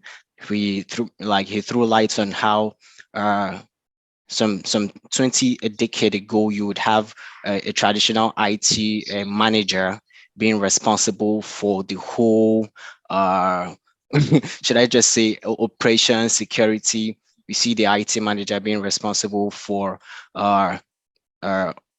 the development, the networking, the security, and soon even for compliance audits. I mean, you see lots of those roles crisscrossing, and it causes so much using the word now ambiguity in what is specifically his role. So I think I wouldn't really specifically agree that if someone says I'm so role, that it seems too ambiguous, or it's too what are you even doing? So I think maybe it's the importance of specialization really needs to be emphasized. People need to really understand their roles, and we have frameworks and standards that guide all these things. International Standard Organization, NIST. These are bodies that have really come together to help draft frameworks, draft these roles, these responsibilities, these skills, and everything that are. And I'm pretty sure if an organization is matured to some level following these frameworks, issues that come with ambiguity of roles and whatnot would not really be a question. So I don't know if I've been able to touch on what you asked. Actually, you set me up perfectly for the next question. So thank you very much. And I'm gonna throw this out to Balochi. Did I say it wrong again? Probably. I'm rubbish with names. Yes. Okay. It's okay. Okay. So February 22nd, right? Nigeria stands up the Data Protection Bureau, right? The NDPB, I think is what they call it, right? And I guess they got fancy raid jackets and stuff like that. Has that changed the cybersecurity landscape at all in Nigeria, or is it like way too early? And the reason I ask this is it's like obviously from the cybersecurity engineer, there'll be a focus on regulatory compliance, like Joe just talked about at the international level with NIST and ISO and stuff like that. But the NDPB, is it to be feared in Nigeria, or is it a really collaborative kind of like relatively laid back group that's just looking at a particular part of the Nigerian cybersecurity landscape? Give us the lowdown. Okay, that's a tough one. But one thing we need to think about is, I think the problem with the bureau or with the setup itself, it's not with the setup or with the definitions of what we need to protect in terms of data. I think it's in the implementation. And how do we make sure that we follow through what the guidelines and all of this? I think at this very moment, I think it's very, very good to have this set of standards and regulatory standard, because of course this is what can bring some sort of maturity to the ecosystem at some point. And of course, in the bigger picture, this is actually what protects businesses and end users as well. But the biggest problem I see with that is how do we effectively make sure that we actually implement some of these controls and some of these regulations. And also, how does the government help businesses to actually implement some of those as well? Because a lot of businesses haven't reached that maturity yet, but of course they still have to provide their product and services to the people, right? So I think the biggest problem is with the implementation. So for example, if you take maybe Europe, GDPR or Privacy Shield, for example, there are some implementation and there are some ways that you can basically ensure that companies or bodies are actually following this. And of course, there's a huge fine. I think there's like 5% of the entire revenue or something like this if you break GDPR, for example. But I think Nigeria hasn't reached the situation where you can basically start penalizing the SMEs, for example, for this type of data breach, because of course, like we all mentioned, the skill gap is there, so the maturity is not there, for example, and on top of that, the adoption of all the frameworks as well is not so mature yet as well. So it's very, very important to not only define that it's a good first step for sure, but to also focus on how this implementation is going to help everybody. Cool. Oh, great answer. That gives me kind of the lowdown of where we are. Gonna go to Samesa, and I'm gonna ask him about like how the security engineer of today, do you think they need to be also skilled in the art, shall we say, of red teaming and pen testing? Like, do they need offensive cyber skills? What are your thoughts? Okay, so for me, I feel the security engineer of today, while those skills are really, really important, it depends on where you really want to go into. For example, like someone who wants to maybe specialize in maybe the red teaming, for example, the kind of path they are going to take will be different from someone who will go for the blue team. So depending on what you actually want to focus on, then also I feel there needs to be some sort of balance. You can't actually defend, that's like you can't actually defend without knowing maybe the skills that the attackers use. You need to know what they use so you know how to actually defend against those skills. So I think them having that offensive skill, yeah, it comes in handy, but it's not really very precise in my own opinion. Cool. I also am going to now go a little bit to the personality, and we'll go back to Baloji here. Is having a social media presence like Twitter or a LinkedIn profile in Nigeria, is that looked at as like a positive thing, or do you kind of not want to hire people that are already sort of out there and sharing their experiences and talent? Is it a double-edged sword? Well, it is a double-edged sword to have the social media. So you can use it the right way. You can also use it the wrong way, right? So if you work on, for example, you're a security engineer, if you work on certain incidents, you might not want to share it with your partners, for example, or with other businesses. So knowing what to say, how to say, and where to say it is very, very important. So you don't want to hire somebody that overshares, for example, But at the same time, you want to hire somebody that is passionate about the field and is ready to collaborate with other people as well. I think for a lot of people that I know that work in the threat intelligence space, they have their Twitter open like almost all the time, and they have things they follow all the time. And of course, they are sharing a lot of resources and open source intelligence, right? But at the same time, you don't want to give out some trade secret or anything that could be damaging to your organization, for example. And with incidents, even with a lot of managed security service providers as well. If you have some escalations to those to a company, they might decide not to say anything about the incident just because they have to manage it, for example. So there are a lot of things that is very important. So in a nutshell, I think it's a great tool to use. Twitter is a very good example of one of them. But it has to be managed. It has to be regulated, and most importantly, you need to put the big picture into mind when you use this. Cool. So the young security engineer, full of energy, comes into the organization. I'm going to throw this out to Joe Smith. Comes in the organization, wants to change the world. Joe, how do you dial them back? How do you sort of take that passion and just say, hey, man, you're at a 9. I need you at a 6. Yeah, I think we're all young and hungry to conquer the world, right? And whether we're doing it from the comforts of our home, whether we're doing it from West Africa, whether we're doing it on a global stage, everyone has this desire to conquer the world. I see that maybe that little drive in me, starting out in security, pivoting to security was, very, very intentional.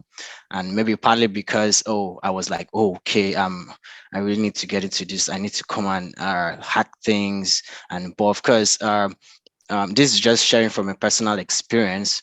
So coming into my organization, I think given the way the organization was structured, I learned from like really, really well experienced people, and I was able to dial it down, just turn it a notch. And I think it's the same thing I would also say to the security the upcoming security engineer looking to come into cybersecurity, wants to learn hacking today, learn blue teaming tomorrow, learn this. He just wants to be everywhere. And then also bringing the point of the social media and talking about oversharing, maybe can get very enthusiastic and goes to share sensitive information outside. So there's also that angle, that little risk that comes with such excitement. So we have, and we know people being the weakest link in security. So I think lots of these factors come into play. And of course, like I just said earlier, I would advise that security engineer to just dial it down a little bit. Take the learning seriously, look for a very curated path to follow. You don't really have to be all over the place. And of course, because in cyber and in IT as a whole, each of these specificities are like enablers for each other. Having skills in VAPT can be an enabler for you being a blue teamer. You understand the tactics the adversary uses. Because maybe you have good knowledge of penetration testing, and in that same vein, you're able to apply those skills as a blue teamer. You're able to tell. So they serve as enablers for each other. But in as much as we're all excited to be out there, learn cyber, do stuff, we should be really careful, because security itself is a very, very sensitive business. Awesome. And so we're going to be at the last question, and actually we're just going to move. Everyone gets a chance to wait in on the last question.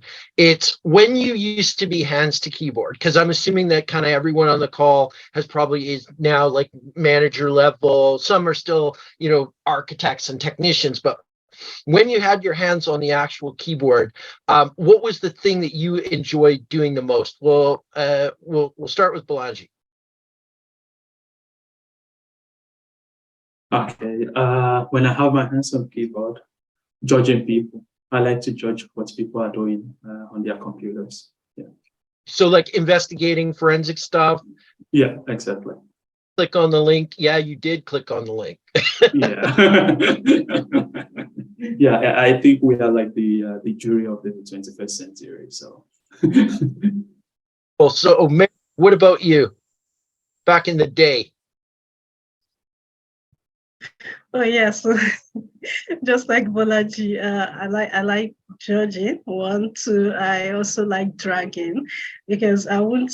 If you tell me that it's a regular thing, I won't take it until you give me a proof, right?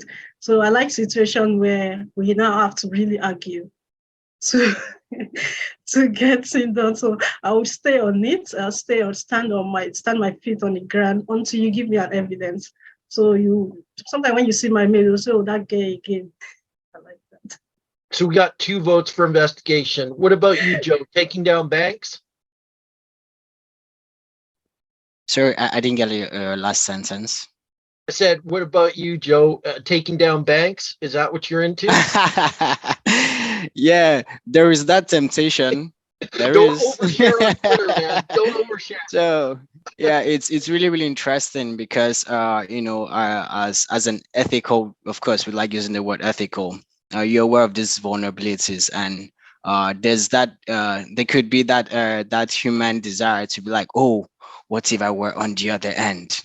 The things I would stand to gain. But of course, that's why a security engineer needs just more than technical skills. He needs to have virtue, character. He has to be an ethical person. So in as much as I like to dabble around, but to answer the question, what I like doing is I just like to be everywhere. Okay, I want to maybe be on this forum on the dark web, check what they're talking about.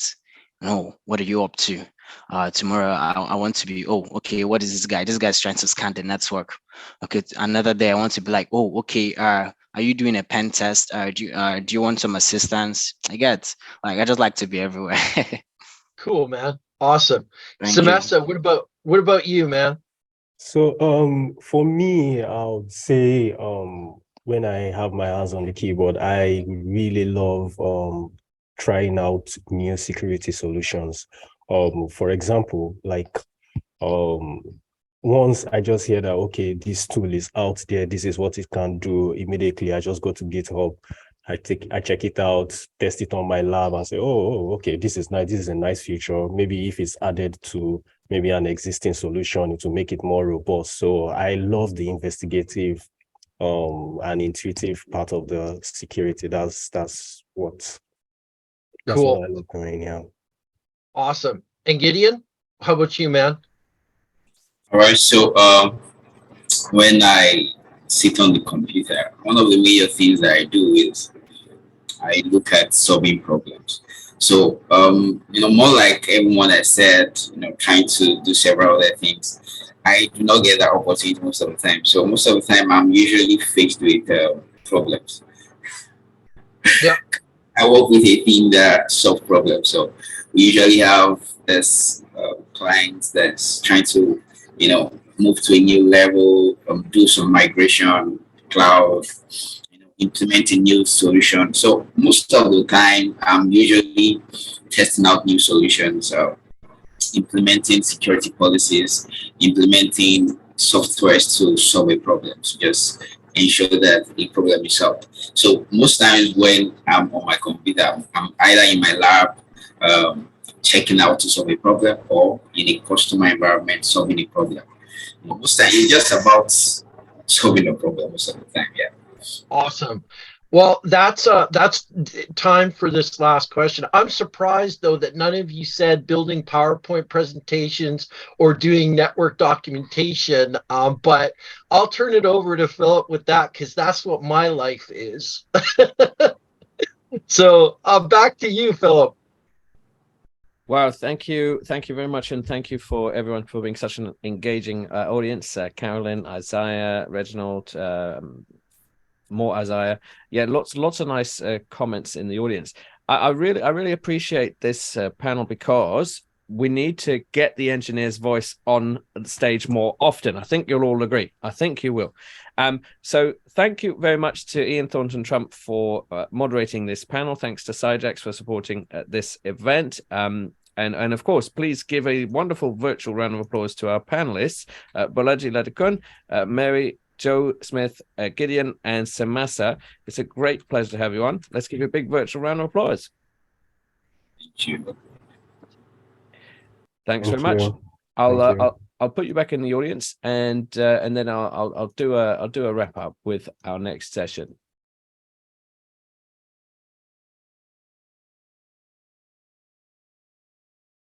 Perfect.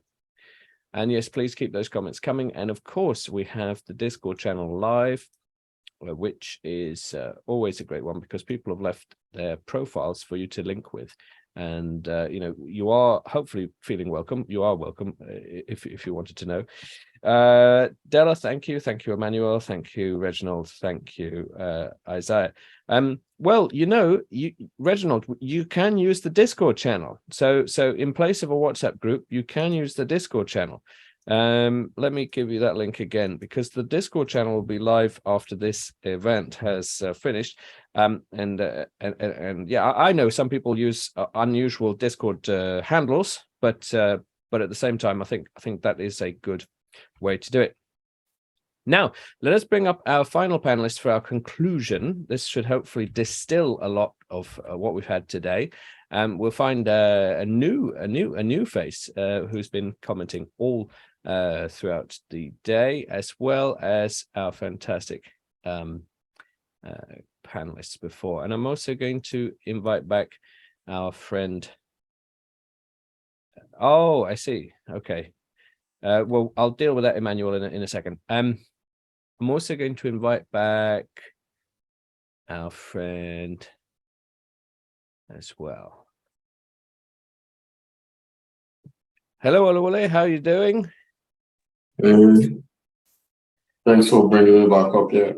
Absolutely. And I've also brought up Michael Aguda, Microsoft 365 Azure engineer from Gigamo, and I'm bringing back our other friend who we saw earlier, Edem Glimint. I'm just trying to make sure that I've got Edem. Anyway, since I've got the two of you, and yes, please, when chatting in the chat box, please do select everyone. Otherwise, it just comes to us. So that'd be good. Michael, you've been a great audience member the whole day. So you represent the audience. No pressure. No pressure. How has the day been for you? Well, it's been very interactive and most especially educative. And I have also got a lot of exposure from both the panelists and also the individuals who are also participants in the events as well on this. So I'm so happy on this. I like that. Well, it's good to bring you up, and if you're in the audience thinking, oh yes, I have something to contribute, this is a good opportunity. So Olawale, what do you think we can conclude from today? We've been looking at how to improve the end customer third-party security relationship. We've looked at nuances on Nigeria. We've looked at SOC of the future. What conclusions do you think we can draw? All right, thank you. So this is more of a personal opinion, right? It's that there's a lot of adoption still to be done in terms of businesses, in terms of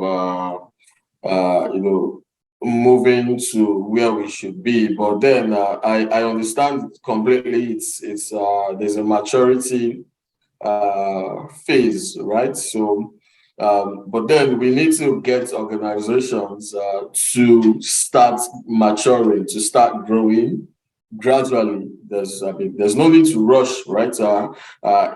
SMBs especially, there's still that huge gap between SMBs and immature security postures. With enterprise organizations, we're getting there, right? We're already in that direction, but with SMBs, we still have a lot more to do, right? So we still need to preach the gospel to SMBs. We still need to point them in the right direction.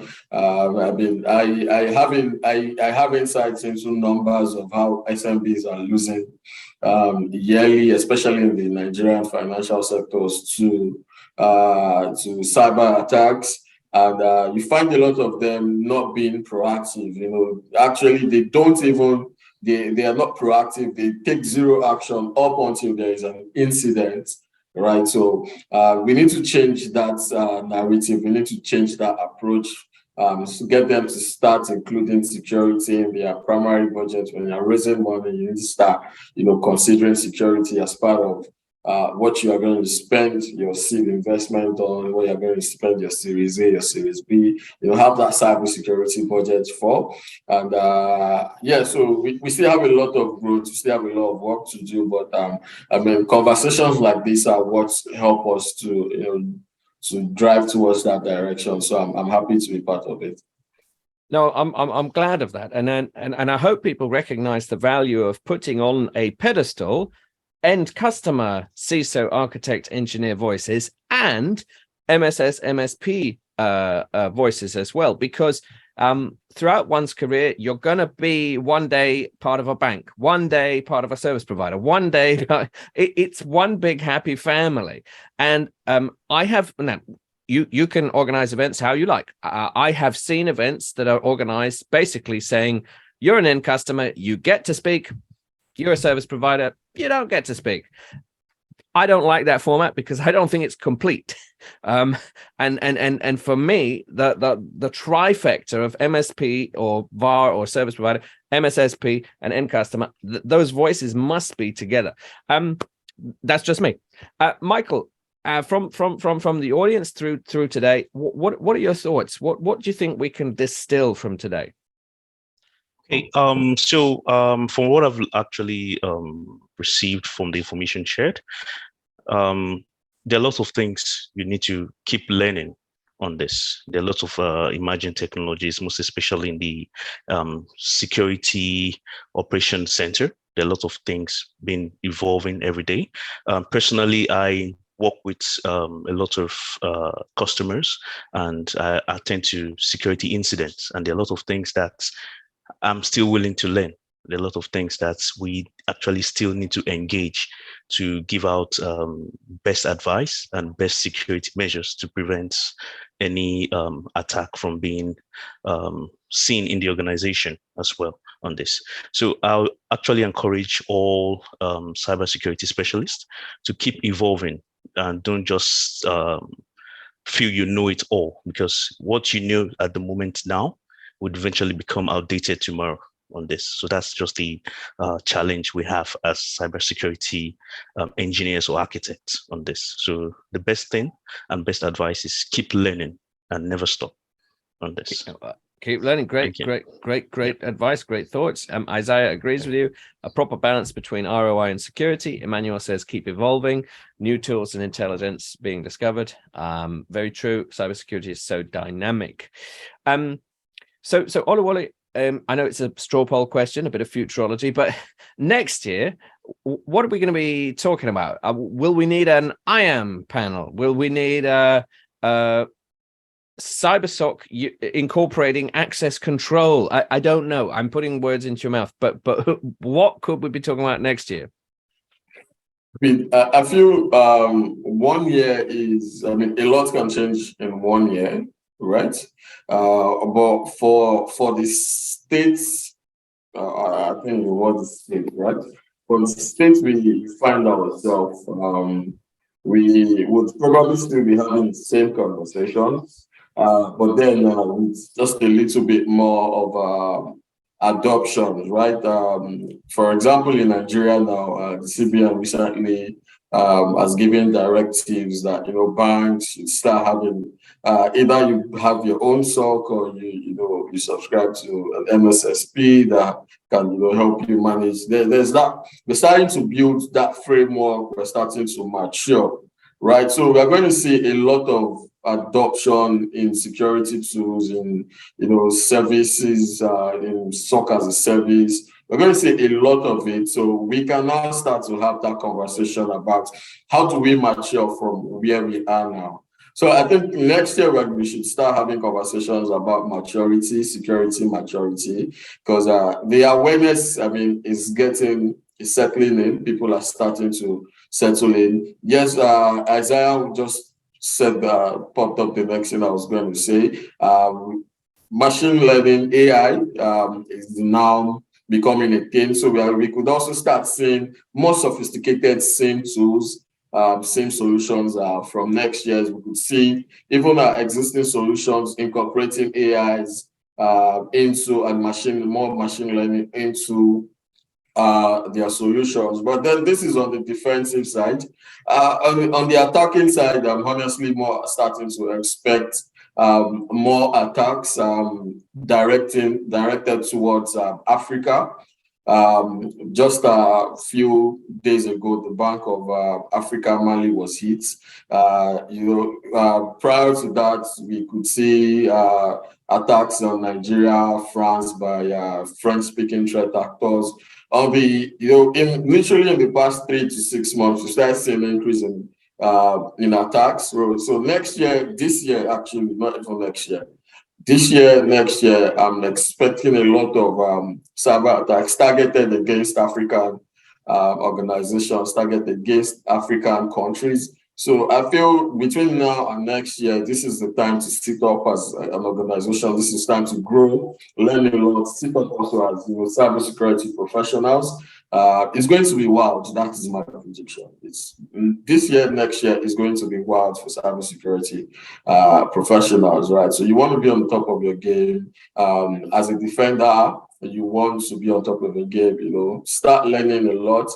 If you're wanting to get into cybersecurity, this is also the time to get into it because the market is expanding, it's growing. People are starting to require cybersecurity professionals. There are now organizations, offering SOC as a service, like my organizations training, and all of that, building and growing the industry. So now is the time to do it, if you ask me. Now is the time.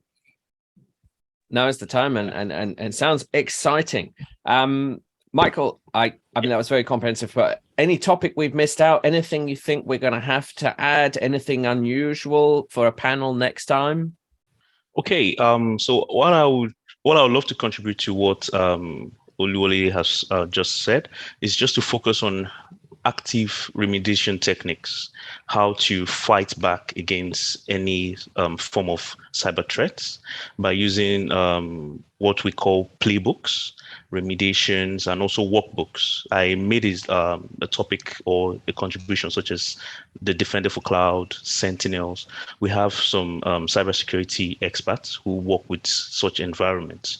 So our major focus now is how to remediate potential threats and to focus on vulnerabilities on this. So if we could just face vulnerabilities and loopholes in companies, in organizations, what are the potential weaknesses where cyber attackers could actually get into and look for ways of stealing information. So if we could focus on that, that would be a great deal for all of us on this.